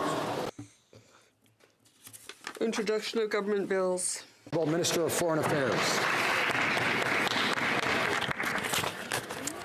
Monsieur le Président. Mr. Speaker, all members and all Canadians, including myself, were shocked and saddened by the terrorist attacks perpetrated in Sri Lanka. Easter. This was a tragic day for the world. 3 churches and 3 hotels in Colombo were the targets of a terrorist attack that cost the lives of more 250 persons and wounded hundreds of others. On behalf of the Government of Canada and the people of Canada, I express my condolences to the families and loved ones of those who were hit, and I wish a prompt recovery to the others. To those who gathered to grieve in churches here.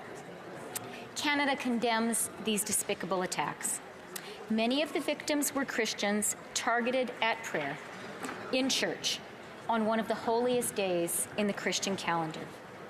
Easter is a time of renewal and optimism for Christians, a time to reflect on hope for the year ahead and on Jesus' message of compassion, inclusion, and redemption. Christ is risen, we declare with joy. This year, especially for those affected by these attacks, but for all of us, Easter was marred by sadness and mourning. Houses of worship are sanctuaries where the faithful should be free to pray in peace. They are no place for terror. But in Colombo on April 21st, and sadly at a San Diego synagogue this weekend, this sanctity was violated. In San Diego, an anti-Semite opened fire on worshipers marking the end of Passover, killing 1 person and injuring 3 others, including the rabbi. Whenever people are targeted because of their faith, anywhere in the world, it is an attack on all of us, an attack on humanity itself. In the wake of attacks like these, all peace-loving people must come together in sorrow. But we also must resolve together not to be bent or cowed by the horror of violence. Instead, we must together fight hatred and extremism in all its forms. When combating extremism, we must all be mindful of the importance of protecting human rights, particularly the rights of ethnic and religious minorities. We must ensure that all of our people are safe, and we must ensure that all of our rights are protected. And we must be confident that we can do both. Indeed, they are mutually reinforcing. To the people of Sri Lanka, to all Christians, and to all those around the world touched by the Easter Sunday attacks, Canada stands with you. Nous allons continuer. We will continue working with you and with our allies and partners throughout the world in order to prevent terrorism and violent extremism and to better propagate, to make sure that there are no more victims. Terrorism and violent extremism from spreading further and taking more lives. Merci. Thank you, Mr. Speaker.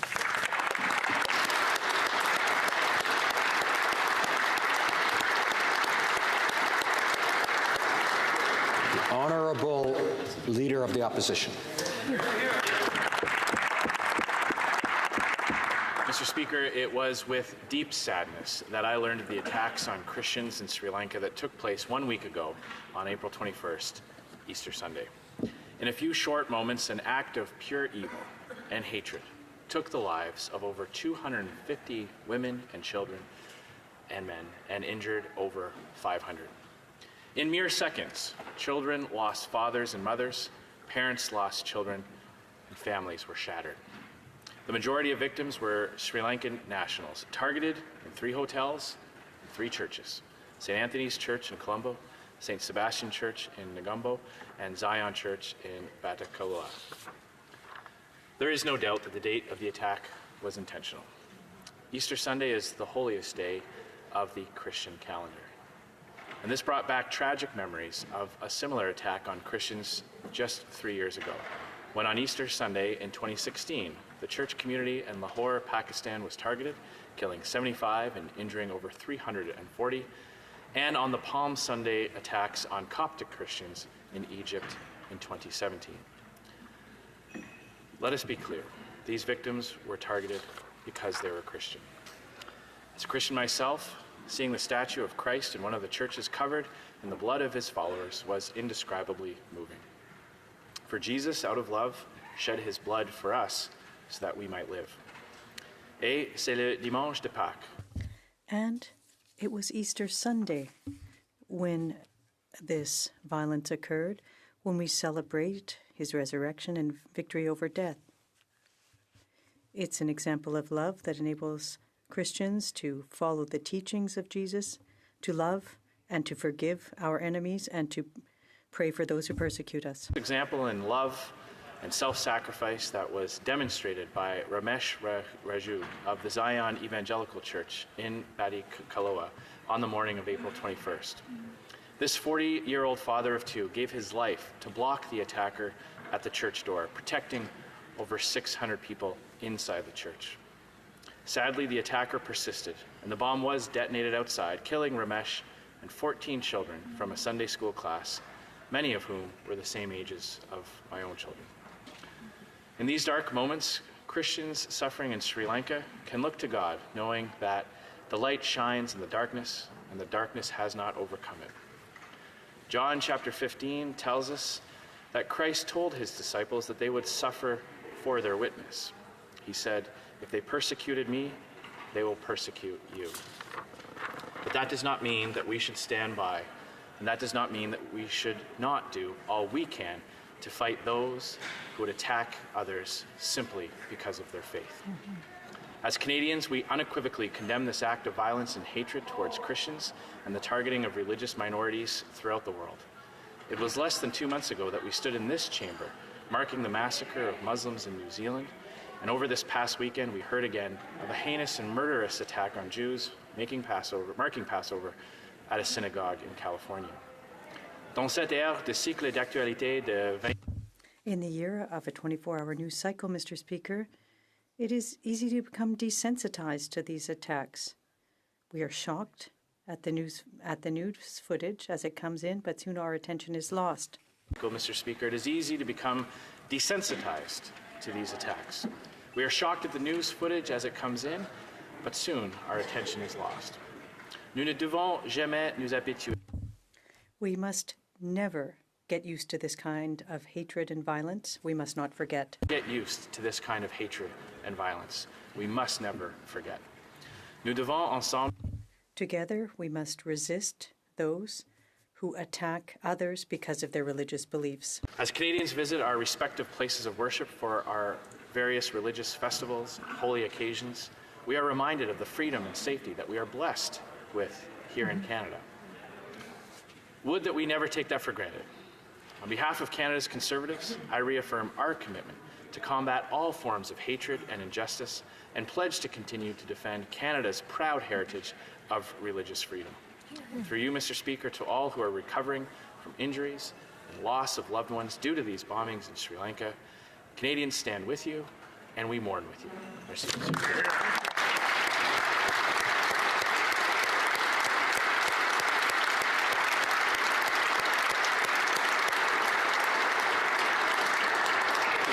The honourable member for Burnaby South. Thank you, Mr. Speaker. I also want to add the voice on behalf of New Democrats on this horrible and heinous attack against our Christian brothers and sisters on the 21st of April 2019 in Sri Lanka. These attacks, as been indicated, impacted community members across the country and claimed the lives of 250 people. 500 were injured, and people from 18 nationalities were killed. Je tiens d'abord à présenter. I want to first offer my condolences on behalf of the NDP to the families of the loved ones. Heinous. This terrorist attack was particularly heinous because of its targeting of Christians during the most holy celebration of Easter. Let's be clear, the attack on the Christian community during the time of reverence, the time of a most holy time, was intended to plant fear, was intended to strike fear into the community, and particularly in a place of prayer, a place that's supposed to be a place of safety, of solace, of peace. The fact that it was targeted makes a crime even more heinous, makes that terrorist attack even more heinous. Easter is a time for hope, and it is my hope that this violence did not mar the community's attempt to celebrate the importance of this event, the importance of Easter.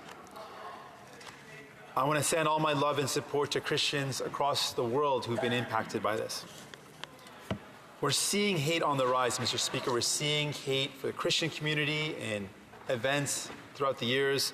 And most recently, we've seen an attack again on the Jewish community in California. I'd also like to offer condolences to the families of the victims of the synagogue. A prayer, a place of peace and solace during another significant celebration for the Jewish community, Passover. It's another example of the rising anti-Semitism. Mr. Speaker, in general, we're seeing hate on the rise, we're seeing acts of terrorism on the rise, and more than ever, we have to acknowledge that hate is like a fire. When it once allowed to spread, it consumes all. We are all hurt by this attack. This is an attack that didn't target, it targeted one community, but its impact is felt by all of us. All of us are shared in that moment of sadness and pain. And that's why more than ever we have to come together to denounce this act of terrorism, to denounce all forms of hate, and to commit to ending any of the climate that allows for hate to grow. We have all been shocked by this terrible event and condemned the brutal nature of these acts, but we must do more. We must protect what is dearest to us, the right to live together. Living together, living in unity with people, showing and feeling that shared connection we all have as humanity. This attack against our Christian brothers and sisters needs to reignite a passion in all of us to fight for a world where everyone is included, where everyone is safe to practice their faith. And that means not only denouncing this act of terrorism, but also committing to ending all forms of hate and language which allows hate to be inflamed. Divisive language, politics and policies of division that allow hate to grow. We need to also get at some of the root causes, the fear and insecurity that people feel, to create more safety and security for people so that we can build a society where hate is not allowed to grow, where we can actually build more inclusive societies. I want to again share my condolences on behalf of all New Democrats for this horrible act of terrorism to the Christian community in Sri Lanka, share my condolences to the family that has been impacted, the victims that have been impacted, but also share my solidarity with Christians across the world and all minority communities who suffer violence and acts of terrorism. Once again, I want to send my thoughts and prayers to the victims. Nous sommes à vous. We stand alongside you during these difficult times.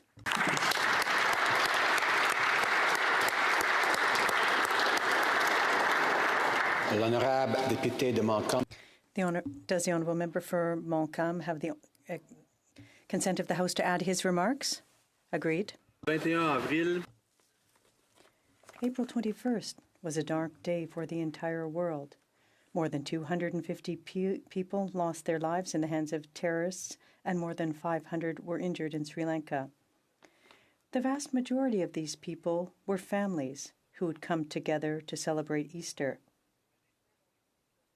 But Islamist terrorists detonated bombs in 3 churches, in addition to planting 3 others in hotels in the capital. The Bloc Québécois denounces and condemns this terrorist attack of unspeakable barbarity. We offer our support to the loved ones of the victims, but also to the people of Sri Lanka. We offer our sincere condolences. We wish all the injured a speedy recovery. To the people, we wish them the courage to find the way to move through this painful time. We want to see the people of Sri Lanka have the strength to heal from this injury. The humanity must take a stand and stand alongside you to fight all extremism. It's our duty to fight all violence that is religious in nature. We must not fall into cynicism and complacency in light of these crimes. There are more and more. It's more and more dangerous. Violence is escalating in the world where secularism has found fertile ground. We must all remember that we are free to practice the religion of our choice and that all must do so in safety. This is one of the pillars of our society, a fundamental value of all democratic societies where freedom is held in high esteem. Given a rise in extremism across the world, we must stand up for the pillars of free society, for freedom, for equality among men and women, all women, men and women, for the equality of all before the law. These principles that bring us together are the best protection against extremists who seek to divide us. I will conclude by offering our solidarity to the Sri Lankan Christian community and to all Christians across the world who feel less safe today than they did before. Thank you. Does the honourable member for Saanich Gulf Islands have the unanimous consent of the House to add her comments? Agreed. Merci à mes collègues. Thank you, colleagues. Thank you, Mr. Speaker. I rise to speak about a time of very difficult sadness and to extend my sincere condolences to the people of Sri Lanka. The words of our Minister of Global Affairs, the leader of the official opposition, the leader of New Democrats, et puis aussi mon collègue du Bloc québécois. As well as my colleague for the Bloc québécois.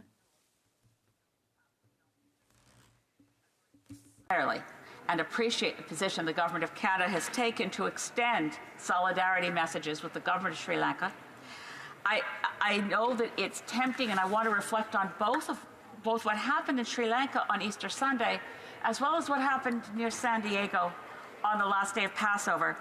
But I know that I want to differentiate these acts of hatred.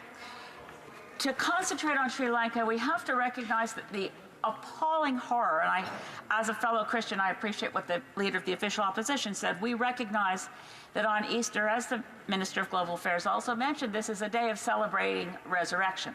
It is a day when, if you are seeking to create a massive disaster with more people dead, you will find no other Sunday on which all the churches are as full as they are on either Christmas Day or Easter Sunday. So in that sense, the targeting is horrific, seeking to kill as many people as possible, and in this a coordinated attack on several places of worship as well as on several hotels, a coordinated attack on Christians on Easter Sunday in Sri Lanka. It could not be more devastating. It is also a society one mustn't look at this one event as a one-off. There's a historical context. This is a country living under a fragile peace in a post-conflict society.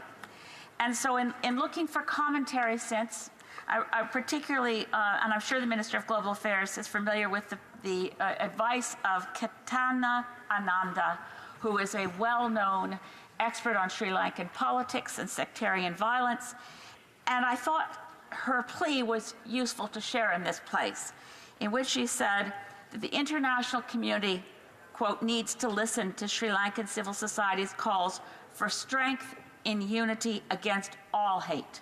She went on to say Sri Lanka must not be pulled into yet another war on terror, this time on a global scale, at the expense of minorities' rights. We must listen to Sri Lankans who are working across communities to implement long-lasting solutions and to support their efforts to end divisive majoritarian politics. The people of Sri Lanka have suffered through generations of violence and war, and they deserve better as they mourn and attempt to heal. These are words of caution against some in other countries who, for their own politics, may seek to use this horrific attack on Sri Lankan Christians at prayer on Easter Sunday to advance a different agenda. The agenda is clear. We must support Sri Lanka, their post-conflict fragile peace, through all the efforts that our government is so good at offering to support Sri Lankan civil society. So we mourn with them, we grieve with them, but we don't walk away. They will need help and support in order to ensure that this kind of violence doesn't seize the country in another great spasm of violence and grief. Now, as has been mentioned in this place, only less than 7 days later, on the last day of Passover, we had another event fueled by hate. Different. Not definitely political, yes, but fueled by white supremacists within this continent who are gaining ground. And I think we need to reflect on the fact that the killings, the murders in the mosque in Quebec City, gave fuel to a kind of online horrific community which is growing. We can't deny it's growing. That the white supremacists who attacked the Tree of Life synagogue in Pittsburgh drew some strength and inspiration from the killing of Canadian Muslims at prayer in Quebec City, and who then in turn fueled the attack on the last day of Passover at the Congregation Shabbat outside of San Diego, claiming the life of one woman. And you can say the name of one woman who has passed away, Laurie King. We don't say the names of all 250 and more Sri Lankans who died. But we do unite, Mr. Speaker, in this moment to say in closing, we must call out anyone who thinks white supremacy is a movement worth tolerating. It must be stopped in Canada, and around the world we must unify with all those who recognize that violence is never a solution. It is only a pathway to further human misery, and we will not tolerate it, not in this country, not in Sri Lanka, not in California, not in Pittsburgh, never again.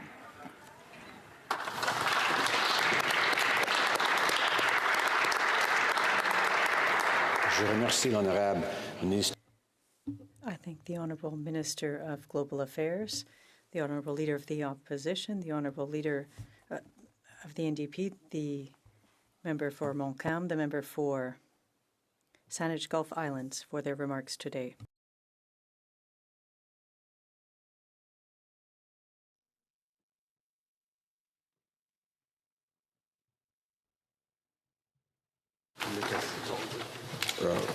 Reports from interparliamentary delegations. Presenting reports from committees, the Honourable Member for Pitt Meadows, Maple Ridge. Thank you, Mr. Speaker. I have the honour to present in both official languages the 15th report of the Standing Committee on Industry, Science and Technology entitled Impacts of Canada's Regulatory Structure on Small Business Between Protection and Competition. Pursuant to Standing Order 109, the committee requests that the government table a comprehensive response to this report. Thank you. Introduction of private members' bills. First reading of Senate public bills. Motions. Honorable Député de Jonquière. The Honourable Member for Jonquière. There have been discussions among the parties, and if you seek it, I believe that you will find unanimous consent for the following motion. That, at the conclusion of today's debate on the opposition motion, in the name of the member for Elmwood-Transcona, all questions necessary to dispose of this motion be deemed put, and all questions necessary to dispose of this motion be deferred to Tuesday, April 30th, at the expiry of the time set aside for oral questions. Does the Honourable Member have the unanimous consent of the House to move the motion? Agreed. The House has heard the motion. Is it the desire of the House to adopt the motion? Carried. Presenting petitions. Présentation de pétition. The Honourable Member for Malcolm Unionville. Speaker, I am tabling a petition in support for Bill S-240, which would combat the scourge of forced harvesting forced organ harvesting. This will be up for debate tomorrow, and I hope it will pass quickly. Thank you, Mr. Speaker. Honourable Member for Cypress Hills Grasslands. Speaker, there are currently for Parliament proposing to impede the trafficking of human organs. One of them is Bill C-350 and the other is Bill S-240. I've got a petition supporting the rapid passage of Bill S-240. The Honourable Member for Jonquière. Thank you, Mr. Speaker. I'm pleased to table a series of petitions today bearing signatures from my constituents. And this concerns universal access to EI. The current system unfairly penalizes women. Only 35.2% of females who are unemployed have access to regular EI benefits compared to 52.5% males. We call on the Government of Canada to strengthen the EI system to make access to it universal and especially to help all women through pregnancy and young motherhood have access to regular EI benefits and not to have any obstacles to that. Thank you. Center. Mr. Speaker, pursuant to Standing Order 36, I'm pleased to present 9 petitions with hundreds of signatures, all of which address the horror and the abhorrent and illegal harvesting of organs as documented by the independent Matas-Kilgore investigation. To put a stop to the barbaric practice of harvesting and trafficking in human organs and body parts, the petitioners urge Parliament to adopt Bills C-350 and S-240. These bills are based on Bills C-500 and C-381 that I first introduced in 2008 and 2009, and Bill C-561 introduced by former Justice Minister Irwin Cotler in 2012.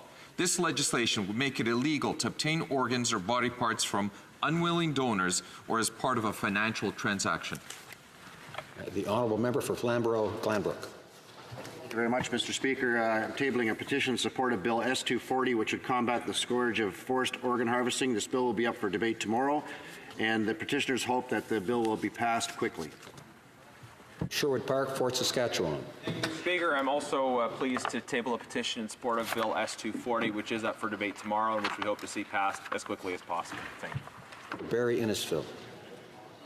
Thank you, Mr. Speaker. I too rise to table a petition in support of Bill S-240. This bill will be up for debate tomorrow, and I hope that it is passed quickly. Thank you. Member for Peace River Westlock. Thank you, Mr. Speaker. I too would like to table a petition. This petition is calling for the quick and fast passing of the Bill S-240, which will be up for debate tomorrow, and I look forward to supporting. Thank you. Member for St. Albert, Edmonton.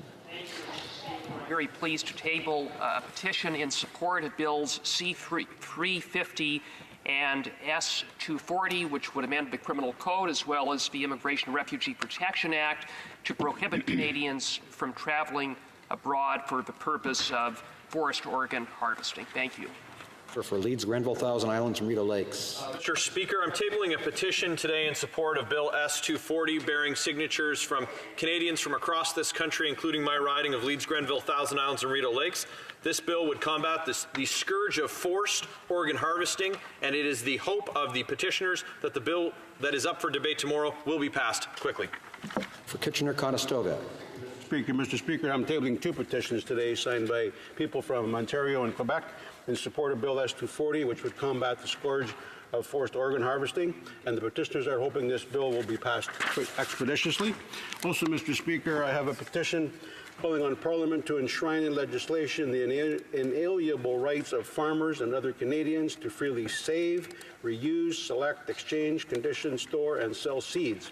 In addition, they call upon the Government of Canada to refrain from making any regulations under the Plant Breeders' Rights Act that would further erode farmers' rights and add to farmers' costs by restricting or eliminating farmers' privilege. Thank you, Mr. Speaker. York Simcoe. I'm tabling a petition in support of Bill S-240. This bill will be up for debate tomorrow, and I hope it will pass quickly. Thank you. Member for Saanich Gulf Islands. Mr. Speaker, I rise to present petition. It's a chronic problem within Saanich Gulf Islands. Many of the petitioners for this petition today also reside within Nanaimo, Ladysmith. The problem to which I refer is the use of the waters of the Salish Sea as a free parking lot for freighters that back up, container ships that back up from the Port of Vancouver.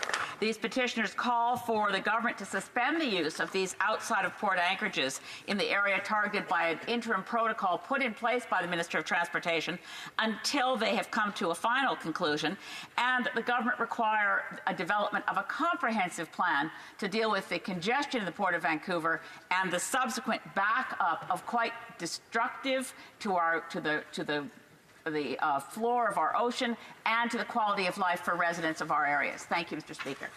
The honourable member for Rimouski, Nejet, Témiscouata-les-Basques. Mr. Speaker, I'm tabling a petition signed by dozens of people, primarily in my region of Quebec, calling for universal access to EI. Only 35% of female unemployed people have access to EI benefits, while 52% of unemployed men do. They also call for having a minimum threshold of 35 weeks of benefits and increasing the benefit to 70% of the salary based on the 12 best weeks of earnings. Thank you. The honourable member for Lévis-Lotbinière.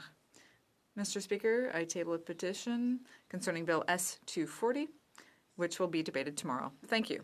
The honourable member for Beauport de Beaupré, Île-d'Orléans, Charlevoix. Mr. Speaker, I'm tabling a petition in support of Bill S-240, which would allow us to fight forced organ harvesting. The bill will be debated tomorrow, and I hope it will be passed quickly. The honourable member for Trois-Rivières.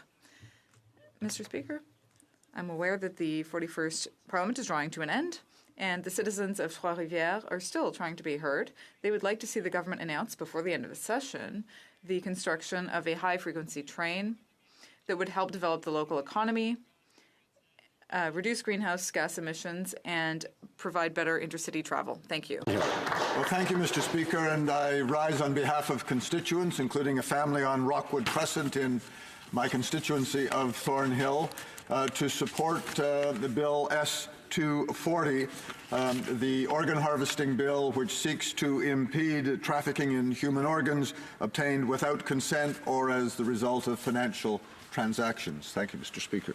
The honourable member for Montmagny-Lillet, Kamouraska, Rivière-du-Loup. Mr. Speaker, I'm tabling a petition in support of Bill S-240, fighting against the scourge of forced organ harvesting. This bill will be debated tomorrow, and I hope that it will be passed quickly. Thank you. For Richmond Centre. Thank you, Mr. Speaker. I would like to present petition to the House of Commons in Parliament to establish a national strategy on palliative care. I got two of those presented. Presenting petitions, présentation de pétitions. Questions on the order paper. The Honourable Parliamentary Secretary to the Government House Leader. Yes, thank you, Mr. Speaker. The following questions will be answered today. Question 2281, question 2282, question 2285, question 2304, and question 2307 to Q2309. And then furthermore, Mr. Speaker, if the government's responses to questions number question 2283, question 2284, question 2286, to question 2303, question 2305, and question 2306 could be made for orders for return, these returns would be tabled immediately. Is it the pleasure of the House that the aforementioned questions be made orders for return that they be tabled immediately? Agreed and so ordered. Honourable Parliamentary Secretary. Finally, Mr. Speaker, I would ask that all remaining questions be allowed to stand at this time, please. Agreed. Agreed and so ordered. I am now prepared to rule on the point of order raised on April 10 by the Honourable Member for Vancouver East concerning the applicability of Standing Order 69.1 to Bill C-97, an act to implement certain provisions of the budget tabled in Parliament on March 19, 2019, and other measures. Je remercie la députée. I'd like to thank the member for Vancouver East for raising this matter, as well as the Parliamentary Secretary to the Government House Leader for his comments. For Vancouver East, ask that the Chair use the authority granted under Standing Order 69.1 to divide the question on the motions for second and, if necessary, third reading of Bill C-97. As she argued, the bill contained measures not announced in the budget of March 19, 2019. She argued that the measures in subdivisions B, D, E, F, G, J, K, and L of Division 9, Part 4, amending a number of different acts, did not appear to have been announced in the budget.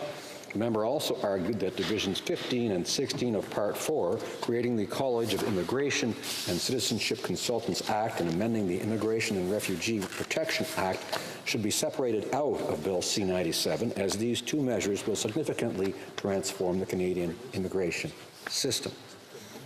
Dans son intervention, the Parliamentary Secretary to the Government House Leader, in his intervention, sought to reassure the House that these measures were indeed arising out of the budget. He pointed out that many of the amendments arise out of a commitment made at page 326 of Budget 2019, where it is written, and I quote, "The government proposes to introduce legislation to begin its work on an annual modernization bill consisting of legislative amendments to various statutes to help eliminate outdated federal regulations and better keep existing regulations up to date." Unquote. He also mentioned that subdivision D of Division 9, Part 4 is explicitly referenced at page 119, which states, quote, "To facilitate internal trade, the government intends to remove the federal requirement that alcohol moving from one province to another be sold or consigned to a provincial liquor authority. Provinces and territories would continue to be able to regulate the sale and distribution of alcohol within their boundaries," unquote. Finally, the Parliamentary Secretary stated that Divisions 15 and 16 of Part 4, which relate to the creation of the College of Immigration and Citizenship Consultants Act, and make changes to the Immigration and Refugee Protection Act, are dealt with at pages 184, 185, and 326 of the budget. L'article 60. Standing Order 69.1 empowers the Speaker to divide the question on the motion for second and third reading of a bill in circumstances where the bill contains a number of unrelated provisions. It could certainly be argued that this is precisely the case with Bill C-97. However, the matter before us today concerns Section 2 of that standing order, which makes an exception for budget implementation bills. That section reads as follows, quote, 69.1.2. The present standing order shall not apply if the bill has as its main purpose the implementation of a budget and contains only provisions that were announced in the budget presentation or in the documents tabled during the budget presentation, unquote. The question for the Speaker, then, is whether the measures identified by the member for Vancouver East correspond to provisions announced in Budget 2019. Let me first deal with the measures in subdivisions B, E, F, G, K, and L of Division 9 of Part 4 of Bill C-97. I am willing to accept the arguments from the Parliamentary Secretary that the amendments to the Electricity and Gas Inspection Act, the Precious Metals Marking Act, the Textile Labeling Act, the Weights and Measures Act, the Quarantine Act, and the Human Pathogens and Toxins Act are all part of the effort to modernize existing regulatory powers and obligations. I believe it is appropriate that those measures be included in the general vote at second reading and, if necessary, at third reading. Les mesures The measures in subdivision J of Division 9 of Part 4, contained in clauses 217 to 219 of Bill C-97, concern amendments to the Pest Control Products Act. They deal with changes to the special review process that a minister may initiate relating to the registration of pest control products. I understand from the Parliamentary Secretary's comments that these modifications also fall under the heading Bringing Innovation to Regulations, which is found at page 326. Pages 116 to 120 of the budget provide more detail on this initiative. While less explicitly linked to specific regulations, in my view, the amendments to the Pest Control Products Act in Bill C-97 are aimed at reducing the regulatory burden associated with reevaluation and special review of a product. The Act empowers the Governor and Council to make regulations respecting the registration process, as well as a number of subjects related to the registration process, including the evaluation of the health or environmental risks, or the value of pest control products. As such, I am prepared to accept this argument and will allow it to be included in the general vote. The measures in subdivision D of Division 9 of Part 4, contained in clauses 185 to 189 of Bill C-97, concern the amendments to the Importation of Intoxicating Liquors Act. As indicated in the summary of the bill, these amendments are to limit the application of the Act to intoxicating liquors imported into Canada. It is mentioned at page 119 of the budget that the government intends to remove federal barriers to the interprovincial trade of alcohol. When reading clauses 185 to 189 of Bill C-97, I understand that the Importation of Intoxicating Liquors Act must be amended for it to apply only to the importation of alcohol into Canada and not to interprovincial trade. I therefore believe it is also appropriate that those measures be included in the general vote at second reading and, if necessary, at third reading. Divisions 15 and 16 of Part 4 deal with the creation of the College of Immigration and Citizenship Consultants Act and make changes to the Immigration and Refugee Protection Act. These measures are contained in clauses 291 to 310 of the bill. Each of these initiatives are explained at pages 184, 185, and 326 of the budget under the headings of enhancing the integrity of Canada's borders and asylum system and protecting people from unscrupulous immigration consultants. The provisions identified by the member for Vancouver East concerning these topics were therefore clearly announced in the budget. La députée de Vancouver. The member for Vancouver East argued that the creation of the College of Immigration and Citizenship Consultants Act and the changes to the Immigration and Refugee Protection Act should have been introduced as separate pieces of legislation. I do not believe that the standing orders allow the chair, in the context of a budget implementation bill, to determine whether the significance of the proposed measures necessitate separate bills. If the measures are contained in the budget documents, the exemption of Standing Order 69.12 applies. As I mentioned in my ruling of November 1st, 2018, which can be found at page 23380 of the debates, quote, I believe the purpose of the standing order is to allow such a division in relation to those matters which are unrelated to the budget, accepting that the purpose of the remainder of the bill is to implement the budget, unquote. As all of the measures contained in the bill appear to arise out of commitments made in Budget 2019, I believe the criteria referenced in Standing Order 69.12 have been met, and the question will not be divided. Accordingly, there will only be one vote at second reading for this bill. I thank all honourable members for their attention. Orders of the day. Ordre du jour, ordre Government orders, business of supply, resuming debate on the opposition motion standing in the name of Mr. Blakey concerning corporate influence over the government. Is the PS for justice?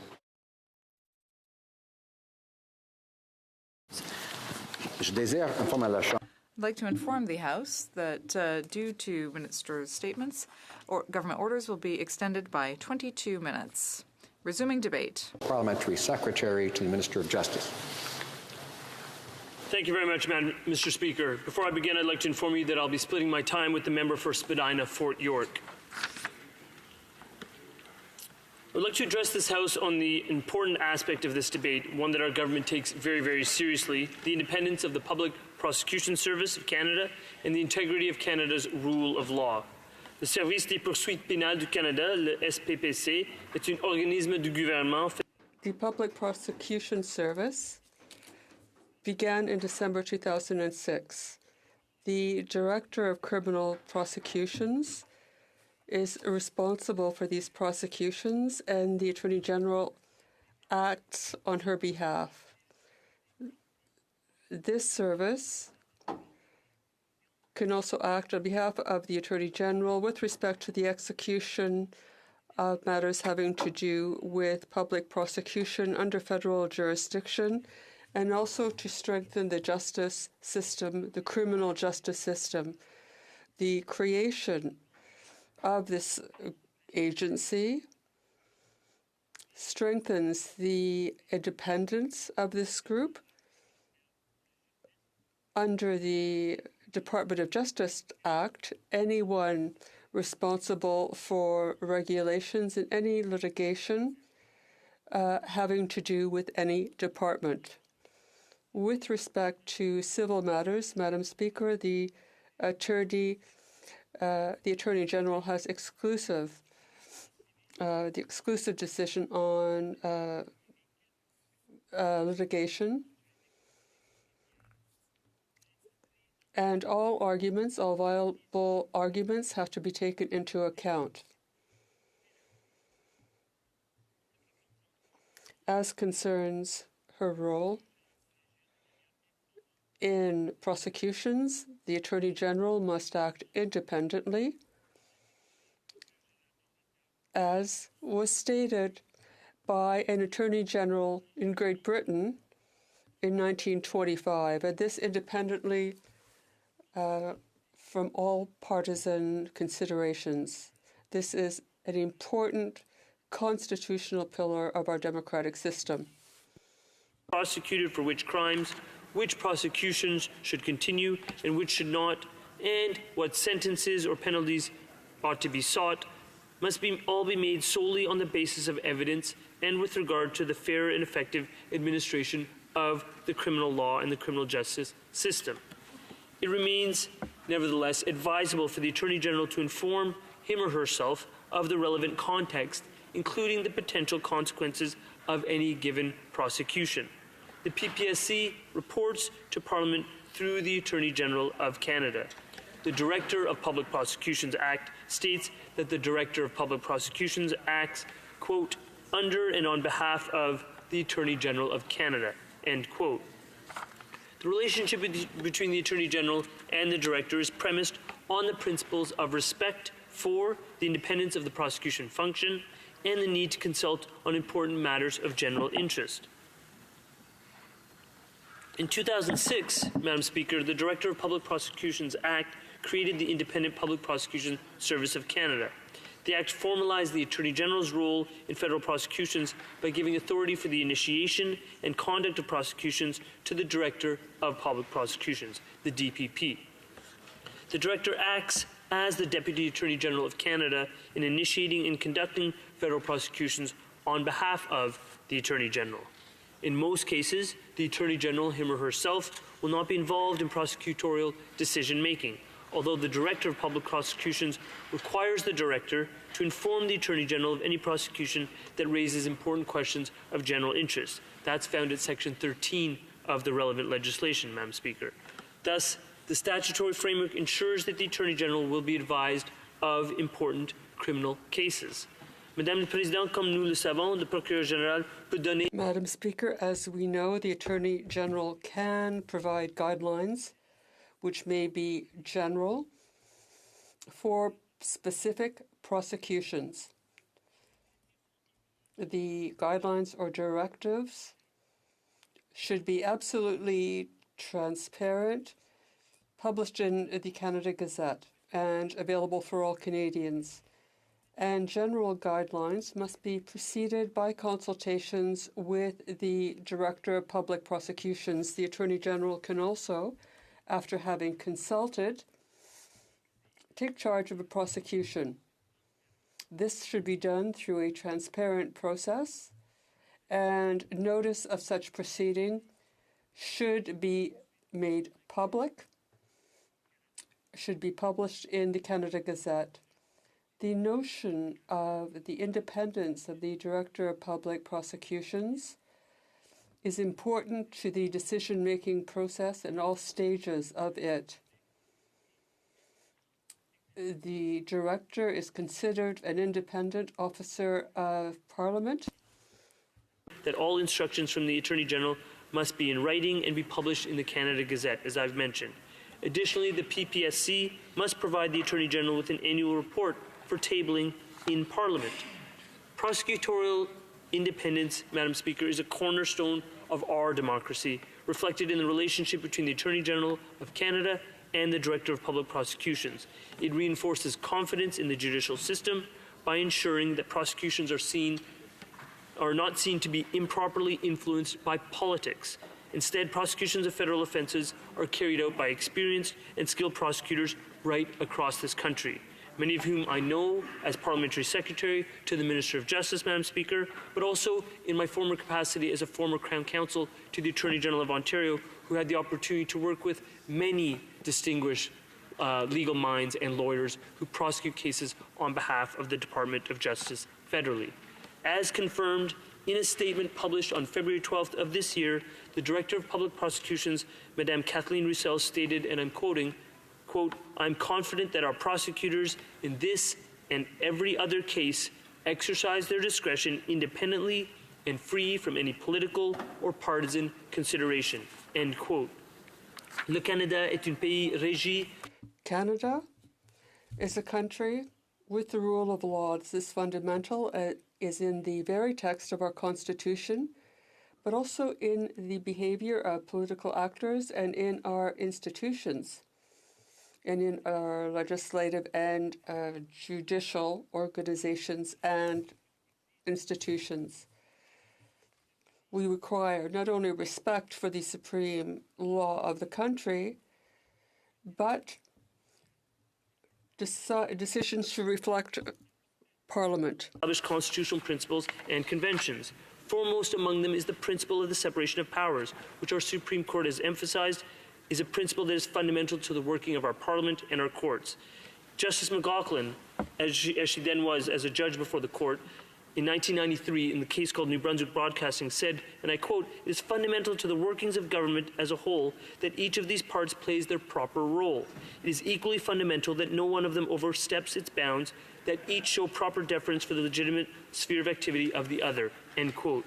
Madam Speaker, our government is unwavering in its commitment to maintaining public confidence in the administration of justice, as well as the independence of the judiciary. Our government will always stand up for the rule of law, and the evidence before the Justice Committee earlier this year confirmed that the rule of law is indeed intact. And let me refer to some of that evidence. The evidence from the former Attorney General, the member for Vancouver-Grenville, before the Justice Committee was, and I quote, "I do not want members of this committee or Canadians to think that the integrity of our institutions has somehow evaporated. The integrity of our justice system, the integrity of the Director of Public Prosecutions and prosecutors is intact," end quote. The evidence continued from a different witness who said, quote, "I think Canadians should feel assured that they work in a democracy under the rule of law." The witness continued, "I think Canadians need to be assured that their police and investigators with the power of the state operate independently and that the prosecution service and the state charging people with offenses are completely independent. There is a legislative and statutory shield around that which is demonstrably working." That's the evidence of the former clerk of the Privy Council, Madam Speaker. It's important that there was complete alignment in respect of those two key witnesses before the Justice Committee on the important point raised today in this motion. As a government, we will always strive to provide Canadians with the transparency they deserve in a way that preserves, rather than undermines, solicitor-client privilege, the right to a fair hearing in cases that are currently active, the integrity of the position of the Director of Public Prosecutions, and the rule of law in our country. It is fundamental to our democracy, fundamental to our legal system, is something that all parliamentarians would strive to uphold. Thank you, Madam Speaker. And comments? The honourable member for Timmins, James Bay. Madam Speaker, I find it always so fascinating to hear the Liberals talk about the importance of protecting the independence of the judiciary.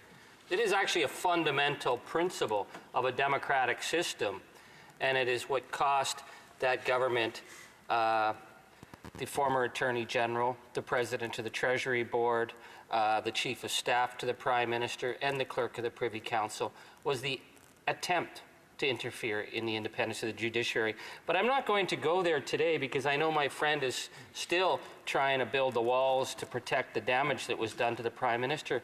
But I'd like to ask him that of all the damage control they did, we found out that someone leaked in an attempt to go after the former Attorney General information about the nomination of the Supreme Court Justice, Joyal. That is a serious breach. In any other government, that would have been considered a very serious breach. But I'd like to actually ask him about the habit the Liberals have of using their Liberal fund to vet judges for how much they donate to the Liberal Party. Does the member understand that that is a complete breach of the obligations to separate the interests, the pecuniary interests of the Liberal Party from the independence of the judiciary? The Honourable Parliamentary Secretary, the Minister of Justice and Attorney General. From Timmins for his contribution today and on other days. I appreciate that he finds it fascinating that I would stand up or anyone would stand up to defend the independence of the judiciary. As someone with 15 years experience at the bar, I will always stand up for the independence of the judiciary and defend it, and that is not what has been impugned in this case. And now he's heckling me across the line, across the way, because he doesn't appreciate what I'm saying, nor have the respect to listen to what I'm saying. Second response is that he again asserts that some sort of interference occurred. Clearly he did not listen to the evidence I just put into the record. The two key witnesses before the committee both reiterated at length and with impassioned pleas that the rule of law has not been jeopardized in this case. Nothing unlawful occurred, nothing criminal occurred. That is complete distortion on the part of the member opposite, and it becomes him to do much better in this House since he's a man of some experience in this chamber. In terms of the application process for Supreme Court judges, we will always defend an application process that ensures functional bilingualism and emphasizes the diversity of the bench. What we have done with the appointments process is like night and day compared to what was done by the previous government in terms of ensuring we have qualified jurors who represent the face of Canadians before them. And the process we've put in place is a good one, it is a strong one. Are leaks a concern? Absolutely, leaks are a concern. They did not come from the Minister of Justice. He said this in this House. They did not come from the Prime Minister's office. The Prime Minister has reiterated that as well. And comments? The honourable member for Cowichan, Malahat, Langford. Thank you, Madam Speaker. I thank the Parliamentary Secretary for his speech. I just want to point out the ironic thing. The system held because of the member for Vancouver-Granville. I mean, I was there in committee listening to her testimony, and yes, she did say nothing illegal happened, but the system held because of her efforts. Let's just make that very clear. And she was sent off to another cabinet post because of her efforts. And then she had to resign. And then the member for Markham-Stouffville also resigned. Two principled women, because they could not sit in cabinet and defend this government's actions. Now, the text of the motion before us today is about improper lobbying and the amount of power that corporate executives have over this government. We know there is, on the record, SNC-Lavalin, all of the meetings that they had with the Prime Minister's office. It resulted in not only a change to the law, but it also resulted in improper pressure on the former Attorney General, a coordinated, orchestrated campaign to get her to overrule the Director of Public Prosecutions. So how can he stand in this place and say that the rule of law held when his government did everything it could to overturn it? Our Parliamentary Secretary has just a little bit less than a minute to respond. I'll respond to it in just a little over a minute. I find it actually fascinating that this ability to distort actual evidence on the record continues on the part of the members opposite.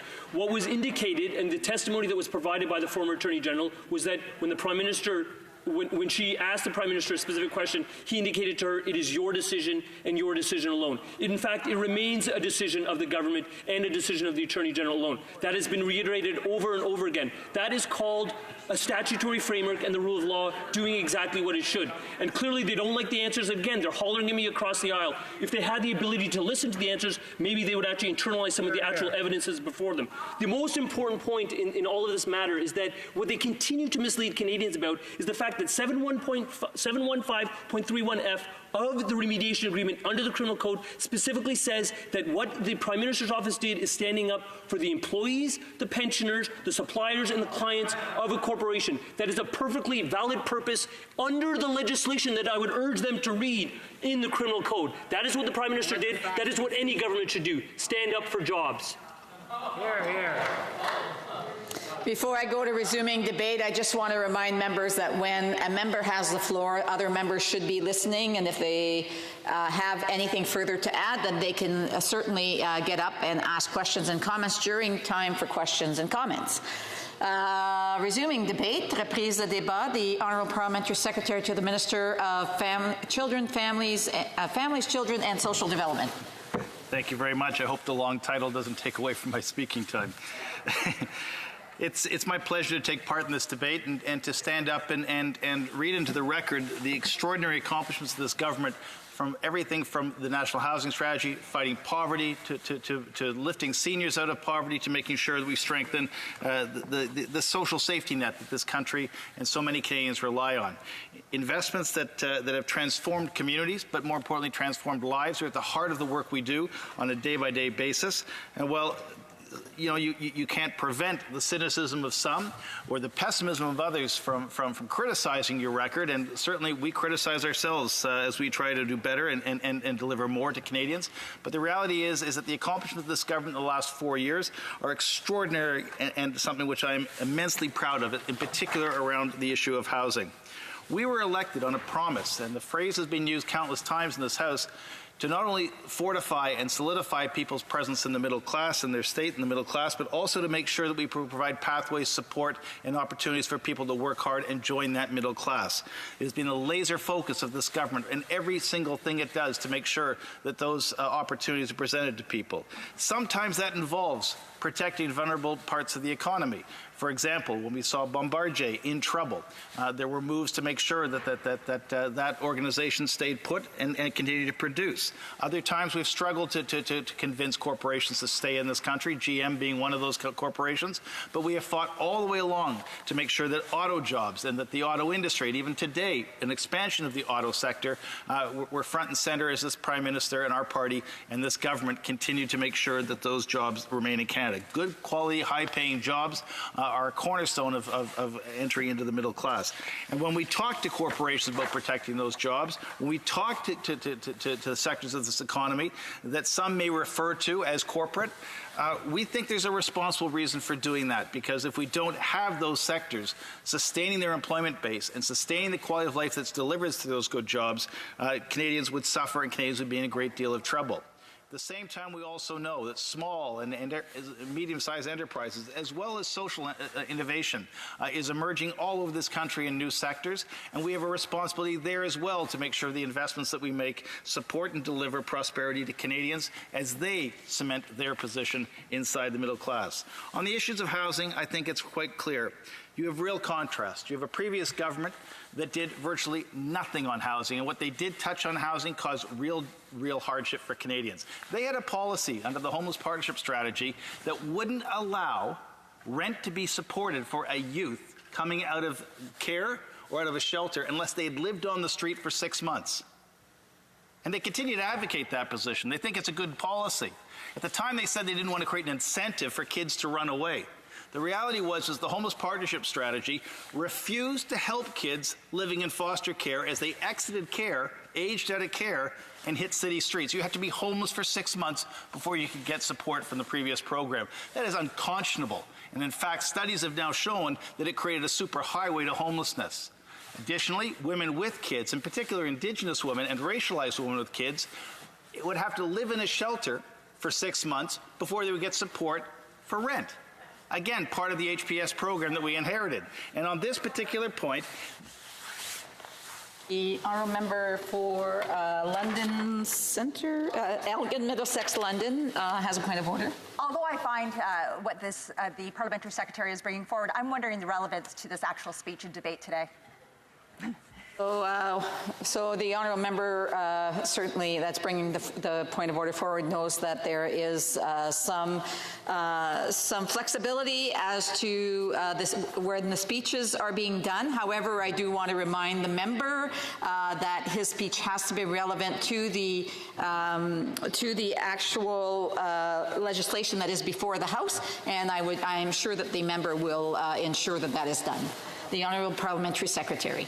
To help the member opposite, the preamble to this motion refers to an assumption that our government would rather help corporations than Canadians who are struggling to get ahead. And I was just defining one of the most critical components of that population of people who are struggling to get ahead, which are Indigenous women with children who find themselves in housing need. And the previous government refused to support those women unless they were in a shelter for 6 months. Going into a shelter is one of the quickest ways to have your children apprehended and taken away from you, and that puts you in a cycle where your rent would never match your needs because you would never get rent to bring your children back in, and you couldn't bring your children back into a domestic situation if you didn't have the appropriate rent paid for the appropriate number of units in an apartment. And it solidified the separation of children from their mothers systematically, and yet the previous government refused to change that policy. As part of that, though, we also doubled the investments in homelessness. And if you want to look at a contrast to the previous government didn't touch that program for the time they were in office. They left the funding flat for the entire time that they were government, and the party opposite in the previous election campaign promised $10 million extra to fight homelessness in Canada. This government has invested well over $100 million more every year since we took office, and have now locked in for the next 5 years with substantial agreements with municipalities and frontline workers right across the country. On top of that, a $55 billion investment into the housing sector to create new affordable housing. Last week I was in Campbell River, I was in Vancouver, I was in Surrey, I was in Orillia, I was in Tillsonburg, I was in Welland, I was in Orillia, and I was in Toronto, where we announced $1.3 billion in Toronto alone, but hundreds of millions of dollars right across this country delivering new affordable housing that's energy efficient and more accessible than any program this country has ever seen. These investments are the way in which we are using a partnership with municipalities, with provincial and territorial governments, with Indigenous governments, with the private sector, with the volunteer sector, but most importantly with the homeless and those in core housing need at the front and center of our policies to deliver the most important, from my perspective, social program that this country has seen in my lifetime, the National Housing Strategy. It's stronger and getting stronger, spending real dollars right now to help real people. If that's the kind of support with the private sector that the party opposite is worried about, they can worry all day long. I will continue to advocate for a strong housing sector that meets the needs of all Canadians, and I will continue to work with whoever I can find as a partner to deliver that affordability from coast to coast to coast. Additional programs, the Canada Worker Benefit, now helping more than 2 million low-income Canadians pay less in taxes, retain more of their earnings. Additional investments, how about $7.5 billion for childcare and early learning across the country, dollars that are preventing Doug Ford from cancelling many, many daycare programs right across the province as I speak. Additional dollars, the Canada Child Benefit. The Canada Child Benefit has been at the cornerstone of our government's success in lifting 900,000 Canadians out of poverty. In fact, in my city, in the census tract of Toronto, half the single mom-led families in Toronto have been lifted above the poverty line in the last 4 years as a direct result of the investments we are making as a government. If that involves us also talking to corporations about employment and training and getting jobs, yes, it does. And that's a good partnership and a solid partnership that is delivering real opportunities, but more importantly, real results in the lives of Canadians who, when we came to office, were languishing in poverty because of inaction on the previous government. The NDP will tell you that they don't like to work with the private sector to deliver some of these things. They will say that everything should be 100% delivered by the government. And the reality of that is you just can't do it in this day and age. Transit systems are not built by public entities. They're built by private corporations working with public entities. So when we invest into infrastructure, when we build actual transit lines or repair transit lines, what you see is a partnership. Now, when it's described as a partnership, quite often New Democrats at other levels of government embrace the concept. But when we talk about partnerships here, we're accused of profiting private corporations through P3s. The reality is that public housing and public transit for generations in this country have been built with partnerships between the public and private sector, and we're proud to be investing tens of millions of dollars, $4.9 billion in the city that I represent to deliver public transit to every corner of the city. You have to work with the private sector to get that done, but you also have to trust and work with your municipalities. But at the end of the day, the focus focus of those transit investments is on people, getting people to school, getting people to work, getting families back home after work to make sure that the quality of life is improved. And these investments may be dismissed by the party opposite as some sort of terrible deal with the private sector, but in reality, it's the kind of strong investment that delivers real change for families right across the country, but in particular in the city that I represent. Let's also talk about the differences we've made when we're creating jobs in this country. Close to 900,000 new jobs have been created in Canada since we took office. Again, a direct result of us lowering taxes on small businesses, increasing taxes on the 1%, but more importantly, investing in a few key areas that stimulate and support and protect the economy. Research into the universities, the highest investment ever in the history of this country into post-secondary institutions for applied research and scientific research. Additionally, the investments in culture, one of the biggest employers in the city that I represent. We have significant investments not only into the CBC, not only into the Canada Council, but on the ground working with emerging arts organizations right across the country, including Indigenous and racialized communities, to make sure their cultural and economic opportunities are made that much stronger. From every single ministry, what you see is transformational change being delivered by a government that's unafraid to talk to the private sector if that's one of the ways to accomplish our goals, that is absolutely committed to making sure that poverty and inequality in this country is addressed on a case-by-case, person-by-person, neighborhood-by-neighborhood, riding-by-riding basis. We are proud of our record. I think we have the right split and the right approach to this, where you have to balance both the public interest and the private interest and the economic opportunities and the social outcomes of your policies. And whether it's children, housing, cities, infrastructure, climate change, our government's delivered because we have the imagination and the capacity to work with anybody in this country to make life better for Canadians. Questions and comments? The Honourable Member for Cowichan, Malahat, Langford. Thank you very much, Madam Speaker. I think what the purpose of today's motion is to zero in on some specific examples. So, if we go through the legislative history of the 42nd Parliament, this is a government that serviced Air Canada by bringing in Bill C-10, which allowed Air Canada to basically, have the freedom to ship maintenance jobs overseas. Part of Air Canada's privatization deal was that they would keep jobs in Canada, and this government amended the Air Canada Public Participation Act to allow them that freedom. They have not done anything legislatively for pensioners. My colleague from Hamilton Mountain has brought in legislation that will amend the Bankruptcy and Insolvency Act. Again, nothing from this government. When we look at the discussion around a national pharmacare plan, the lobbying by the pharmaceutical industry associations to this government went up almost double the average.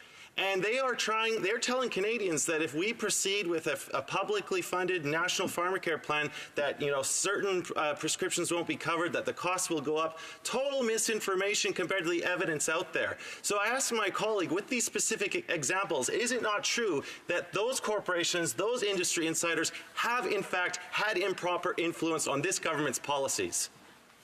Our Parliamentary Secretary to the Minister of Families, Children and Social Development. I disagree. The lobbyists can say what they want to say. Where the rubber hits the road and where the progress that's made is being charted is what the government does, not what the lobbyists have to say on the public record. The member opposite talks about what we've done for seniors. We've strengthened CPP for a generation, something all parties except the Liberals said couldn't be done. You should hear the Labour Congress of Canada talk about the achievement that is. We've also guaranteed and increased the guaranteed income supplement by 10%, strengthening support for a particular subpopulation of seniors, largely women in this situation. Additionally, on top of that, there is legislation pending on pension reform. It's in the budget implementation bill, and that will secure and make sure that we're talking about companies that are insolvent, that we have a way forward to make sure that those pensions are protected. Case by case, issue by issue, and even on pharmacare, we're getting it right. But we're also listening and talking with stakeholders. But at the end of the day, there's only one measurement that we're focused on, and that is, are Canadians doing better? And I think it's absolutely unassailable. Canadians are doing better under this government than they were under the previous. They're doing better now than at any other time in my lifetime. Lowest unemployment rate in the country, and that is good news for Canadians. The Honourable Member for Winnipeg Centre. Oh, sorry. Yeah. Winnipeg Centre, yeah. The Honourable Member for Winnipeg Centre. Thank you very much, Madam Speaker. I was wondering if the member knew that, in fact, actually just Friday, the leader for the Conservative Party went on social media to refuse to apologize for participating in a day-long election strategy session with wealthy oil executives at a luxury resort in Alberta. Now, this is absolutely incredible when you read about this. These are 4 leaders of oil companies working with them and an oil patch lobby group, the Canadian Association of Petroleum Producers, in order to impact the outcome of the next federal election. And this was a closed session. It was behind closed doors, not being told to Canadian citizens, and we only found out it inadvertently. Is this the type of politics that we want from the Conservative Party and their leader? The Honourable Parliamentary Secretary. Well, it doesn't surprise me that the Leader of the Opposition would need that explanation of how the private sector works. He's only been a private sector employee for, I think, about 12 to 14 days in his entire life. The reality is that when you're building a strong economy, you've got to work with all sectors. And I have no trouble with him meeting with the oil company executives. I just think he should be talking about the economy and the sector rather than electoral politics. But if that's where he gets his electoral politics instructions from, if that's the consultation that he's doing with Canadians, all I can wish him is good luck. But when you talk to Canadians, what you get is a demand for a balanced approach, which balances economic, environmental, and social benefits together as part of the equation. And we don't meet with the oil industry to talk about electoral politics. We talk about how we get the resources to the appropriate markets to get the best return as we also move forward to make sure we get the right jobs in places like Alberta, but also Saskatchewan and Newfoundland and other provinces tied to the oil industry. But at the end of the day, as I said, I'm not surprised that the official leader of the opposition is meeting with private sector folks to understand the Canadian economy.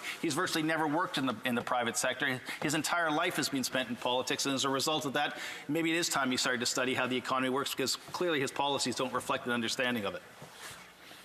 Resuming debate, reprise de débat, the Honourable Member for Churchill, Kiwatanuk, Askey. Thank you very much, Madam Speaker, and I'd like to begin by indicating that I will be sharing my time with my colleague from Jonquière. I'm incredibly proud to rise in this House to speak to our Opposition Day motion, an NDP Opposition Day motion that makes it clear that the Liberal government has been on the side of their rich friends, governing in the interests of their rich friends at the expense of Canadians, at the expense of working Canadians, at the expense of Canadians who are struggling day in and day out. Now, our Opposition Day motion, as many would have referred to today, touches on a number of key points and really provides a contrast to a clear contrast as to how the Liberals have looked out for their rich friends rather than Canadians. I also want to outline the last part of our Opposition Day motion that demands action, where we say that, therefore, at the very least, the government should recover the $12 million given to Loblaws for fridges and reinvest it to the benefit of working Canadians and their families. Madam Speaker, we are here in the House today demanding action on behalf of Canadians. And I wanted to touch on 2 main themes coming out of this Opposition Day motion. One, the misplaced priorities of this Liberal government. And second, the way in which this government is greenwashing its agenda, pretending that it's taking on climate change, when in fact it's not. First, we've heard a number of Liberal members of Parliament today and obviously in the weeks and months prior talk about their defense of middle-class Canadians. In fact, the title of their most recent budget touched on their defense of middle-class Canadians. Well, I welcome them to come and speak to Canadians where I'm from in northern Manitoba, to hear from them how their life has in fact become more challenging in the last few years. Yes, under the previous Harper government, but also under their government. My region has seen sustained job loss. In fact, just my hometown, Thompson, in the last few months has lost 600 jobs. In a community of 13,000 people, that figure is devastating.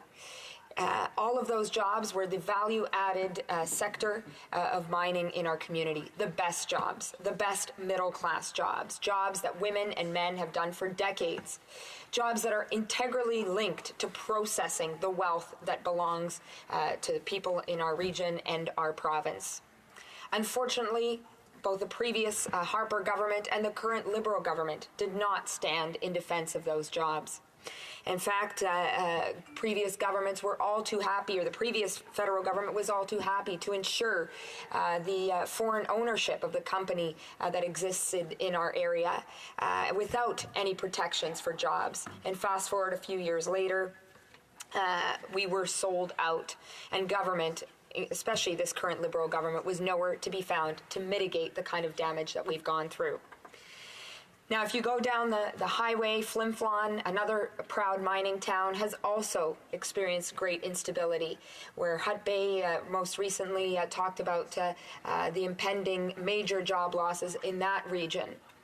And working people, the labor movement in that part of our region is fighting hard to try and find solutions for workers. But unfortunately, once again, this current federal government is nowhere to be found. We're also seeing major issues in terms of chronic high unemployment in First Nations across our region. And that point I want to touch on particularly because it is repeatedly overlooked in this government's rhetoric with respect to the middle class. The reality is that that so many Indigenous communities in our country are struggling in third world living conditions. So many people can only aspire to attain that middle class lifestyle. But the reality is, as a result of chronic underfunding, systemic racism, and generally a overall disrespect of Indigenous rights, too many Indigenous peoples in our region and across the country live below or around the poverty line. And Madam Speaker, to bring it back to this Opposition Day motion, I did talk about this government's misplaced priorities, in particular its gift of $12 million to Loblaws, a large, successful company in our country owned by the second richest Canadian. $12 million given to buy fridges, ostensibly to take on climate change, when in fact communities, especially Indigenous communities, are struggling on the front lines of climate change right now. In fact, when I raised it in the House, it was on the heels of asking a very poignant question on behalf of people in Lac Brochet, at the furthest north, one of the furthest north communities in my region, where when I went to visit a few weeks ago, I was told by elders and leaders that they're deeply concerned that the caribou herds have moved further north because of climate change. And that means that their community that has relied on the caribou since time immemorial is struggling because caribou are their way of life. And what they wanted was some support, some financial support from the federal government to be able to support a community hunt. And what they also talked about was the need for immediate, urgent action to take on climate change. So I brought that issue back to the House of Commons, and this government dismissed the demand I made on behalf of the people of Lac Brochet. And a few short days later, to great fanfare, unfortunately the Minister of Environment announced that they would be giving the famous $12 million to Loblaws to fight climate change. No money for Lac Brochet, no leadership on climate change for First Nations and other Canadians, but all the money for some of the richest Canadians to greenwash their corporate agenda and this government's governing agenda. Madam Speaker, what we're going through in our region is nothing short of a crisis in different ways. And repeatedly, when I go on the road, when I'm visiting in community after community, and I was just on the east side of Lake Winnipeg a couple of days ago, what I hear is the way in which people feel abandoned by the federal government. They were hopeful about the statements that were made by the Prime Minister, who talked about a new way of working with First Nations, who committed to reconciliation, who committed to working with First Nations on a nation-to-nation relationship. And many have seen almost nothing change in terms of their daily reality. It's no secret to many of this House that one of the biggest issues facing First Nations and the on-reserve reality is a housing crisis. I visited Poplar River last week, where I was told that there is a waiting list of a need for 80 to 100 homes. In Barons River, there is an average of 7 to 10 people living in every house. And the young man that works on housing made it very clear that the current housing that exists is not adequate for most families because it has mold and it requires major renovations. He asked, where is the federal government? So while we hear a federal government that that has in rhetoric a commitment to First Nations, the reality on the ground is very different. It continues to govern in such a way that that First Nations people struggle, that people in resource dependent areas struggle. For example, where I come from, and repeatedly the federal government is nowhere to be found.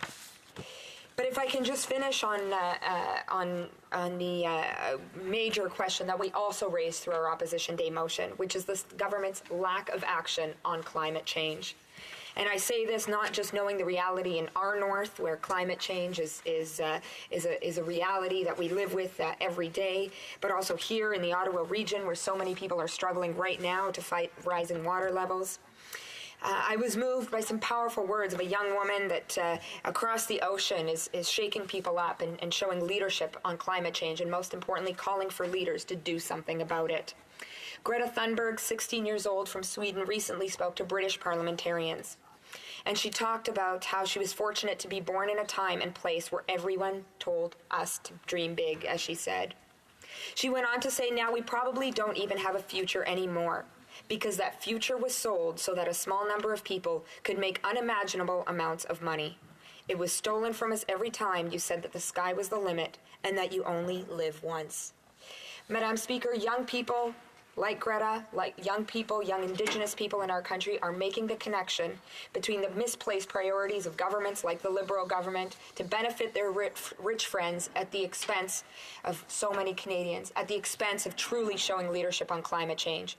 I'm proud of the kind of leadership that we in the NDP are showing, not just today through this Opposition Day motion, but every day in calling for urgent action on climate change, in making it clear that it's Canadians, everyday Canadians, that deserve a government on their side. Thank you. Questions and comments? The Honourable Parliamentary Secretary to the Minister of Indigenous Services. Thank you, Madam Speaker. And as Parliamentary Secretary to Indigenous Services, I'm very proud of the work we're doing all over the country. We've invested over $21 billion in Indigenous communities, and probably no riding has benefited more than the riding of Churchill. Several months ago, we announced $250 million to build 4 new schools in the riding of Churchill. Shortly before that, $100 million for a new health facility in Norway House, $42 million for health transportation in partnership with MKO, Northern Manitoba, $50 million over 2 years to upgrade health facilities in God's Lake Narrows, Lac Brochet, Red Sucker Lake, $47 million to upgrade internet service in Northern Manitoba, 48 First Nations, and $120 million to finally solve the Churchill crisis with an Indigenous-led rail company. I'm wondering if the honourable member from Churchill could one, acknowledge the investments we've made, and simply ask her why she refuses to acknowledge the close to $1 billion that this government has made in the riding of Churchill. The honourable member for Churchill, Kiwatanuk Aski. Thank you, Madam Speaker. And I'll be very clear, every community in our riding welcomes federal partnership. And, I know I have limited time in responding to the comments or to the points that were raised across the way. But I would first say I welcome the member across and other members of the government to join me in visiting First Nations on the ground to see their reality, to hear the reality. And when I said in my speech about the housing crisis being the #1 issue, I cannot understate the extent to which there has been no federal leadership on this front. We are talking about third world living conditions. That must be addressed if we're going to talk about an actual change in the quality of life that First Nations people live.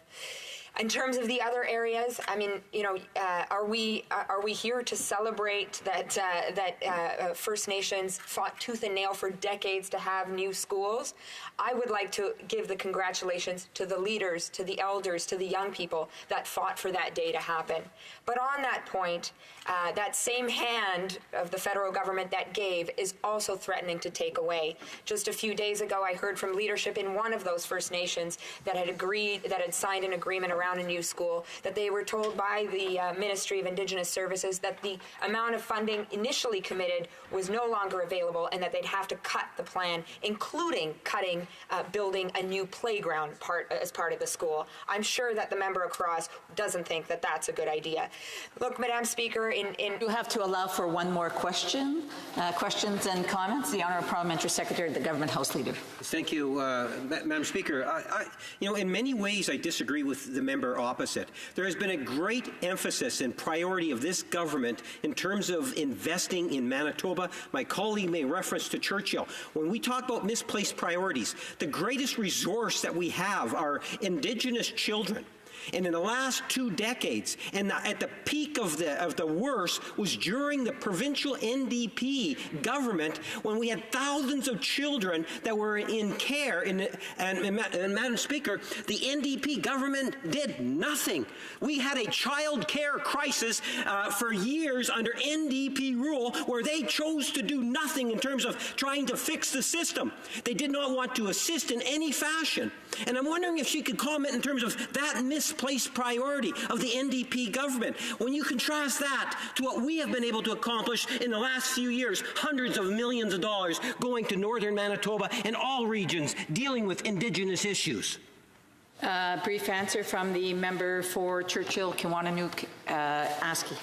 Briefly, to the member across, again, I would welcome you to join me in visiting First Nations on the ground across northern Manitoba to hear directly about the way in which the federal government is not there to respond to the major challenges that people are facing on the ground. You know, as for the commitment to Churchill, my question is, why did the Liberal government privatize it in the first place? Why did the Liberal government take 2 years to act? I applaud the leaders on the ground who pushed for a solution that finally was supported by the Liberal government. We didn't need to reach that point. At the end of the day, I've made it very clear that people where we are facing immense challenges. And like we've pointed out in this motion, unfortunately, we have a government that's all too willing to support their rich billionaire friends instead of making the investments that people on the ground need.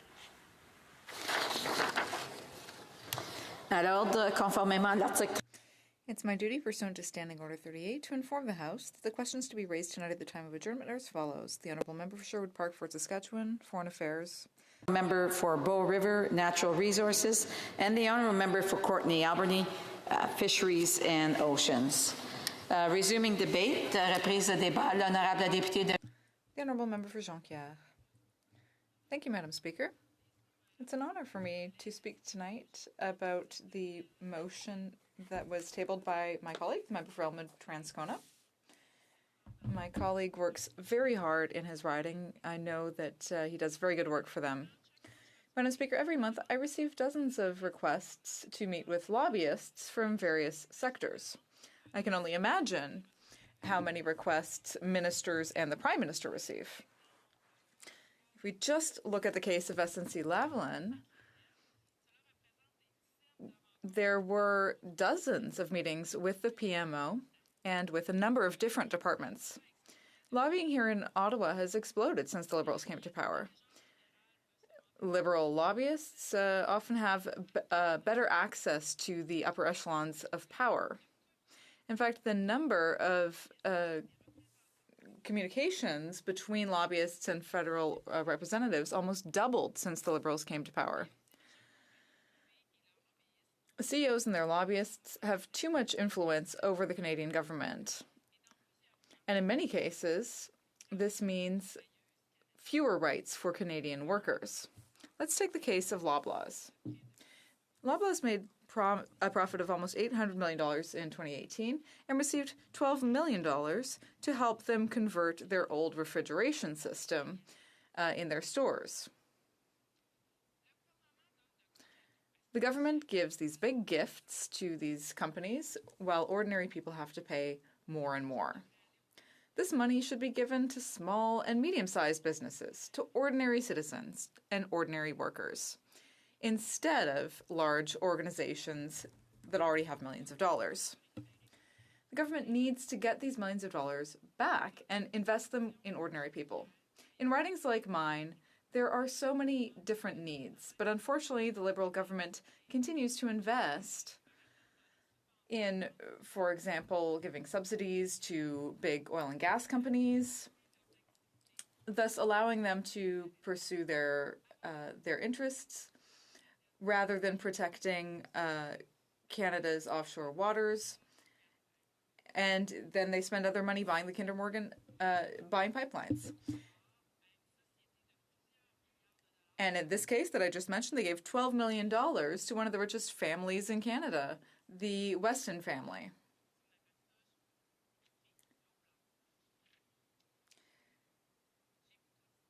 Now, I have a number of ideas to share with the government when it comes to investing their money. I think that money should be given to ordinary people, ordinary Canadians.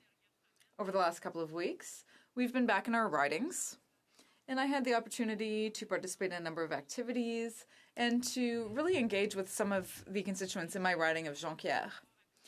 I have a very large riding, so it's a lot of ground to cover, but it's always a great pleasure for me to meet with people from my riding. And one subject that was really highly discussed was the Liberal government's poor decisions. Now, particularly the decision to give $12 million to Loblaws to buy refrigerators. My riding includes municipalities where there are small local grocery stores, just really small stores that have a hard time making ends meet every month. But they provide really useful services. And in fact, sometimes these shops are really the heart of the community. Unfortunately, some of those shops have had to close because they didn't have enough money. Now, it would have been so important for those shops to have a little bit of extra money to help them continue their operations. They really contribute to the quality of life in their local communities. So I think that that money would have been much better used that way, rather than having it given to big chains like Loblaws. Loblaws is a chain that is already doing very well financially. Municipalities have a number of needs, and I just gave one very concrete example of how that $12 million could have been used differently to benefit municipalities. Now, when it comes to services that really benefit Canadians, I'd like to talk a little bit about the Phoenix problem. This is still not resolved. There are workers, breadwinners of their families, who are not being paid properly. There are a number of sectors affected. There are the bus drivers at the military base at Bagotville. They drive the cadets around the base. Well, many of them are not actually being paid properly. We had an Opposition Day motion a while back calling for compensation, calling for the government to take the necessary steps to solve this problem. I still have constituents coming to see me in my office today telling me that they are not being paid, that they are not being paid the right amount or the amount that they're entitled to based on the work that they did. This has led to a number of problems, Madam Speaker, and we've seen this. There are people who have been waiting 4, 5, 6, up to 8 months where they're not being paid properly. They're not being paid for the work that they did. And some people are facing problems with their mortgages. Some of their families have even broken up. Now, another problem is the loss of people's pensions. That $12 million could have been used to save people's pensions. In this House, we have asked many questions to the government concerning the closure of Sears. I met with people just last weekend in my riding who were telling me that their pensions have been partially lost. I met with a man who worked his entire life, who expected to be able to rest and enjoy his retirement, but now he's having to work so hard just to make ends meet because his pension isn't being fully provided. It doesn't make sense to have people contribute into their pensions their entire lives, and then, when they're scheduled to retire, to have them be told, nope, sorry, you're going to receive 30% less than you thought you were. Now, again, $12 million that were given to a very successful company. What could that money have been used for? Well, I talk a lot about affordable housing. In my riding, we've got a great cooperative that is based on the concept of solidarity and that could be set up elsewhere. It's a concept where a number of families and single people can have affordable housing together. Now, affordable housing is an issue that we discuss regularly in this House, but it seems like the government is turning a deaf ear to the conversation. Now, this cooperative doesn't have the money it needs to build affordable housing and to do everything else necessary to run the cooperative. The government likes to tell us that they're announcing new measures, but I don't understand how, when this cooperative, Entraide, asks for money, they don't get it. So unfortunately, their project has not been able to be realized yet. So there are people living alone who have to line up at food banks just to be able to get free food, because otherwise they can't afford to pay the rent. Now, there are a number of other things I could mention, Madam Speaker, but one thing is for certain. An NDP government would invest in people rather than giving gifts to millionaire friends like the Liberals are doing. An NDP government would really consider the needs of ordinary people. Thank you. The Honourable Parliamentary Secretary to the Minister of Finance. Thank you very much, Madam Speaker. I want to thank my NDP colleague for her speech. She spoke about investments and the investments that the NDP would make. Well, that reminds me a little bit of the 2015 campaign when the NDP promised that they would move heaven and earth to solve all of Canadians' problems. They said that they would balance the budget as well. And they were essentially running on the same budget as Mr. Harper, so I'd like to hear what she has to say about that. The Honourable Member for Jonquière. I want to thank my colleague for his question. I'll take this opportunity to talk about some of the things that I didn't get to mention before. Now, I remember the 2015 campaign well. The Liberals at the time were promising to move heaven and earth, and they said that they would run only a very small deficit. They promised that they would invest an endless amount of money in infrastructure. But I have municipalities in my riding who are still waiting for that money.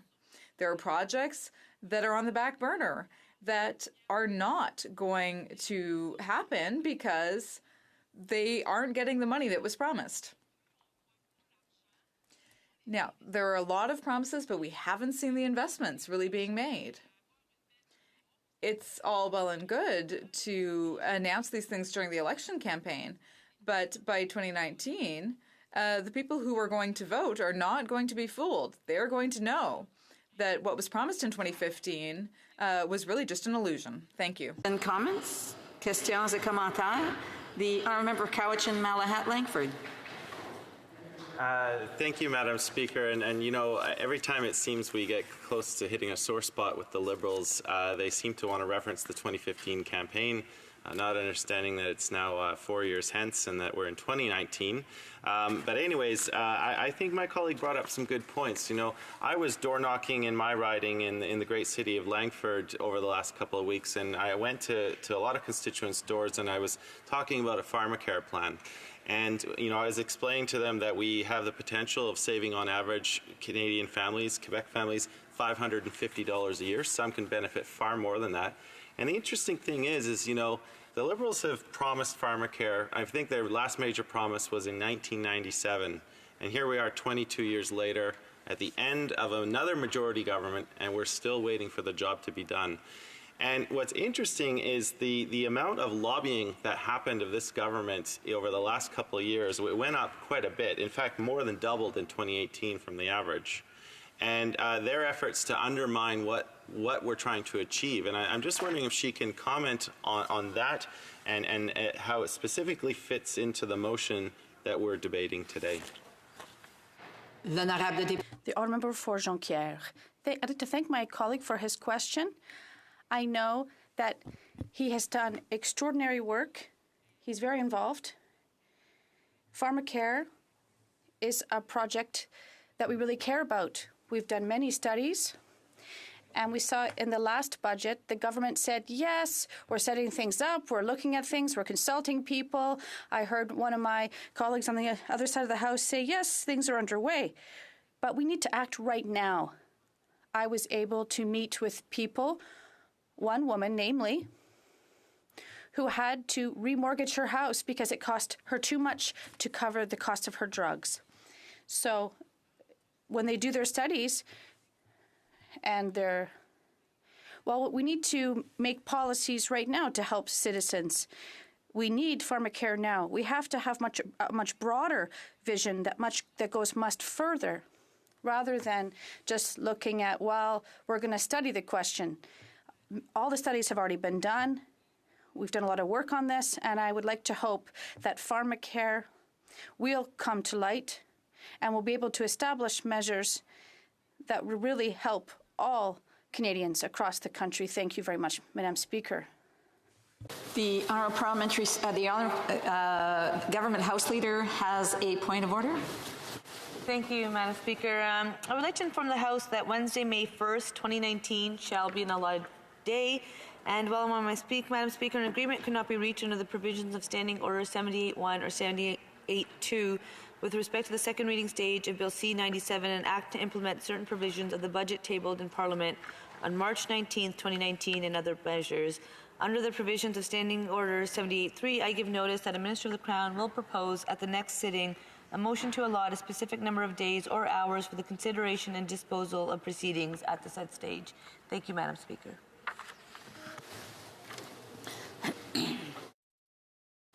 Reprise de débat. Resuming debate. Resuming debate. The Honourable Parliamentary Secretary for the Finance Minister. Thank you very much, Madam Speaker. I'm very happy to participate in today's debate. First, I would like to reassure the House our government is resolved to working hard to strengthen the middle class and ensure economic growth, unlike what the opposition has said. And when we were elected in 2015, we promised an open and responsible government that better reflects the values and expectations of Canadians. And we better reflect the value of Canadians. Our government is inspired by a simple but essential idea that everyone should be able to benefit from economic growth in Canada. Because we have to make sure that everyone has equal chances to succeed. It's not the right thing to do, but it's also the fairest thing to do in terms of growth. We know that this is essential for building a fairer society and for building lasting economic growth. After decades of slow growth for the middle class and higher earnings for the rich, we have made concrete changes. For almost 4 years, we've asked the wealthiest Canadians to pay a bit more to reduce tax on the middle class. And thanks to this reduction, individuals pay $330 less on average each year. Couples save roughly $540 each year. Our government also established a Child Canada benefit, and it is more generous and better targets assistance for families who need it the most. 9 out of 10 families have seen their benefit increase in relation to what was in place in the past. This benefit has lifted 300,000 Canadian children out of poverty. To increase this benefit, the government indexed it annually to the cost of living, and this was done 2 years earlier than expected, as of July 2018. And now families receive up to $6,500 per child under 6 years of age on average. Thanks to the Canada Child Benefit, a single parent who has 2 children and earns $30,000 per year now receives roughly $3,000 more for each child. And this allows single parents to put food on the table or pay for sports classes or music classes for their children. We realized that a better future for children means a better future for our country as well. We've reduced taxes on the middle class with the Canada Child Benefit, and a typical 4-person family receives $2,000 or more. And this year, the OECD published a report saying that the average family in Canada is now $2,000 richer than it was in the past. We have a more progressive government, and we're helping families across the country. The government also established a benefit for workers to strengthen what was given in the past. More than 2 million Canadians benefit from this benefit, which was created to encourage people to return to the job market and to remain there. Thanks to this new benefit, the low-income worker who earns $15,000 per year, they can receive roughly $500 in benefits. More workers will have the right to receive this benefit and will receive it. As of 2019, we expect to make this benefit more accessible and will allow the CRA to calculate the amount of the benefit for all those who are eligible, even if they didn't request it. We expect this change to be particularly useful for people with reduced mobility if they live far from service areas and don't have access to internet. Our government expects this change to affect 300,000 workers, low-income workers, who will now receive this benefit as of 2019. And this new increased benefit will lift 70,000 Canadians out of poverty. But that's not all. As part of our plan, Canadians who are working hard have created more than 900,000 new jobs, full-time jobs, most of which has brought the lowest unemployment rate in 40 years. We've noted an particular increase in the workforce for women. Our government continues to invest in people and to ensure lasting economic growth in a responsible manner. And we have done so by reducing the debt to GDP ratio. And we're going to continue to ensure economic growth and to bolster the middle class. Just creating opportunities for the middle class to succeed, we're also creating opportunities for businesses to succeed, to create jobs, support their communities, and grow the economy. To support Canada's hard-working entrepreneurs, we cut the small business tax rate from 10 to 9.5% last year and then to 9% at the start of this year. For small businesses, these cuts will mean up to $7,500 in federal tax savings each year compared to 2017. Savings that they can reinvest in purchasing new equipment, developing new products, or creating new jobs. Madam Speaker, our government is committed to a tax system that is fair to all taxpayers, to an economy that works for the middle class, and by cracking down on tax evasion, particularly abroad, we can ensure that our government has the money needed to deliver programs that help the middle class and those working hard to join it. Preserving the integrity of the tax system also helps ensure that Canada remains positioned as an attractive place to work, to invest, and to do business.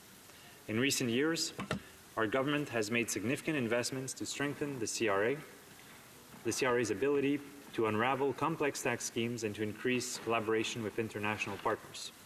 These investments have already yielded positive results. Starting in 2015, the CRA expanded the number of audit teams that focus on high net worth individuals and their associated corporate structures. As a result, there are now more than 1,100 offshore audits underway, resulting in more than 50 criminal investigations with links to offshore transactions. To further combat tax evasion and aggressive tax avoidance, Budget 2019 proposes to invest an additional $150 million over 5 years, starting in 2019-2020. This investment will allow the CRA to fund new initiatives and extend existing programs. First, the CRA will be able to hire additional auditors, conduct outreach and build technical expertise to target non-compliance associated with cryptocurrency transactions and the digital economy. These investments will also help create new data quality examination team to ensure proper withholding, remitting, and reporting of income earned by non-residents in order to ensure tax compliance. And finally, these investments will allow the CRA to extend programs aimed at combating offshore non-compliance. Our government is also taking legislative actions on both the international and the domestic fronts to enhance the integrity of Canada's tax system and give Canadians greater confidence that the system is fair for everyone. Now, let me just share a few examples. Legislation was enacted in December 2016 that requires large multinational enterprises to file country-by-country reports with revenue authorities to provide a clearer picture of their global operations. Budget 2017 introduced measures to prevent the avoidance or deferral of income tax through the use of derivatives. Budget 2018 introduced measures to strengthen international tax rules, including by preventing unintended tax-free distributions by Canadian corporations to non-resident shareholders through the use of certain transactions involving partnerships and trusts. Budget 2019 proposes measures to keep mutual fund trusts from using a method of allocating capital gains to their unit holders in a way that inappropriately defers tax, and to stop the use of individual pension plans to avoid limits that generally apply to transfers out of defined benefit pension plans. There are many more examples of such measures.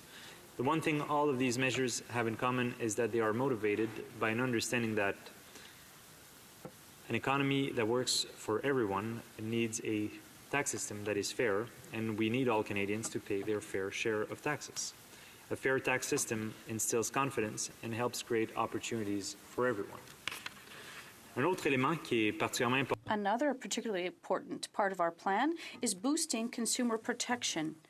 For the financial sector, our government is making sure that we have a solid and efficient banking system to guarantee the most rigorous protection for all users of financial products when they deal with their bank, online or in person. And that is why, Madam Speaker, we took action to strengthen and modernize the protection framework for consumers of financial products. To make sure we've heard all voices, our government asked the Financial Consumer Agency of Canada, the FCAC, to consult a broad sample of stakeholders, including provincial and territorial regulation agencies, to identify best practices for consumer protection for banks.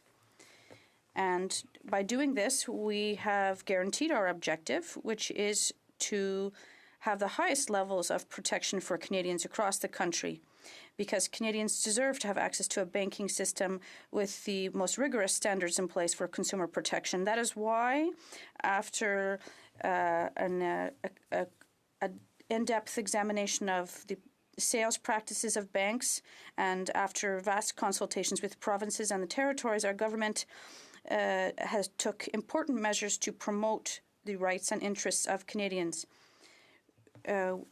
We created the most important change with the creation of the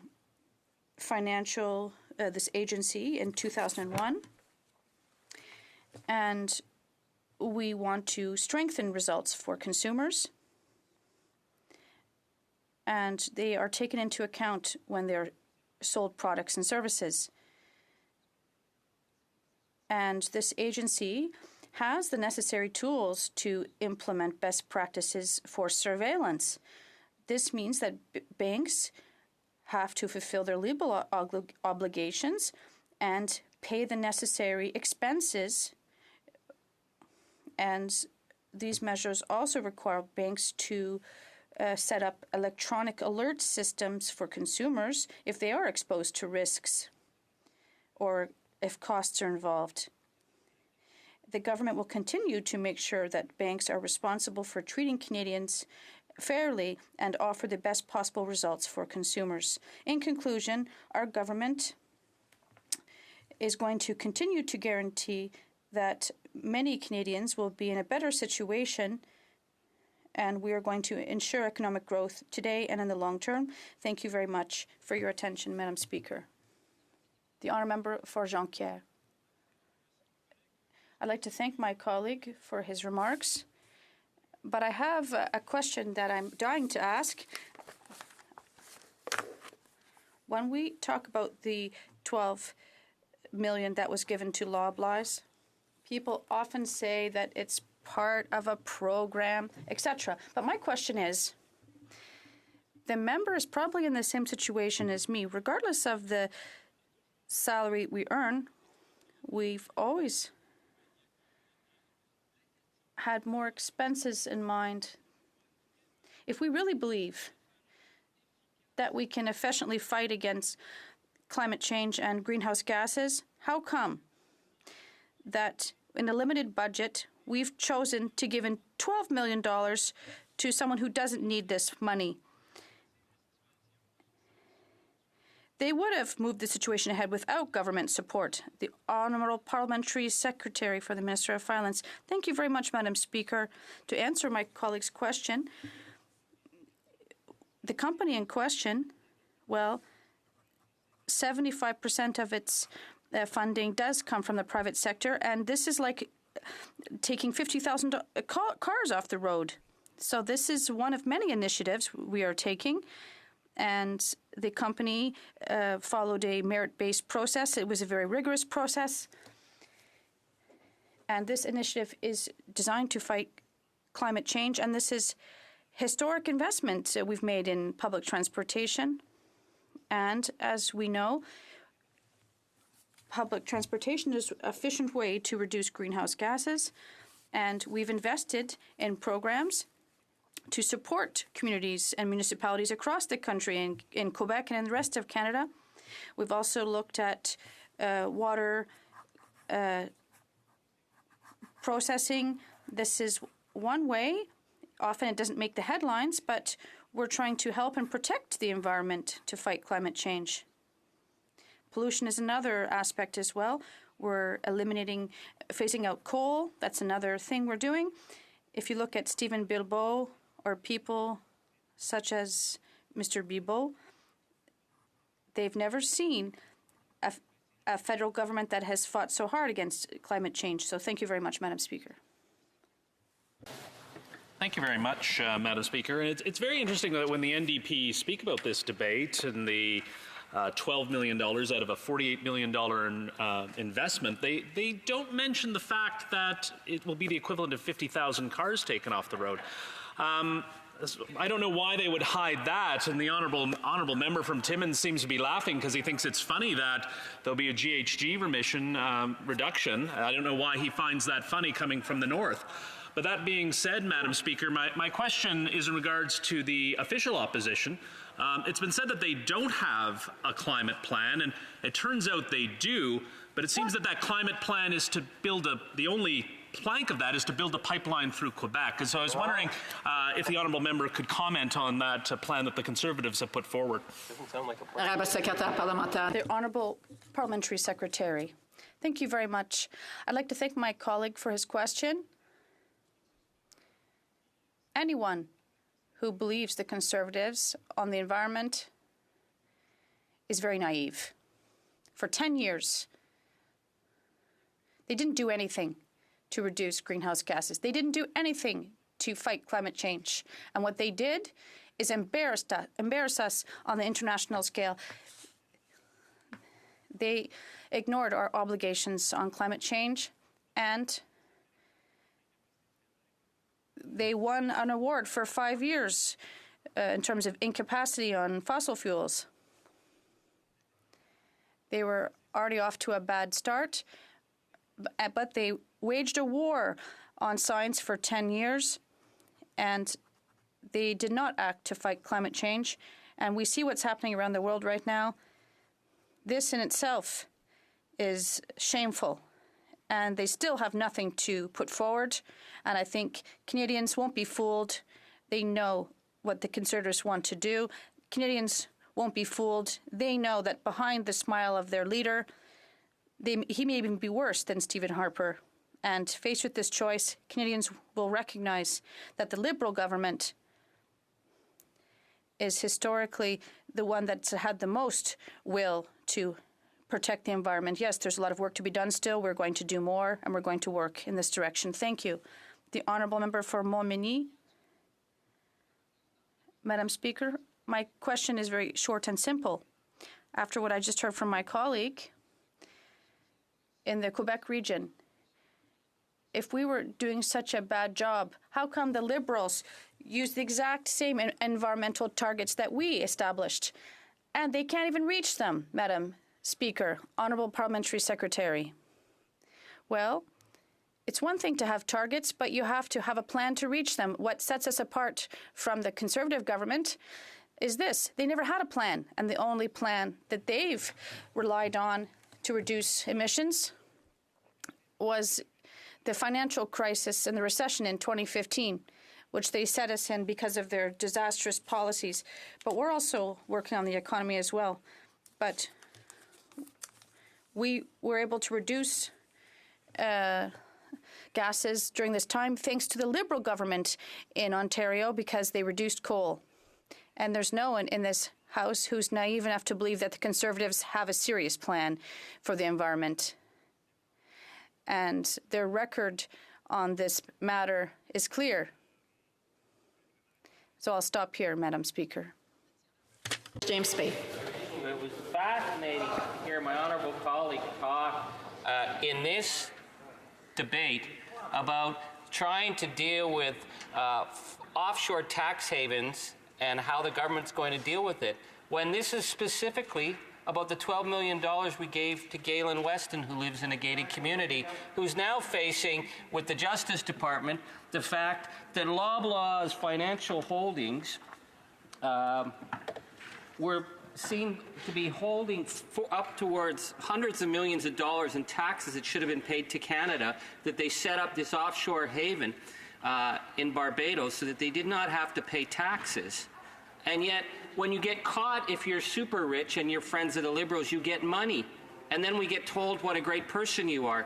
When people that I represent, when they don't pay their taxes and they do tax cheating, they don't get gifts. They don't get people buying them fridges. They get charged.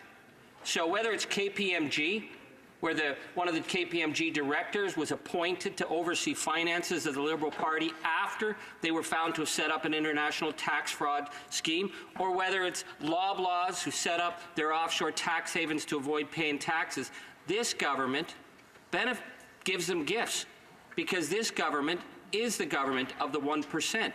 So I'd like to ask my honourable colleague why they think it's good government policy to give tax money to tax cheats.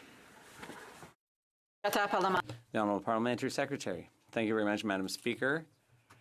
True to form, the member opposite is mixing a number of issues together to try to give a certain impression. I think that's a bit disingenuous, but if he wants to talk about tax evasion and tax avoidance and what this government's doing, where for 10 years the fight against tax evasion was never a priority. Mr. Blackburn, under the Harper government, said this is no big deal. So it was never a priority for them.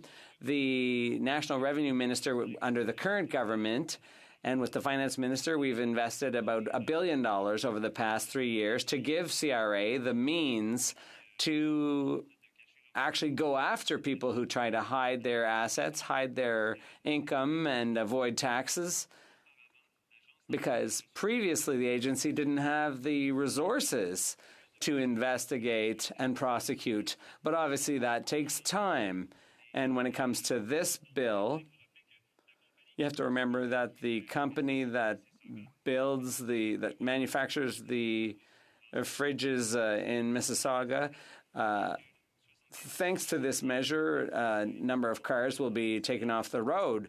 And so these things shouldn't be jumbled all together. Unlike the previous government, this government has given CRA the means, the tools, the funding it needs to truly crack down on tax cheats and those who try to avoid paying their fair share of taxes. Reprise de débat. The honourable member for Timmins, James Bay. Thank you, Madam Speaker. I'm so proud to rise for the New Democratic Party today, and I will be sharing my time with the member for Rimouski, Neget, Témiscamingue, La Basque, to talk about the corrosive power of the 1% with this Liberal government. That we have a Prime Minister who won so much support from Canadians because coming after the years of Stephen Harper and the ugly scandals with Nigel Wright and dodgy senators they appointed like Pamela Wallin and Mike Duffy, that we had this present Prime Minister promise to do government a different way. But what we've seen quickly after the Liberals came to power is the same old grotty rum bottle politics on the Rideau that has been the mark of the Liberal Party for the last 150 years. That it is always about the Friends, it's always about corruption.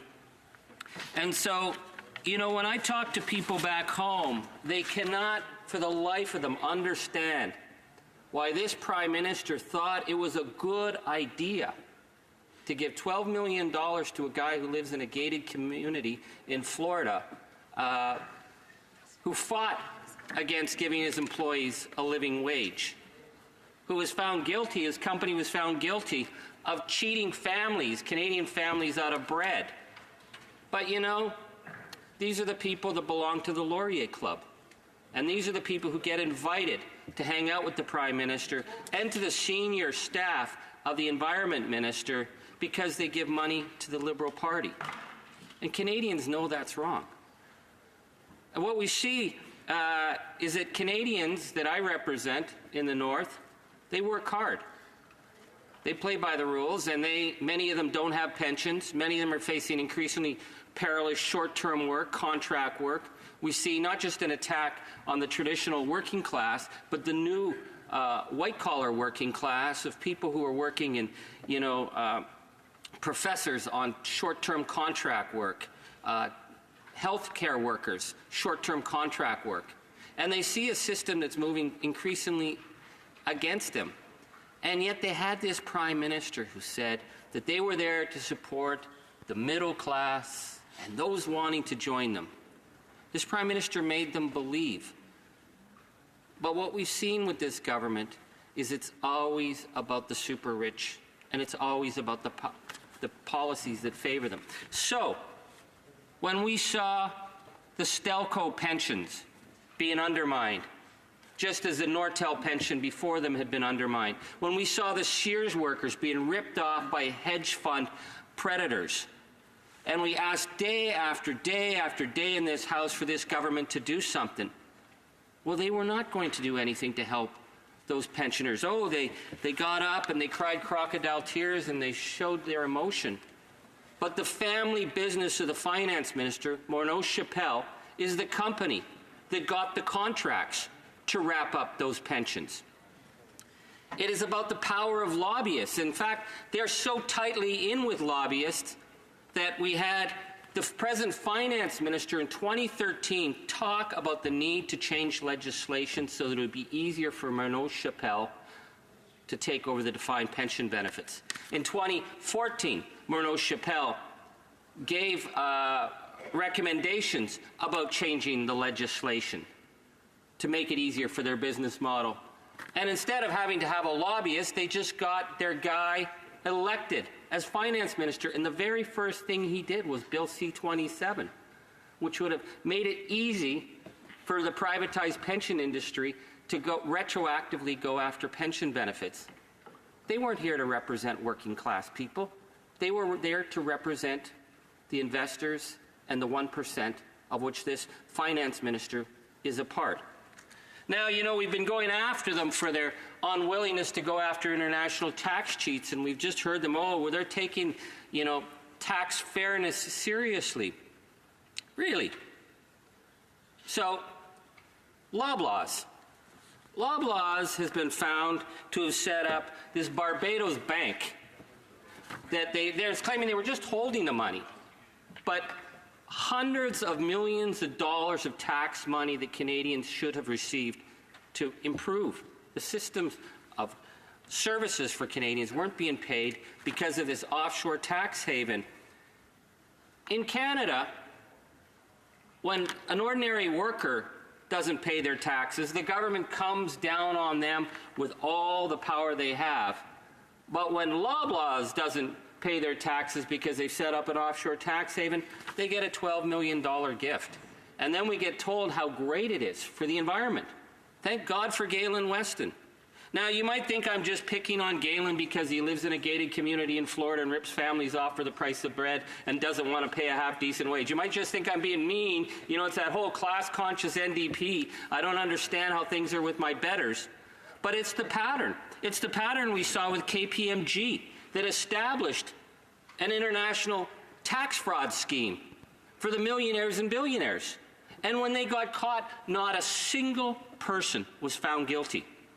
Nobody. I go back to folks back home. My God, if they got an overpayment on their EEI, man, there is no mercy.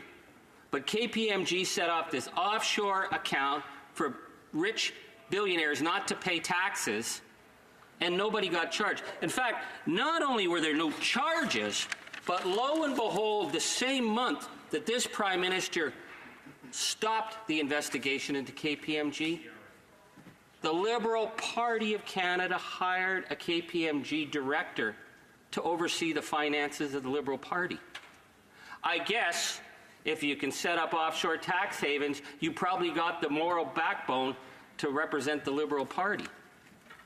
It's the same with SNC-Lavalin. This government doesn't understand why they're so in trouble, because they think, you know, getting someone to call into the Prime Minister's office because you belong on the Trudeau Foundation or because you go to the same country clubs, that, hey, what's the problem? We were just trying to change the law. They actually got the law of deferred prosecutions rewritten for SNC-Lavalin, and they still didn't meet the criteria. So we had a whole series of efforts to intervene and undermine and get to the Director of Public Prosecutions, which is why the OECD Anti-Bribery Unit is investigating and watching Canada, because they said this government's actions have lit all the alarm bells.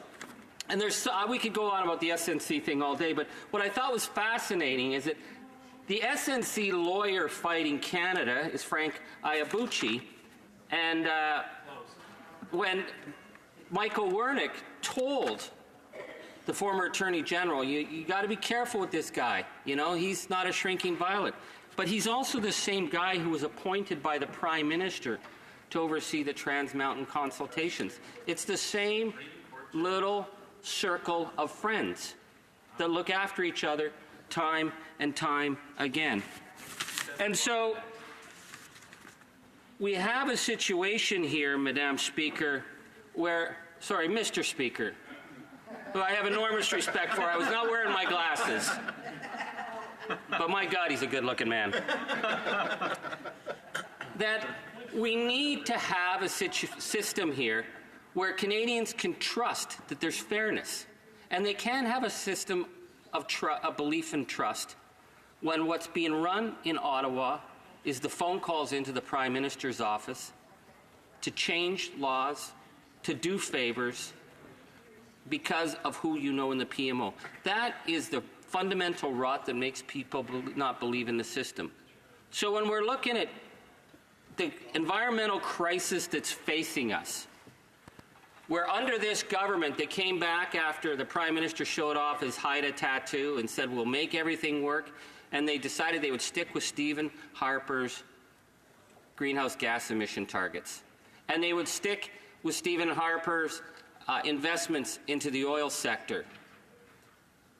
Our greenhouse gas emissions, because of what's going on in the oil sands, is higher this year than it was last year, which was higher than it was the year before. Year in, year out, the gas keeps rising. Year in, year out, the government continues to subsidize. And yet they tell us, if we give $12 million to Galen Weston to fix his fridges, it will show a whole new commitment to environmental change, when what it's really showing is that if you are the super rich, if you are the super powerful, if you can get invited to the Laurier Club, if you can get the lobbyists in to see the key ministers and the Prime Minister and go to Cash for Access, you will get your way.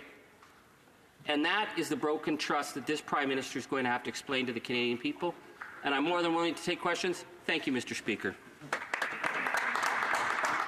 Member for Spadina, Fort York. I listened again to another New Democrat talk about the support for the greening of the refrigeration system at Loblaws, and they referred to it as some sort of check that was being handed off to somebody who lived in Florida behind a gated community.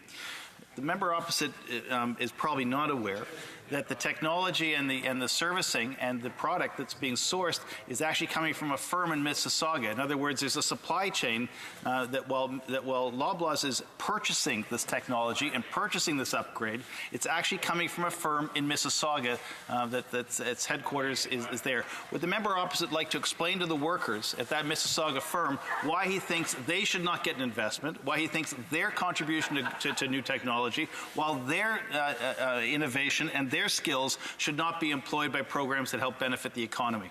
Wow. Member for Timmins, James Bay. Oh, mon Dieu.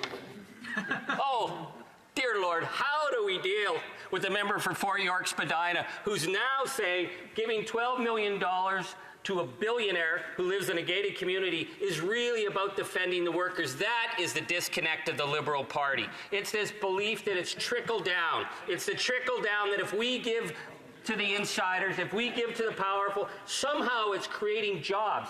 Well, you can create jobs in many ways, and you can create jobs with a coherent energy strategy. You can create jobs with a national retrofit program. You can do a lot more than giving $12 million to Galen Weston. But then again, my honorable colleague is the one who's told us about the million homes he said the Liberals built that were never built. I mean, if we're going to talk fictions in this House, we could talk about a million mysterious houses that were never built, or we could talk about how Galen Weston is helping the working class of Canada by us giving him money.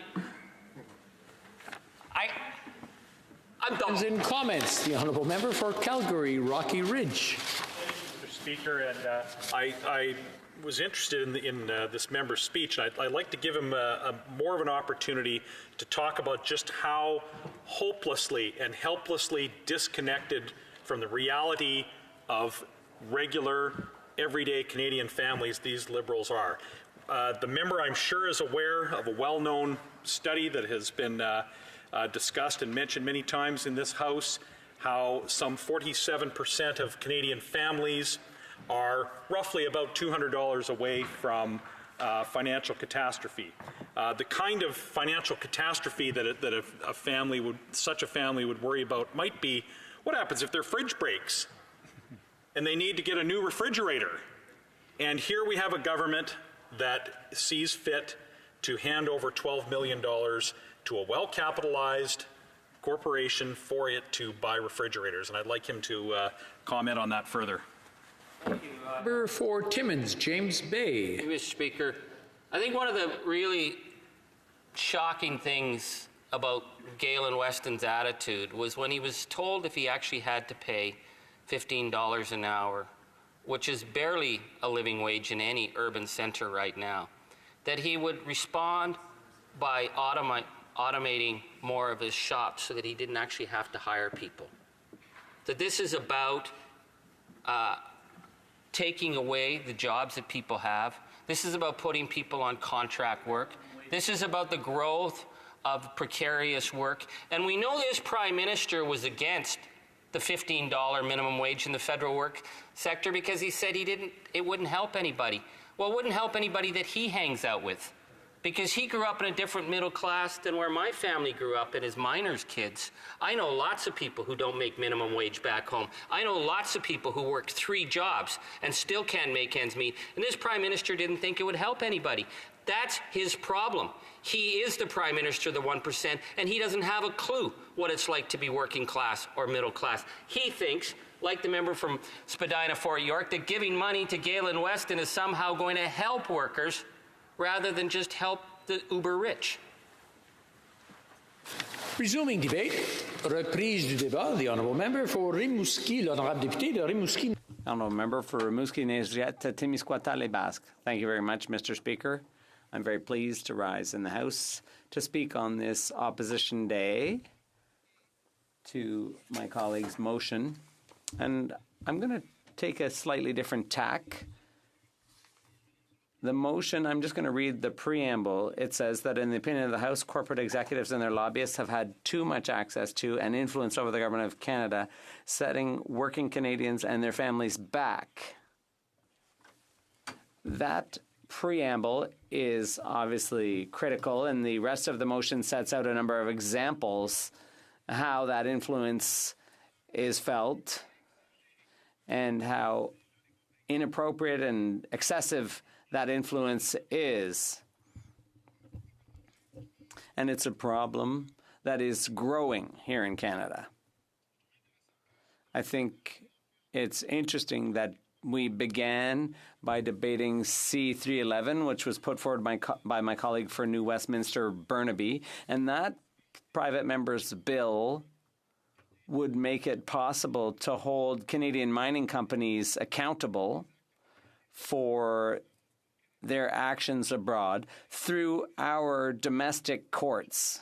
And I think it's interesting that the government faced a barrage of lobbying by the Canadian Mining Association and its members. And that barrage of pressure is interesting because the company does not want to be subject to increased responsibilities under this corporate responsibility ombudsman. We still don't know what that new position will entail, but before that can even be defined, there's been a whole onslaught of lobbying efforts to minimize the powers of that ombudsman's office.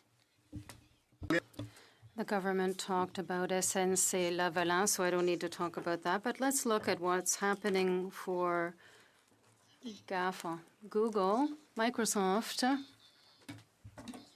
Amazon, Netflix, because in 2016, 2017, 2018 said they got benefits more so than our own companies. And there was lobbying that occurred in 2016, 2017. There were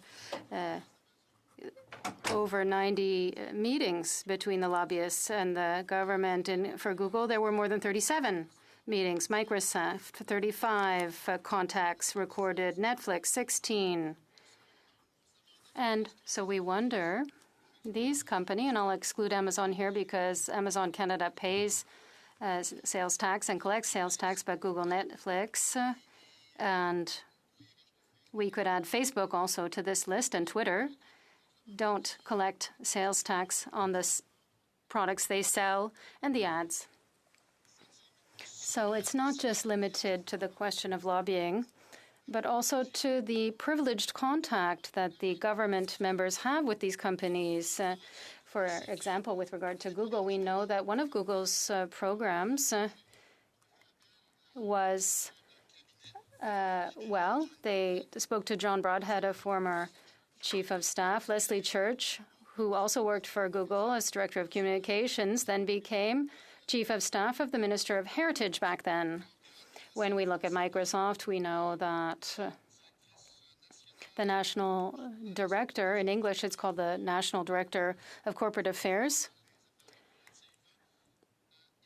was in fact the Director of Operations and Networking for the Liberal leader at the time, who's now the Prime Minister. So there are many ties. And ultimately, when we look at the impact of all this, we see the status quo. When we look at this situation of telecommunications and American web giants, nothing has changed. Why? Because this is highly effective. Why? Because they have the means to do it.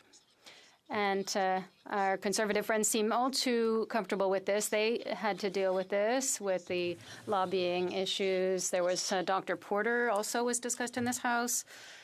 We've talked a little about KPMG, while CPA and the organization that represents Canadian accounting firms was trying to intercede in favor of KPMG, one of their members.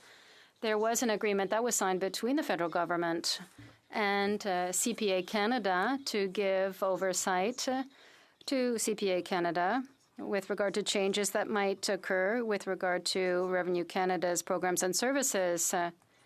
And for 1 second, could we think that what happened with SNC-Lavalin wouldn't have occurred with a conservative government if it had been in power?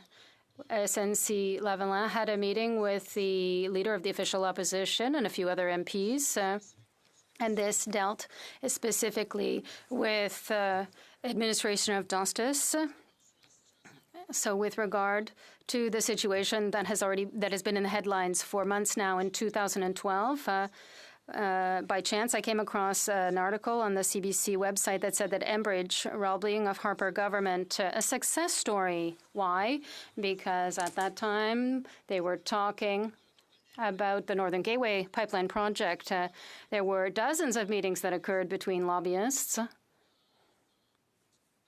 for Enbridge with the government, with 12 different lobbyists in 2011 and 2012. And in 2006 and 2010, there were 26 different lobbyists that intervened with the Conservative government in order to work to move the Northern Gateway project forward. It's interesting because one of the groups that intervened was the Clean Air Renewable Energy Coalition. So this group for clean energy and air is composed of diverse groups like Shell, Enbridge, etc. And my point is not to accuse anyone here. It's rather to say that there is undue influence by the corporate sector in Canada. This undue influence is because it's not transparent. We can realize that generally they get what they want, generally. It's not logical if we want to ensure transparency that we go beyond the lobbying registry. I would say that in Canada, there are approximately $300 million in expenditures by different Canadian companies in lobbying efforts. And you know what?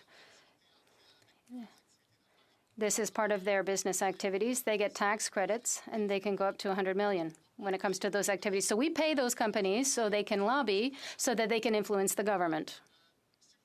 If you think that that's not a lot, well, in the United States, we're talking about $2.6 billion that are spent every year on lobbying. And this is an expenditure so that you can imagine the scope that this has.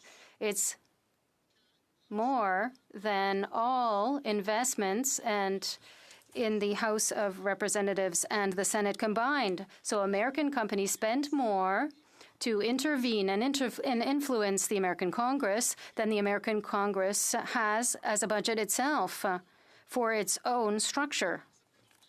So this demonstrates the extent to which lobbying is a powerful force in North America. It is in the United States. It is also in Canada. And yes, we have a lobbying registry. And no one knows exactly what is spent. No one knows exactly the amounts that are invested. And I would say that our saving grace. We have a limit on contributions, which, and obviously companies and corporations cannot contribute directly to campaigns, which makes our system different from the U.S. But our lobbying system is not better than the U.S. because there is more accountability, there is more transparency in terms of the lobbying that's done in the U.S. than there is here in this country. Alors, je dirais que la raison. So I would say that the reason that I will vote not only for this motion, this Opposition Day motion, and I would invite the House to do so as well, is to look at ourselves through this motion. the impact of lobbying in the life of Parliament, but the impact of that lobbying has disproportionately on Canadian society. We don't do it enough, and we take it for granted that the reality can never change. But it's our responsibility to change this situation in order to be able to restore balance, a balance that no longer exists, and ensure that this Parliament, this chamber, represents what we are supposed to represent, that is, all ridings in all regions across the country, and not just the economic and corporate interests that seek first and foremost to protect themselves. Thank you. Questions and comments. La députée de Trois-Rivières. The Honourable Member for Trois-Rivières.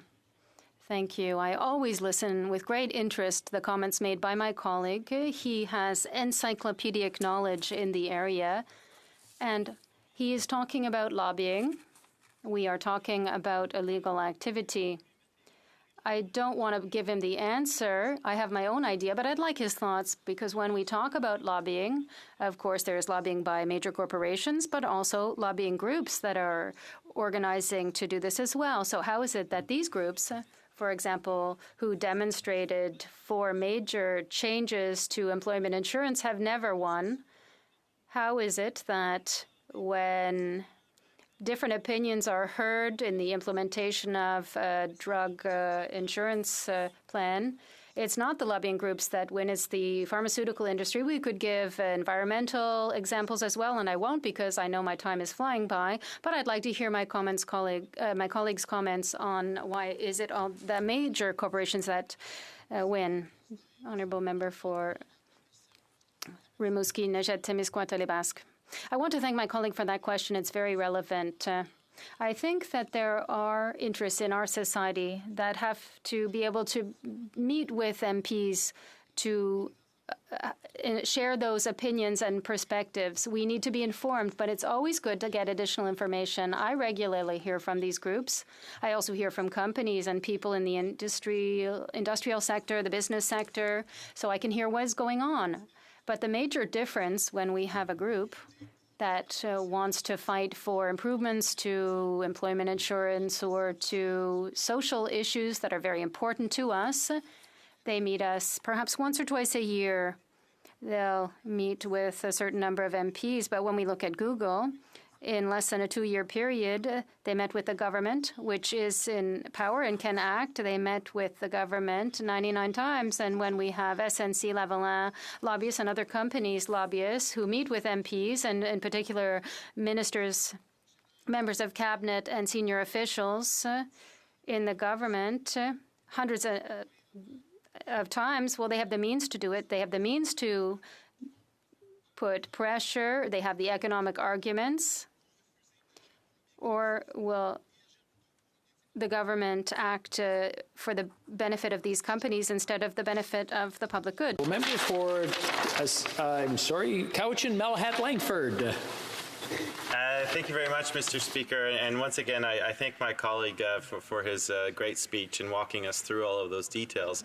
You know, whether it's the legislation that was put in last year's budget bill in 2018 that helped SNC-Lavalin out, whether it's Bill C-27 that the Minister of Finance brought in but didn't advance any further, we do see those concrete examples of legislation being changed to suit corporate interests. And actually one bill that did get passed 3 years ago now was Bill C-10, direct lobbying from Air Canada to get the Air Canada Public Participation Act amended so that it had the freedom to move its maintenance facilities offshore, to give it that kind of freedom. And lo and behold, we had Liberal MPs from ridings where those maintenance workers lived actually supporting that piece of legislation. So I would like my colleague to comment on that particular bill, because I think, memories are short in this place, and it would serve us all well to remind Canadians of that particularly egregious example back in 2016 of what this Liberal government was prepared to do for its corporate friends in Air Canada to the detriment of the maintenance workers. The Honourable Member for Rimouski, Nejet, Témiscouata, Basque in 60 seconds or less. So I don't have time then to do an overview, but my colleague is quite correct. I remember the bill before I became an MP, I worked as an economist for the Energy and Paper Union. We followed this issue. It was represented by the automotive workers at the time, so not the same union. And I remember that in the previous parliament, when there were demonstrations by Avias, the company that was doing the work, we had Liberal MPs who supported the workers. Once they got into government, in the first bill that was put out by Air Canada, they did the opposite of what these MPs had promoted, including the Prime Minister. And I remember I saw him at those demonstrations, and he was saying that he fully supported those workers, and then he dropped them at the first chance. Resuming debate, the Honourable Parliamentary Secretary to the Government House Leader. Yes, thank you very much, Mr. Speaker. It's always a pleasure to add some thoughts to the debate, and it's been interesting to say the very least. I can tell you, Mr. Speaker, I am convinced that there is no one better than distorting reality than the collective minds of the New Democrats. And at the end of the day, I think of the member from Timmins, James Bay, and some of the things that he was saying in his speech, and you try to contrast that to reality, and you'll find that there is a fairly wide gap, I would suggest, Mr. Speaker. So I would like to try to close that gap and maybe take down some of the rhetoric, nonsensical rhetoric that comes almost on a daily basis from my New Democratic friends. If you really listen to the many, in my case, probably too many speeches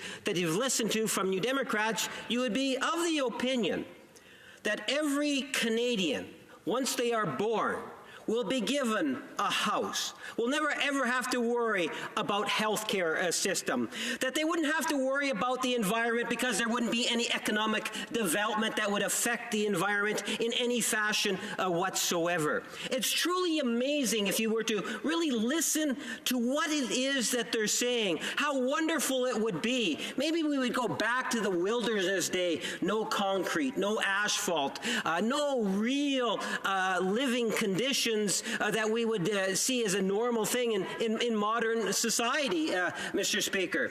And of course, when you take a look and you add up all of their expenses, you would find over and above what we currently spend, you would find it's not $1 or $2 billion of additional expenses. It would be billions and billions, getting closer to $500 billion new expenses, Mr. Speaker. That's what you would be actually talking about. Now, put that in the context of the last federal election, when the NDP were actually knocking on doors. What did they say? They said that they were going to have a balanced budget, Mr. Speaker. You want to try to get a snapshot of it? Listen to what the member from Churchill was saying earlier today, trying to give the impression that the government is doing absolutely nothing in regards to northern Manitoba, nothing in terms of Indigenous people. Look at the hundreds of millions of dollars over the last few years under this administration, and you will find, and I would challenge any member to find a previous government that has ever invested the type of financial resources that this government has done in the last 3 years, and that commitment is there, it's real, and it's tangible. We have a government that's actually understood the importance of establishing a healthier relationship with Indigenous people. We have made that a top priority.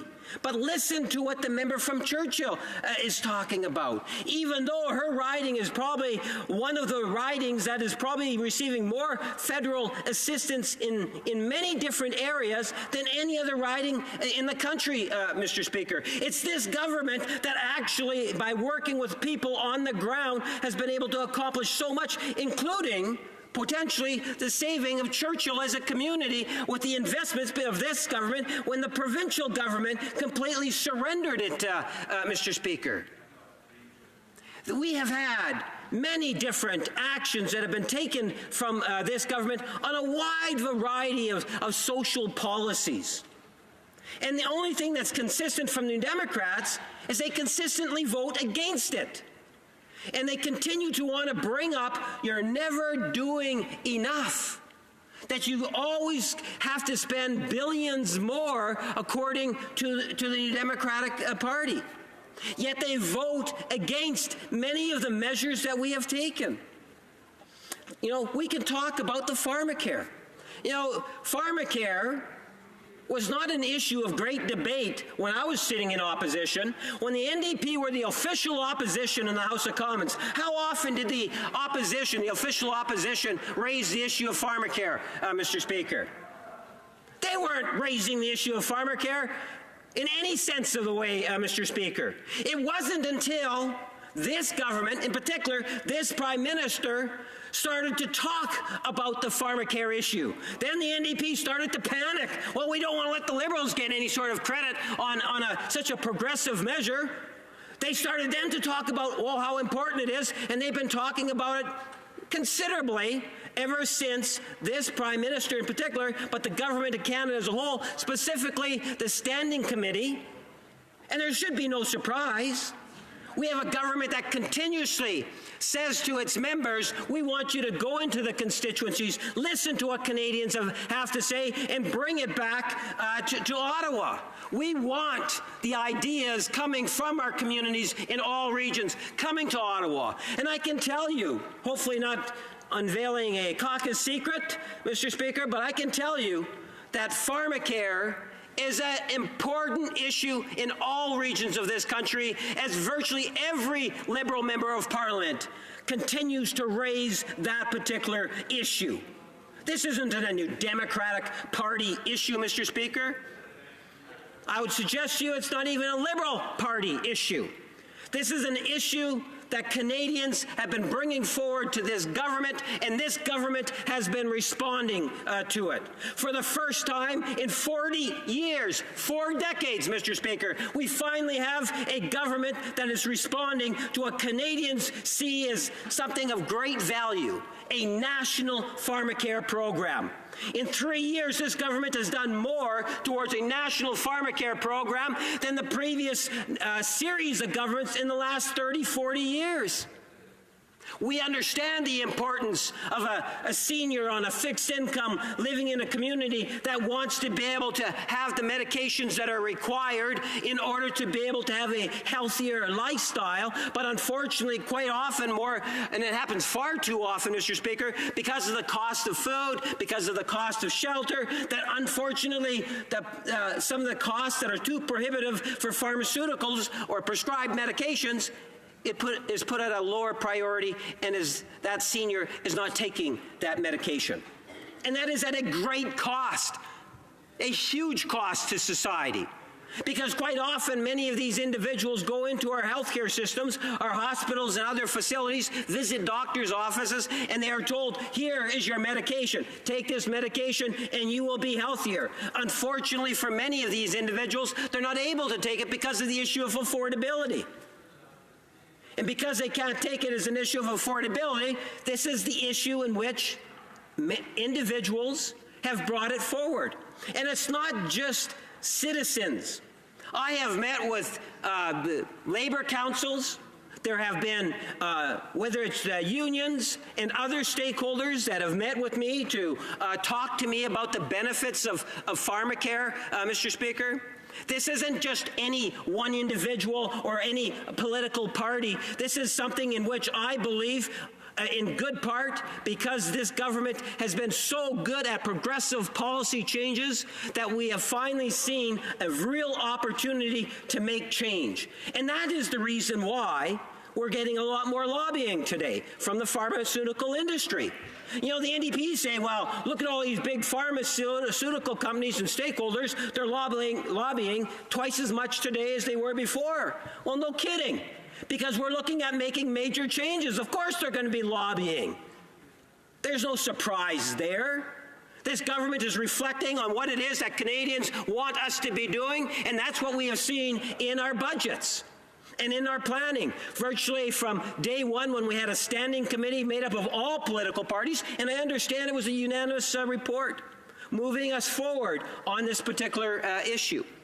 But if you listen to the NDP, you would think, oh my goodness, if it weren't for the NDP, this wouldn't be debated. Nothing could be further from the truth, Mr. Speaker. This is being debated because Canadians want it debated. Canadians want to see a government that's going to move on this plan, and I believe that this government will, in fact, move forward on this issue because we have demonstrated that in a very tangible ways, whether it's the creation of buying groups to the creation of a commitment through the last budget that will see billions of dollars being saved on the purchasing of health care, to a final report that's going to be coming out in a couple of months. That's the type of things that has actually been happening, Mr. Speaker. Now, let's move on to this distortion of reality. And the Conservatives like to pile in on this issue, too. We're talking now about the environment. The NDP say they care about the environment. It was interesting when I listened to the leader of the NDP today, when we talked about the price on pollution. For the first time, I think that's the most the poorest answer I've ever received in regards to the price on pollution was from the leader of the New Democratic Party today. I'm beginning to think that the NDP might be somewhat waffling on the price on pollution, and I hope that they'll give a little bit more concrete responses as to what their position is on the price of pollution, Mr. Speaker. But here we have a national program that is brought out, that other institutions, stakeholders decide to ultimately participate in it. What's the program? Well, the federal government says we want to reduce emissions. We are putting aside a pot of money, and we are looking for private sector, nonprofits, governments to come forward in order to have access to a portion of that money. So whether it's cities, municipalities, universities, and yes, even the private sector, who has a role to play, put together applications. I believe it was like 50-plus applications that were received. And yes, Loblaws was one of them. $48 million was the commitment by Loblaws to invest and make changes in terms of the refrigeration. $48 million, of which now the federal government contributes 25% of that. In exchange for that, I would note two things.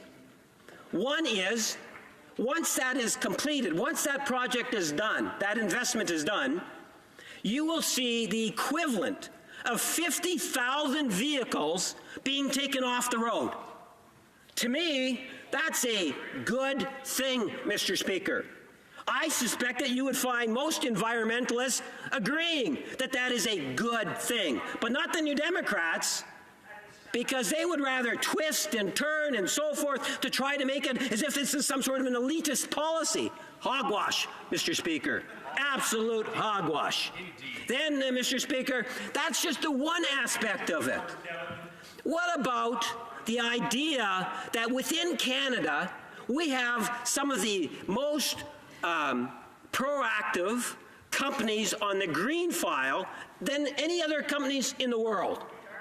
Mississauga, for example, is one of the companies that is going to be providing that modernized refrigeration. They're going to have access to that $48 million, and that's going to employ many Canadians as a direct result. Now, the NDP will mock that. Well, who cares about those jobs? Whether they're union or not, who cares? They want to focus on that $12 million in this so-called fridge. Well, Mr. Speaker, at the end of the day, this $48 million project, which is going to take the emissions of 50,000 cars annually off the road through this technology, does in fact have an impact on jobs. And more importantly, I would suggest to you, is it advances the technology that is so badly needed, Mr. Speaker, to improve the conditions of refrigeration into the future. That is what I would suggest to you as forward thinking, Mr. Speaker. Something that has been lacking from the New Democrats in recent years. And it's because what they've done is they've kind of caught on to what the Conservatives love doing. They would rather focus their attention on attacking the government. Doesn't matter what the government of Canada actually does. Doesn't matter what kind of policies we bring in, Mr. Speaker.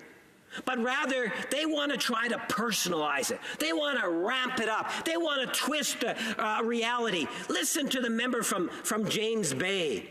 When you talk about the policy I just enunciated, well, the member from James Bay said, we're going to give $12 million to some rich dude that's living in the United States. That's how he's encapsulated that whole story, Mr. Speaker.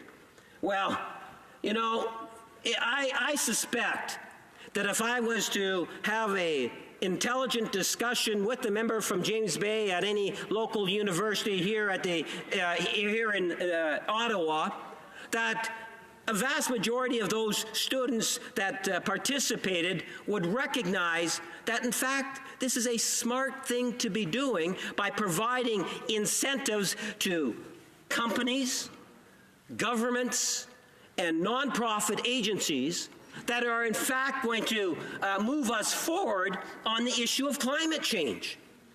Now, I would have thought that the NDP would have recognized that and been supportive of it.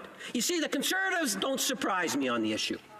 They really don't surprise me. After all, remember, I think it's 365 days. 365 days, and we're still waiting for a Conservative plan. Well, Mr. Speaker, imagine, I think you will find that there's many Conservatives that actually like the Liberal plan. Yes, there are many Conservatives that actually like the Liberal plan. Even some of the former policy individuals within the Harper government like the idea of a price on pollution.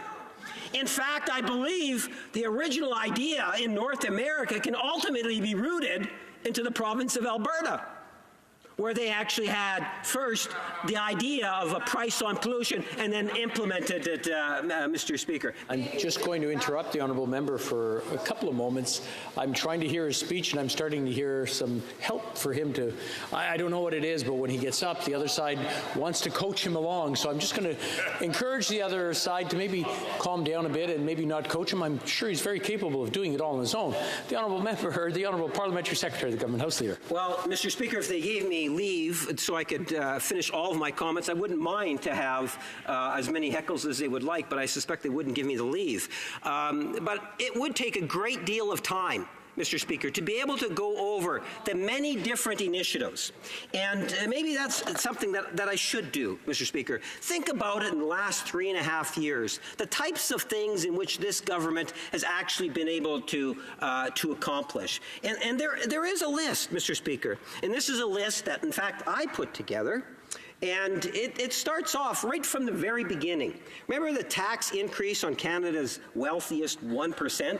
You know, you listen to the member from Timmins, James Bay, and he says, well, the government of Canada, the Prime Minister, they're all corrupted by the 1%.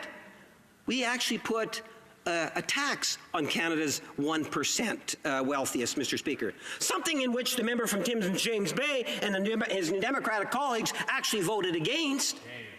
Maybe they're the ones that have been corrupted by the ultimate wealthy because they voted in that fashion, Mr. Speaker.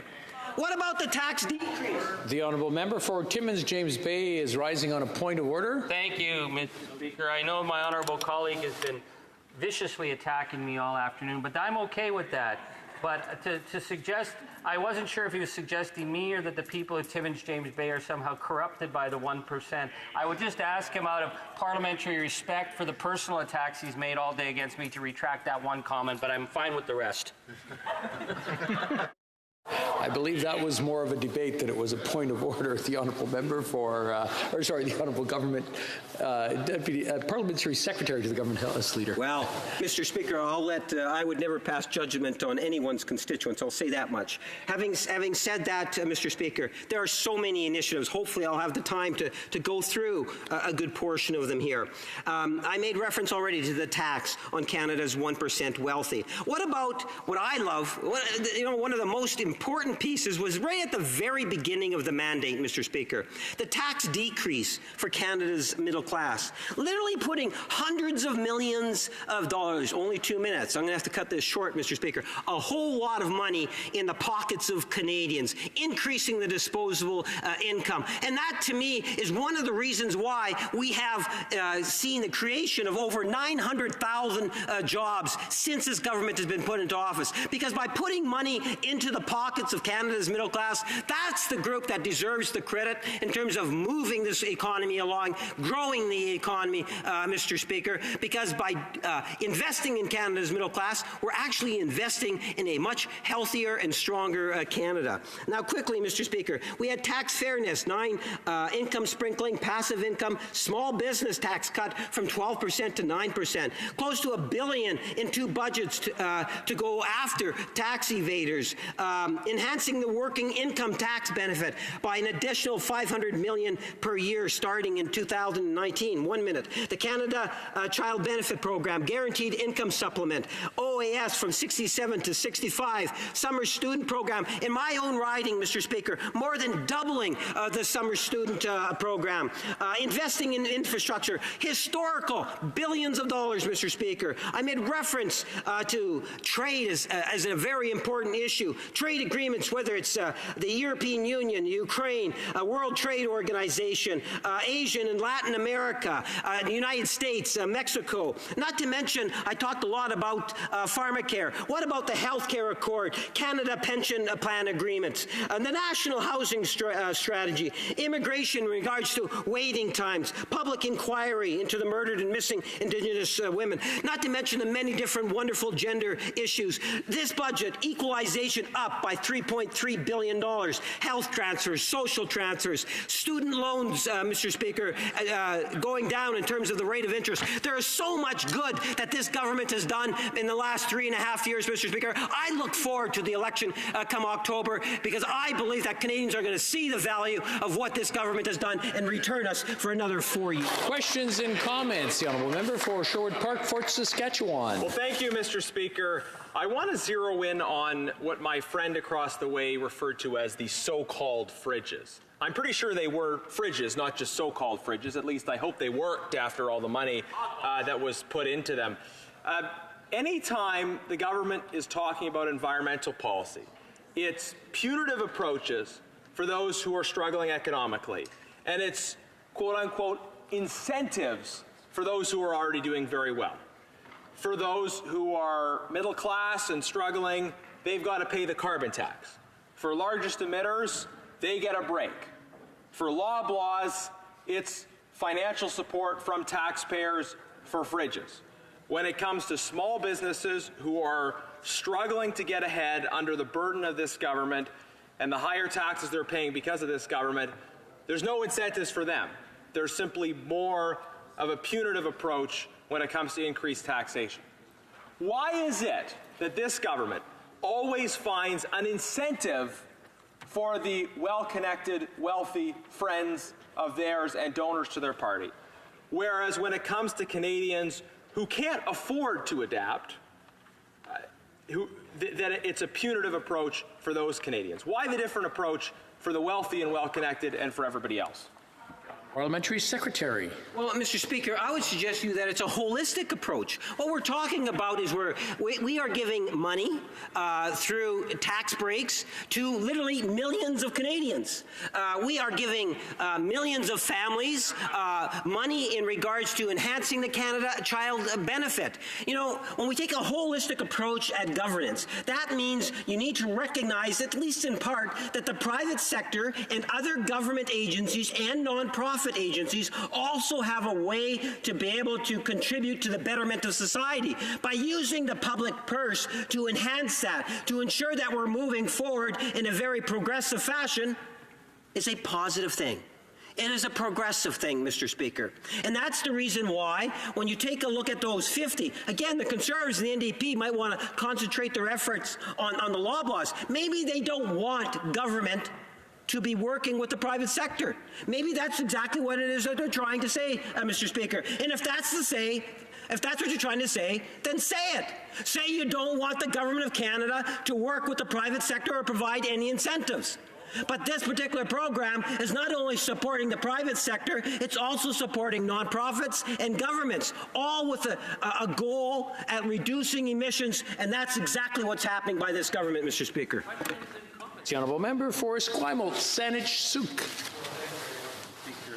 Once again, I've sat through another incredible speech by the member for Winnipeg North. I have a couple of comments, and then I want to ask him a very specific question. The first is, of course, this question of fridges. And I think he knows that everybody in this House knows we have to make changes, we have to have more efficient appliances, we have to tackle climate change through that. But if you have $12 million to spend and you want to get people to adopt better new technology made in Canada, who are you going to give the money to? Do you give it to a big corporation that's got $400 million sitting in an offshore tax haven who could clearly afford to buy these fridges all by themselves? Or do you give it to mom and pop corner stores, independent grocery stores? Give that help to the small businesses who would have trouble making that transition. So that's where we disagree with this government. It's for their big corporate friends and not the small businesses and the independent businesses who might have trouble making the transition that we all know they need to make. Now, when he talks about pharmacare, I don't really care if the government wants to eat the NDP lunch. They just have to deliver the main course. Right?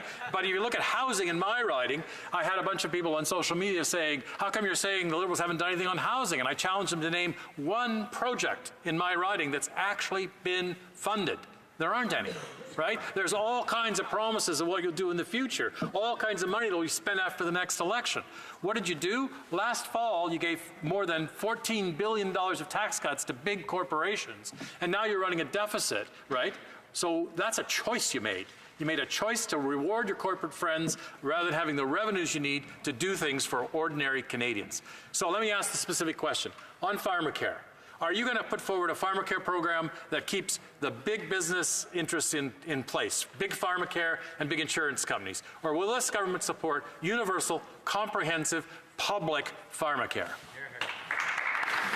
Before going any further, before we let the Parliamentary Secretary answer, I just want to remind the honourable members to place their questions through the chair over to the member, not directly across. I just want to assure the honourable member from Saanich-Esquimalt-Sooke that the Speaker will not be making any of those decisions. The Honourable Parliamentary Secretary. Yes, Mr. Speaker, the NDP, there's just too much there for me to be able to respond. I'm going to pick up on what it is the member started off on, and that is in regards to the whole issue of what I believe how the NDP are very, very careful to try to exploit what they believe is something that's going to be a vote getter. And this is a good example of it, the refrigerator issue. The refrigerator issue is, from my perspective, and to be fair, I would suggest to you, does the NDP support the government using public resources in order to access additional funds in order to move us forward on the road in regards to reducing emissions? And if the answer to that is yes, then in fact that 25% contribution by the federal government is in fact exceptionally effective, because it's going to take away 50,000 vehicles on the road in terms of their emissions on an annual basis. Now, when I say the private sector or the company, which happens to be Loblaws, remember, Loblaws was not the only company. That's just the only one in which the Conservative and the NDP Unholy Alliance want to focus on. Mr. Speaker, there is still civic governments, there are nonprofits and others that have participated in the same program. There's over 50 applicants that were approved. So the issue for the NDP and their friends in the Conservatives, what they need to answer is, do they believe the private sector should be in any fashion subsidized? And the Conservatives say absolutely not. They say no. What do the NDP say? And I must say to the Conservatives, I sure wish Harper didn't believe that. But let's wait and see. You know, maybe that is their new policy. But they just made it very clear, saying that the government of Canada should not.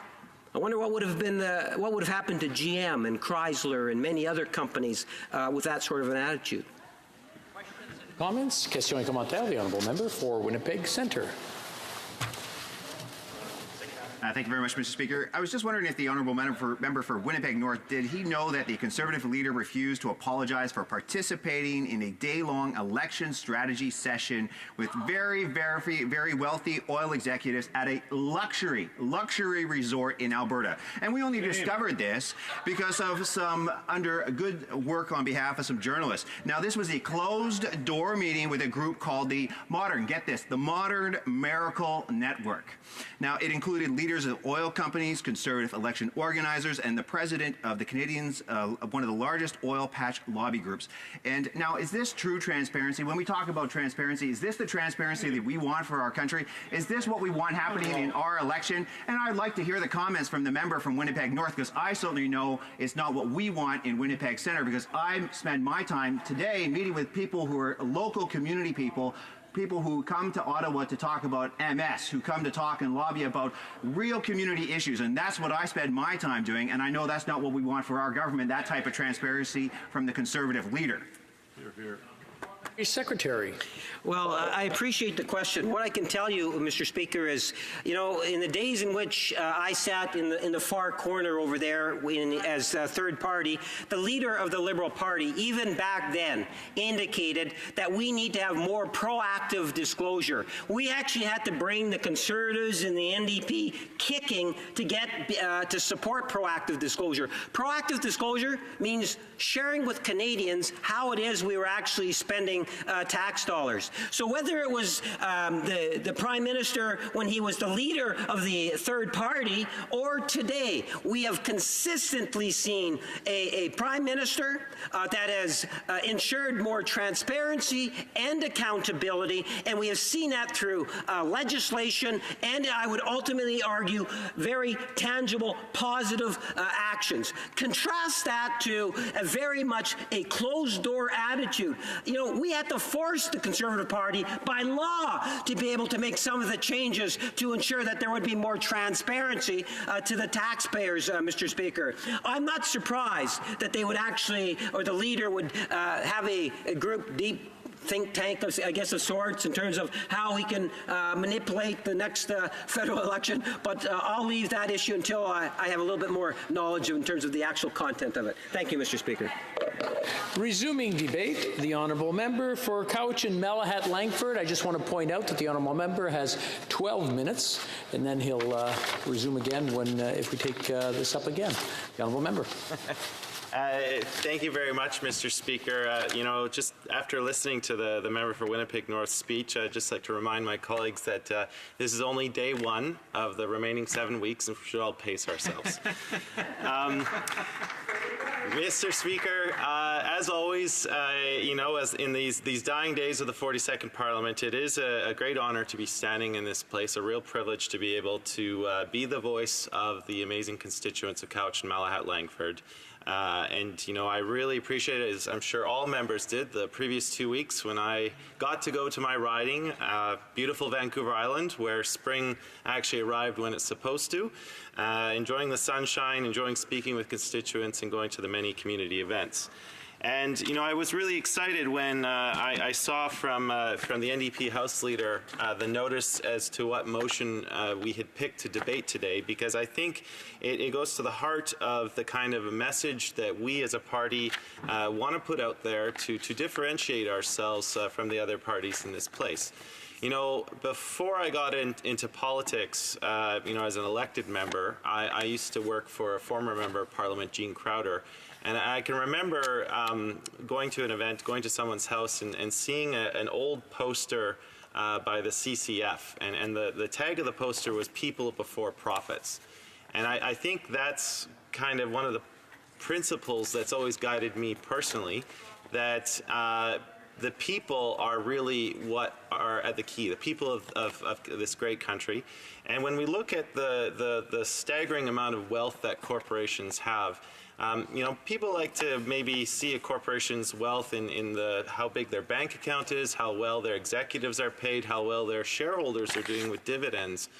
But in this corner of the House, we prefer to see the wealth of a company in the workers, in the services that they provide, the things that they build, because it's ultimately the workers of a company who are the ones on the front line providing those services to people, and who give the company its reputation. And I think that in all of our efforts, all parties, it would serve us well to remember that.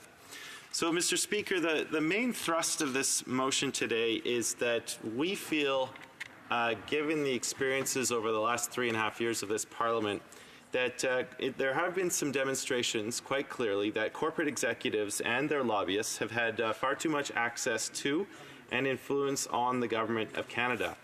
Now, the most recent example of this, which I think many Canadians still quite clearly remember, of course, is the SNC-Lavalin affair.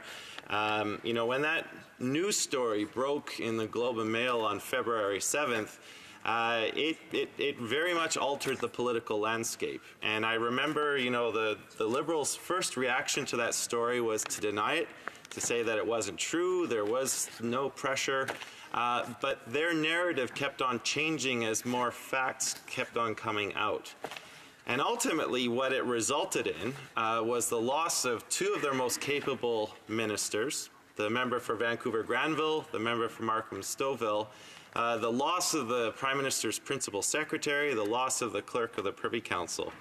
And Mr. Speaker, why is that whole affair relevant to the motion today? Because I'll tell you why. It's because last year, unbeknownst to parliamentarians and even the Canadian public, there was a small section hidden in one of the budget omnibus bills, which even the Liberal backbenchers found with surprise when they were studying the bill at the Standing Committee on Finance. And of course, this was a provision in a budget bill to bring in an amendment to the Criminal Code that would allow for deferred prosecution agreements. Now, I am not against deferred prosecution agreements per se. I think they can, in some cases, be a very legitimate tool. The important thing, though, is it's not up to me to decide that. It's not up to anyone in this chamber to decide that. That role falls squarely on the shoulders of the Director of the Public Prosecution Service of Canada. And that brings me to the next step in this whole sordid affair, because we found out that it was SNC-Lavalin that lobbied hard to get such an amendment into the Criminal Code, and they succeeded with that. And then they started this coordinated, orchestrated campaign with the Prime Minister's office to get the Attorney General of Canada, the member for Vancouver-Granville, the former Attorney General of Canada, to basically overrule the Director of Public Prosecutions, who, you know, Miss Kathleen Roussel, when I sat on the Justice Committee, I was at her confirmation hearing, a very accomplished lady who has immense qualifications for the job.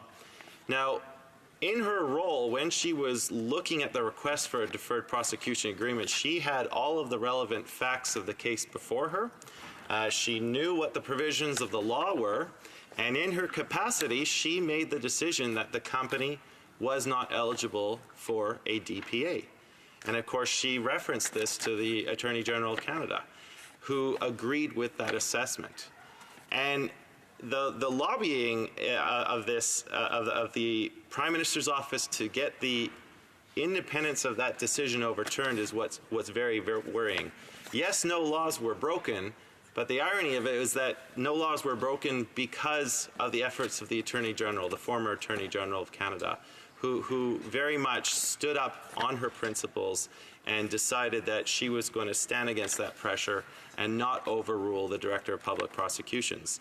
And ultimately, she was shuffled out of her cabinet post and then had to resign, followed by her colleague, the member for Markham-Stouffville, because the two of them could no longer, in good conscience, sit in the cabinet and defend that government day to day when they knew the truth of the matter of what had really happened behind the scenes. So that, Mr. Speaker, is item number one of the most clear and recent example of the awesome power of corporate lobbying and what it was actually able to achieve with this government.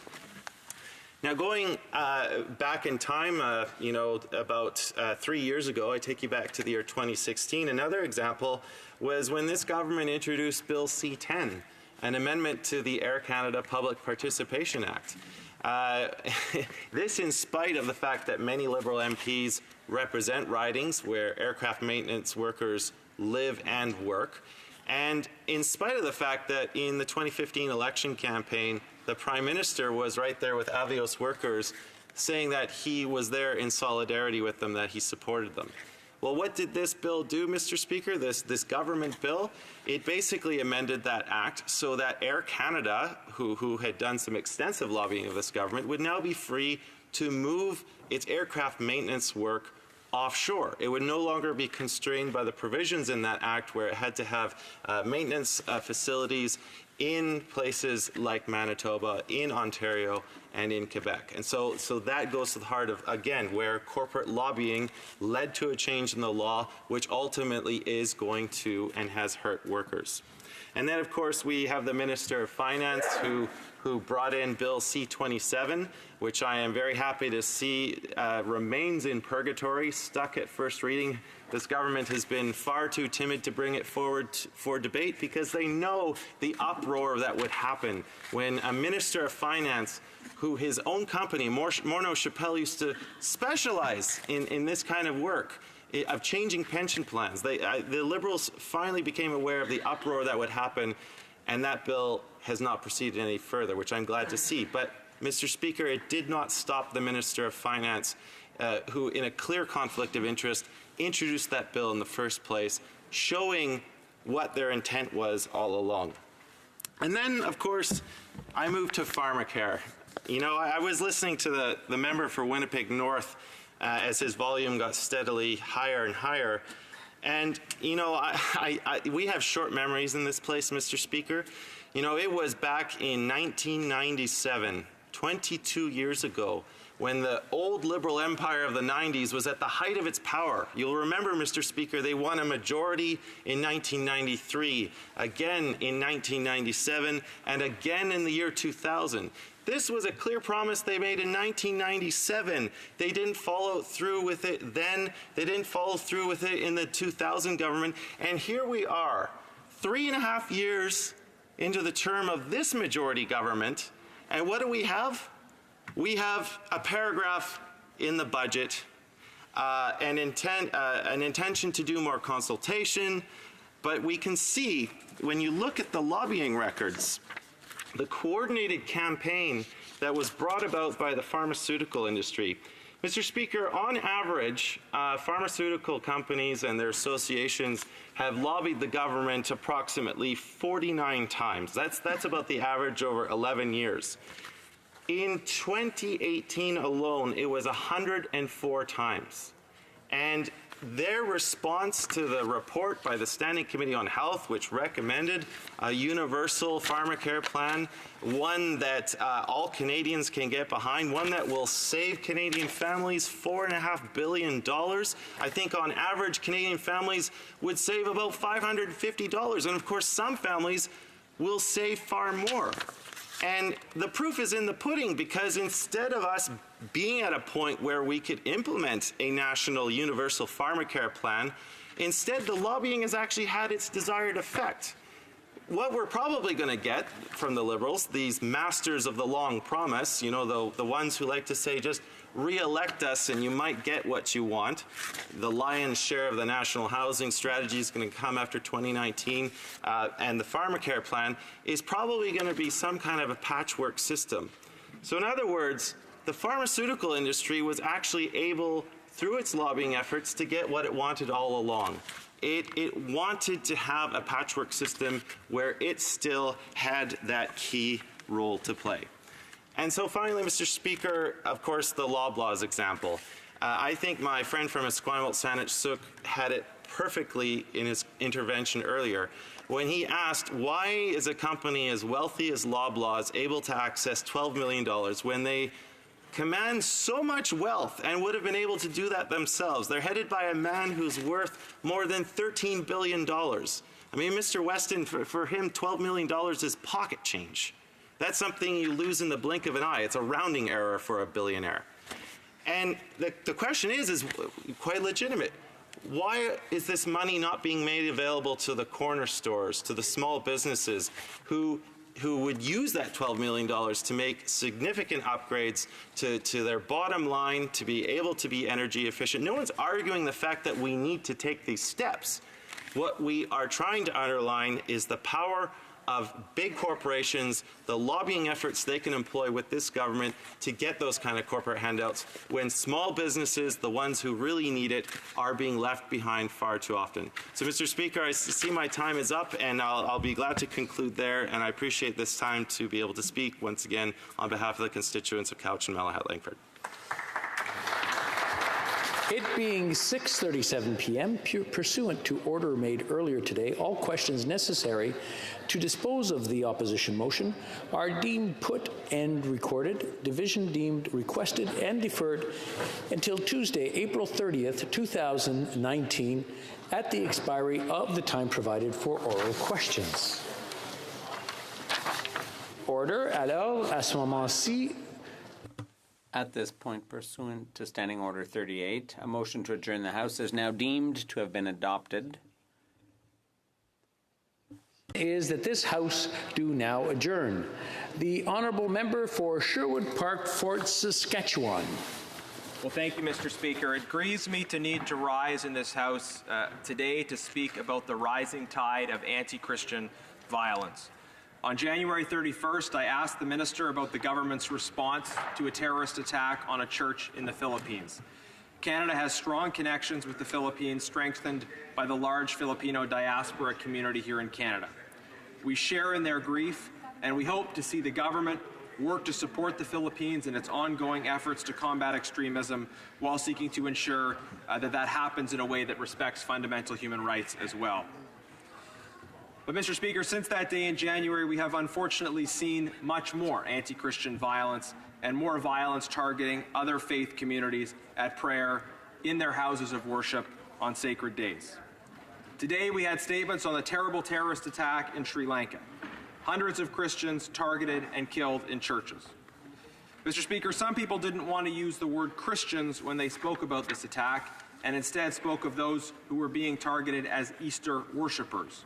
So let's just be clear, Christians do not worship Easter. Some of the tributes to victims of this violence drew a contrast between the message of Jesus on the one hand and the violence of the attackers on the other. This contrast is important, but it is not the full story. Easter is not just about the message of Jesus, it is about the person of Jesus and the hope that we have through his resurrection that victims of violence and persecution today will also enjoy the resurrection of the dead. It is this knowledge of the resurrection of the dead that inspires Christians to lovingly risk and give their lives for truth and justice.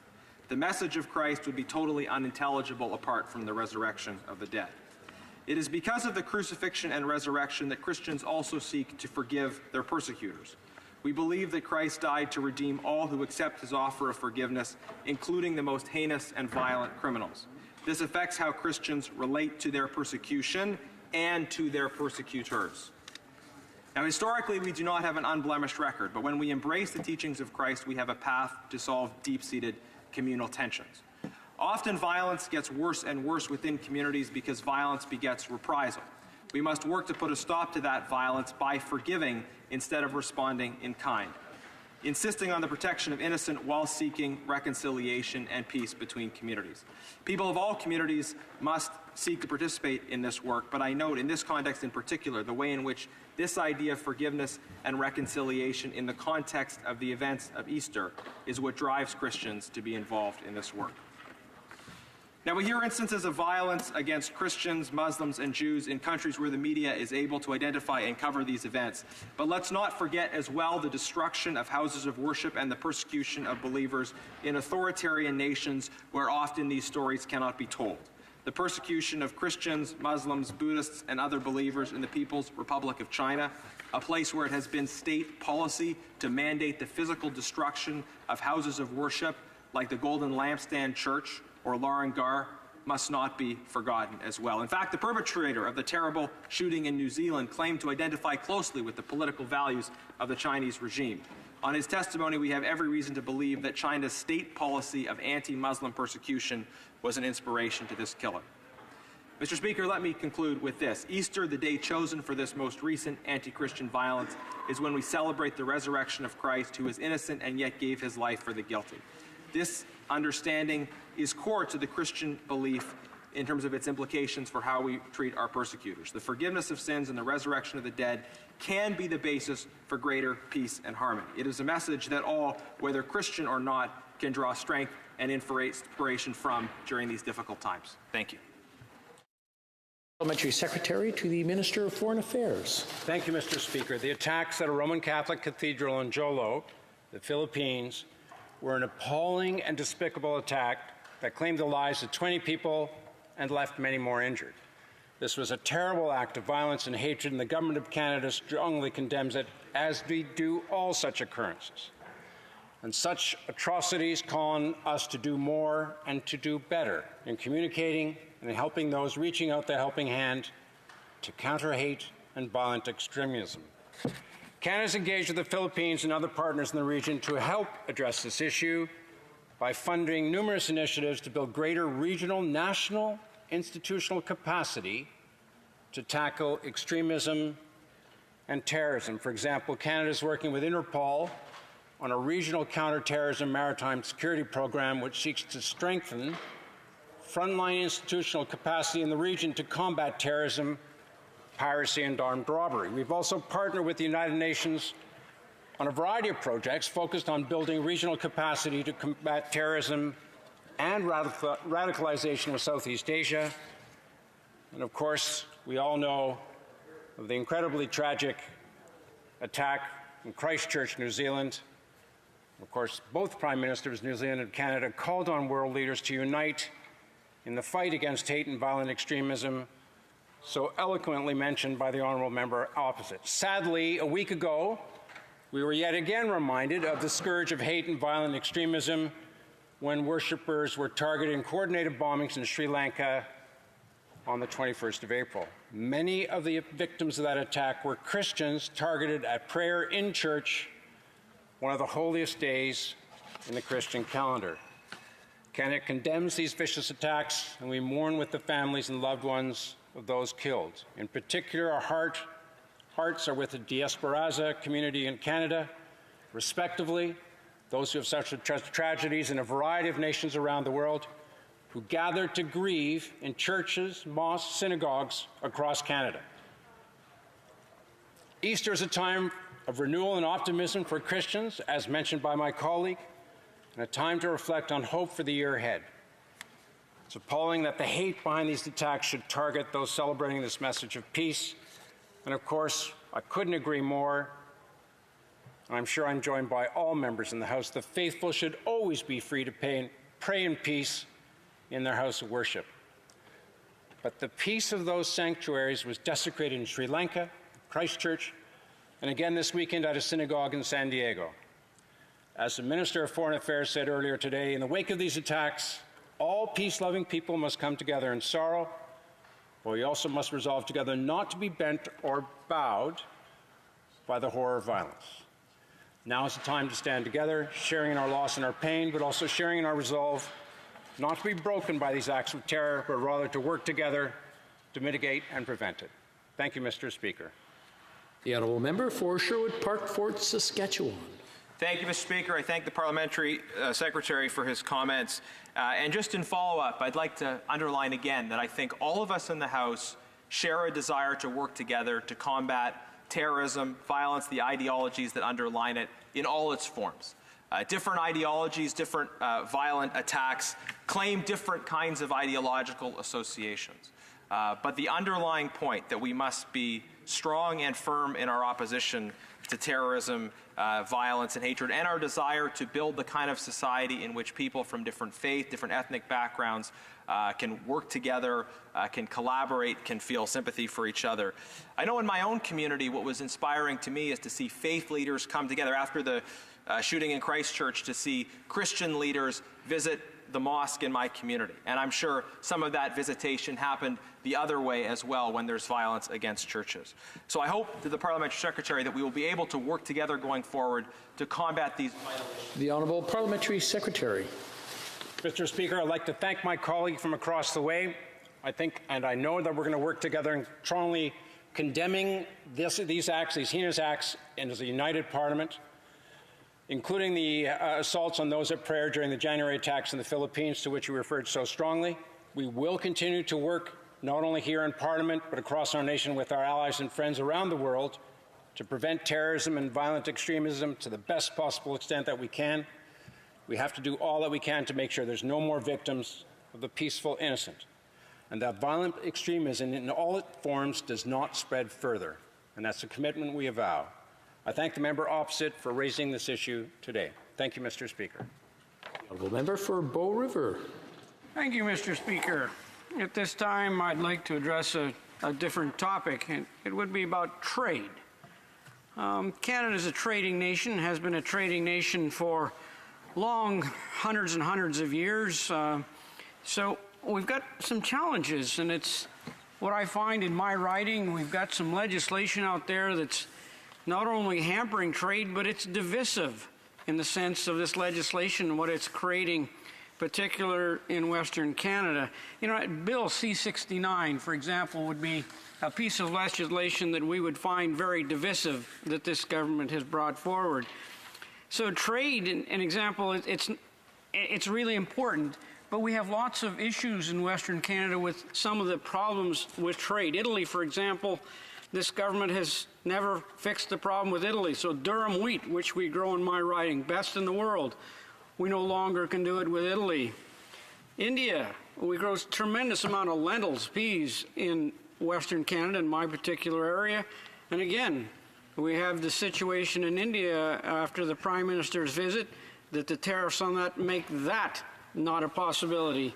Saudi Arabia, as of a year ago, barley, which highest quality barley in the world, in my part of the world, is no longer traded with Saudi Arabia. Then we get to China, and after the issues we've got with China, it started with just canola seed, and they're officially shutting down canola seed. But there's two other parts to canola. That's the meal and that's the oil. They're just refusing to offload it. There's boats in harbors sitting in China paying demurrage fees back to the producers because they won't even unload it. Now we're hearing of more agricultural products produced in the West. So we feel a lot of divisiveness in the sense of trade issues and the challenges we have. And then when we get to Bill C-69 and the tanker ban C-48, which basically says we're not going to build pipelines anymore. Consultation on C-48, don't remember that one.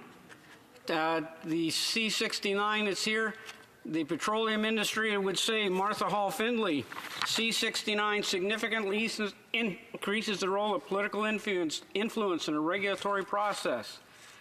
Canadian Energy Pipeline Association, it's difficult to imagine that a new pipeline, major pipeline, could be built in Canada under this Impact Assessment Act. Stephen Buffalo, President and CEO of the Indian Resource Council. Indigenous communities are on the verge of major economic breakthrough, one that finally allows Indigenous people to share in Canada's economic prosperity. Bill C-69 will stop this progress in its tracks. So, with the petroleum industry, agricultural products, we're trading. We find that those two pieces of legislation, for example, C-69, C-48, we find them very, very divisive in Western Canada, very much against what we are as a trading country, and particularly Western Canada. Thank you, Mr. Speaker. Parliamentary Secretary to the Minister of Foreign Affairs. Thank you, Mr. Speaker, and I want to thank the honourable member for Bow River for his question. Mr. Speaker, Bill C-69 is about re-establishing the balance between economic prosperity and environmental protection. It's about restoring investor certainty, rebuilding public trust, and advancing Indigenous reconciliation, all the while ensuring that good projects are built in a timely, responsible, and transparent way. And that's what we've been doing since assuming office, by approving the Line 3 replacement project, supporting Keystone XL, and doing the hard work necessary to ensure we move forward in the right way on the Trans Mountain Expansion Project. Mr. Speaker, we know there's still more to be done, but our efforts are starting to pay off. Just look at the LNG Canada's decision last fall to proceed with its $40 billion project on the west coast of British Columbia. It will create thousands of good jobs and generate billions of dollars in new revenue for government, all while building the cleanest large-scale LNG facility in the world and bringing Canadian natural gas to new global markets. there are also plans for a $4.5 billion petrochemical facility in Sturgeon County. Interpipeline, another example, is proceeding with 2 new facilities valued at $3.5 billion in Alberta's industrial heartland. And Nauticol has given its green light to developing a $2 billion methanol plant just south of Grand Prairie. Mr. Speaker, these are real investments in our energy sector in Canadians and in Alberta. In fact, there's more than $500 billion in new resource projects either started or planned over the next 10 years. $500 billion. In Alberta alone, that includes 102 energy projects representing a total investment of $178 billion. Mr. Speaker, that is good news. At the same time, we've recently announced a $1.6 billion package to support workers in the energy sector and boost the industry's competitiveness. This includes a $1 billion program in commercial financial support from Export Development Canada to invest in innovative technologies. There's another $500 million in new commercial funding from the Business Development Bank of Canada to support energy diversification, as well as $50 million from Natural Resources Canada Clean Growth Program that will leverage almost $900 million in new investments in oil and gas projects. Mr. Speaker, these investments reflect our confidence in Alberta and our belief in all Canadians to make Canada the supplier of choice in this century of clean energy. Thank you very much, Mr. Speaker. Member for Bow River. Thank you, Mr. Speaker, and I thank the Parliamentary Secretary for his response. The reality is in the last year and a half I've spent with fund development managers, and they explained how their billion-dollar funds that they monitor have gone to the U.S. I have constituencies in my riding who own oil rigs and have all sorts of pipeline type. They've gone to Texas, and they're not coming back. The fund managers say they're not coming back. With this legislation they're facing, which you can delay for 600 days, the minister can intervene at any time. But like China, if you take them, appoint an ambassador so we can get the canola going. I mean, you could take that $250 million back from the investment bank where they're building pipelines in Asia and build the pipelines here. So we need a different approach. This is divisive. 69 does not work. It's divisive. Thank you, Mr. Speaker. Well, Parliamentary Secretary. Thank you, Mr. Speaker. I actually ran out of time in my previous 10 minutes to list or to complete the list of all investments we're making in Alberta in pipeline capacity, so let me continue. Another $72 million to fund 3 clean tech projects in Alberta's oil and gas sector coming into effect over the next 18 months. Investments that will help leverage more than an additional $415 million in funding from other sources. That's why another $49 million to support petrochemical innovation in Fort Saskatchewan, Alberta. And through Budget 2019, we proposed investing another $100 million to support the Clean Resource Innovation Network. Mr. Speaker, Alberta is receiving a great deal of federal investment to better their technology, better their product, and quite frankly, we're proud to be able to help. Thank you, Mr. Speaker. The Honourable Member for Courtenay Alberni. Mr. Speaker, the Minister of Fisheries and Oceans has taken bold action to protect Chinook salmon and southern resident killer whales by closing Chinook salmon fishing over a large area of the BC coast. This will impact hundreds of jobs in the sport, rec, Indigenous and commercial fisheries. However, he refuses to ask the salmon farming industry to accept their share of the pain to protect wild salmon. How can the Minister of Fisheries and Oceans ask Canadians to risk their livelihoods while allowing foreign-run salmon farming companies to transfer fish infected with a virus reported to kill Chinook salmon into farms throughout the southern half of British Columbia? The minister's own scientists report that PRV can cause the red blood cells of Chinook salmon to rupture en masse, causing organ failure. But the minister has chosen not to believe this science, even in the face of the collapse of most Chinook salmon stocks exposed to salmon farms. This is a repeat of the Minister of Fisheries and Oceans ignoring DFO scientist Ransom Myers decades ago, who was warning that DFO's fishing policy was going to cause the collapse of the North Atlantic cod. Public research conducted in BC shows that wild salmon exposed to salmon farms are significantly more infected with PRV than wild salmon in the more northern reaches of the province, where First Nations and others made sure no salmon farms were allowed. And just like the current candidate for Nanaimo Ladysmith for the NDP, Bob Chamberlain, has been asking for, is for those farms to be removed off of the east coast of Vancouver Island. Moe, one of the big companies operating in BC, informed the federal court that they would be severely impacted if they were not allowed to grow PRV-infected fish in their farms, as all but one of their hatcheries was infected. The Fisheries General Regulations, Section 56, states that fish infected with a disease agent are prohibited from transfer into BC marine waters. The court's view PRV as a disease agent as a result of the research that has been published. By not screening farm salmon for PRV, Mr. Speaker, the minister ensures that he doesn't know if they are infected, and thus he is issuing transfer permits in absence of information that may be critical to Chinook salmon, British Columbians, and in the fishing industry and the southern resident killer whales.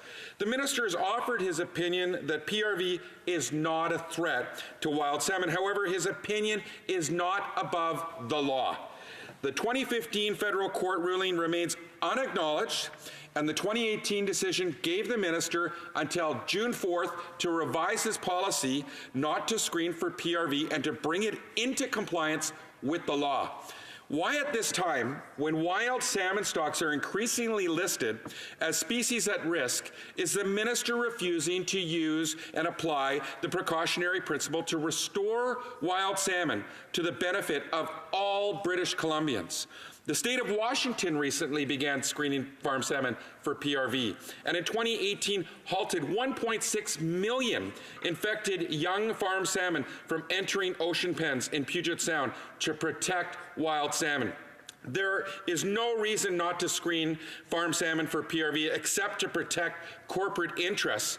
However, following the law would provide the industry with incentive to rid their livestock of this virus. We have questions, Mr. Speaker, and I hope the government can answer them. Honourable Parliamentary Secretary to the Minister of Fisheries, Ocean and the Canadian Coast Guard. Thank you, Mr. Speaker. I'll do my best.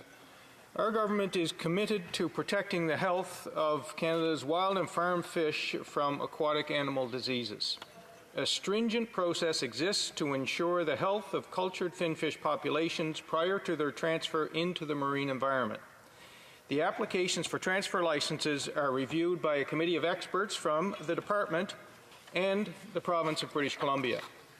All transfers of aquaculture fish must also comply with requirements of the National Aquatic Animal Health Program, which aims to prevent the introduction and spread of disease in Canada, and which is co-delivered by the Canadian Food Inspection Agency and Fisheries and Oceans Canada. Our government is re-evaluating its decision of not testing for PRV prior to transferring smolts into aquaculture marine grow-out facilities under Section 56 of the Fishery General Regulations. We will complete this review by June 4th, 2019. This work is currently underway considering the latest scientific assessments of this virus. Our government understands that a strong science-based approach to regulating the aquaculture industry is essential, and that is why we have and will continue to conduct extensive research to inform our policies and regulations. Specifically, we are actively investigating the potential impacts that PRV and other aquatic pathogens may have on various Pacific salmon species. This work will help us further improve our understanding of disease transfer risks between wild and farmed fish. In the near future, we will also clearly outline and explain how decisions on aquaculture are made, including how the precautionary approach is applied scientifically for aquaculture decision-making when there is scientific uncertainty. This directly responds to recommendations from the Commissioner for the Environment and Sustainable Development, the panel on aquaculture led by the Chief Science Advisor, stakeholders, and from Canadians who have asked for more transparency on how aquaculture decisions are made, the information that was used in making decisions, and how the precautionary approach was used. The framework for aquaculture risk management will outline a stepwise process to be followed and includes a commitment to publishing decisions, policies, and the scientific advice that was received in support of aquaculture decisions. Our government is advancing this initiative in partnership with Indigenous peoples, provincial governments, the public, industry, and environmental groups. In December of 2018, the Minister announced a new area-based aquaculture management pilot project. As part of that new approach, we will be working with the Province of British Columbia, First Nations, and industry to develop an Indigenous monitoring and inspection program in the Broughton Archipelago. This program will provide opportunities for First Nations to take an active role in monitoring activities for fish health and will support implementation of the government-to-government recommendations for the Broughton Archipelago. The restoration of our wild Pacific salmon stocks on the west coast of Canada is an extremely important priority. Our government is committed to supporting stocks that are in decline. Canada's Wild Salmon Policy 2018 to 2022 implementation plan is a guide to addressing a range of issues, including science, habitat, assessments, and the impacts of aquaculture and predation on wild salmon. We have and continue to make unprecedented investments to support these issues.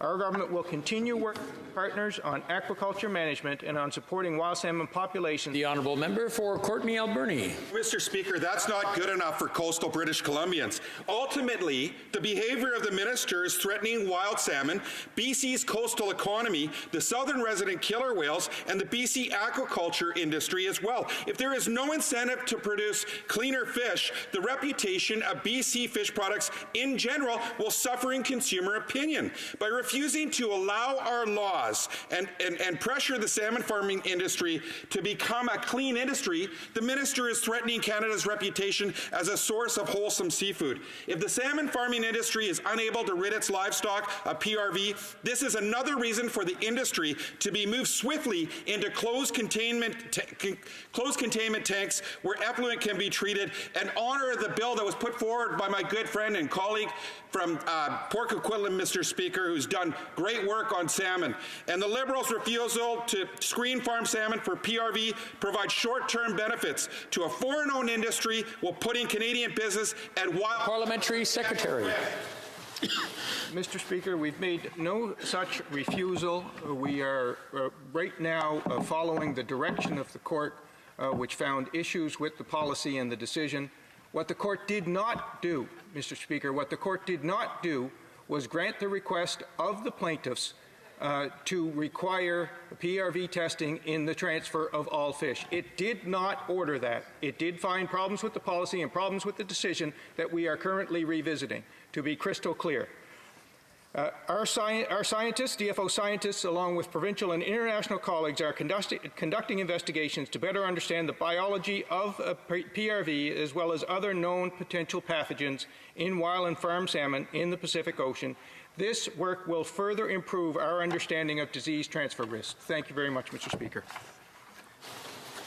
La motion portant que la Chambre... The motion that the House do now adjourn is deemed adopted. House stands adjourned until tomorrow at 10 a.m. pursuant to Standing Order 24-1.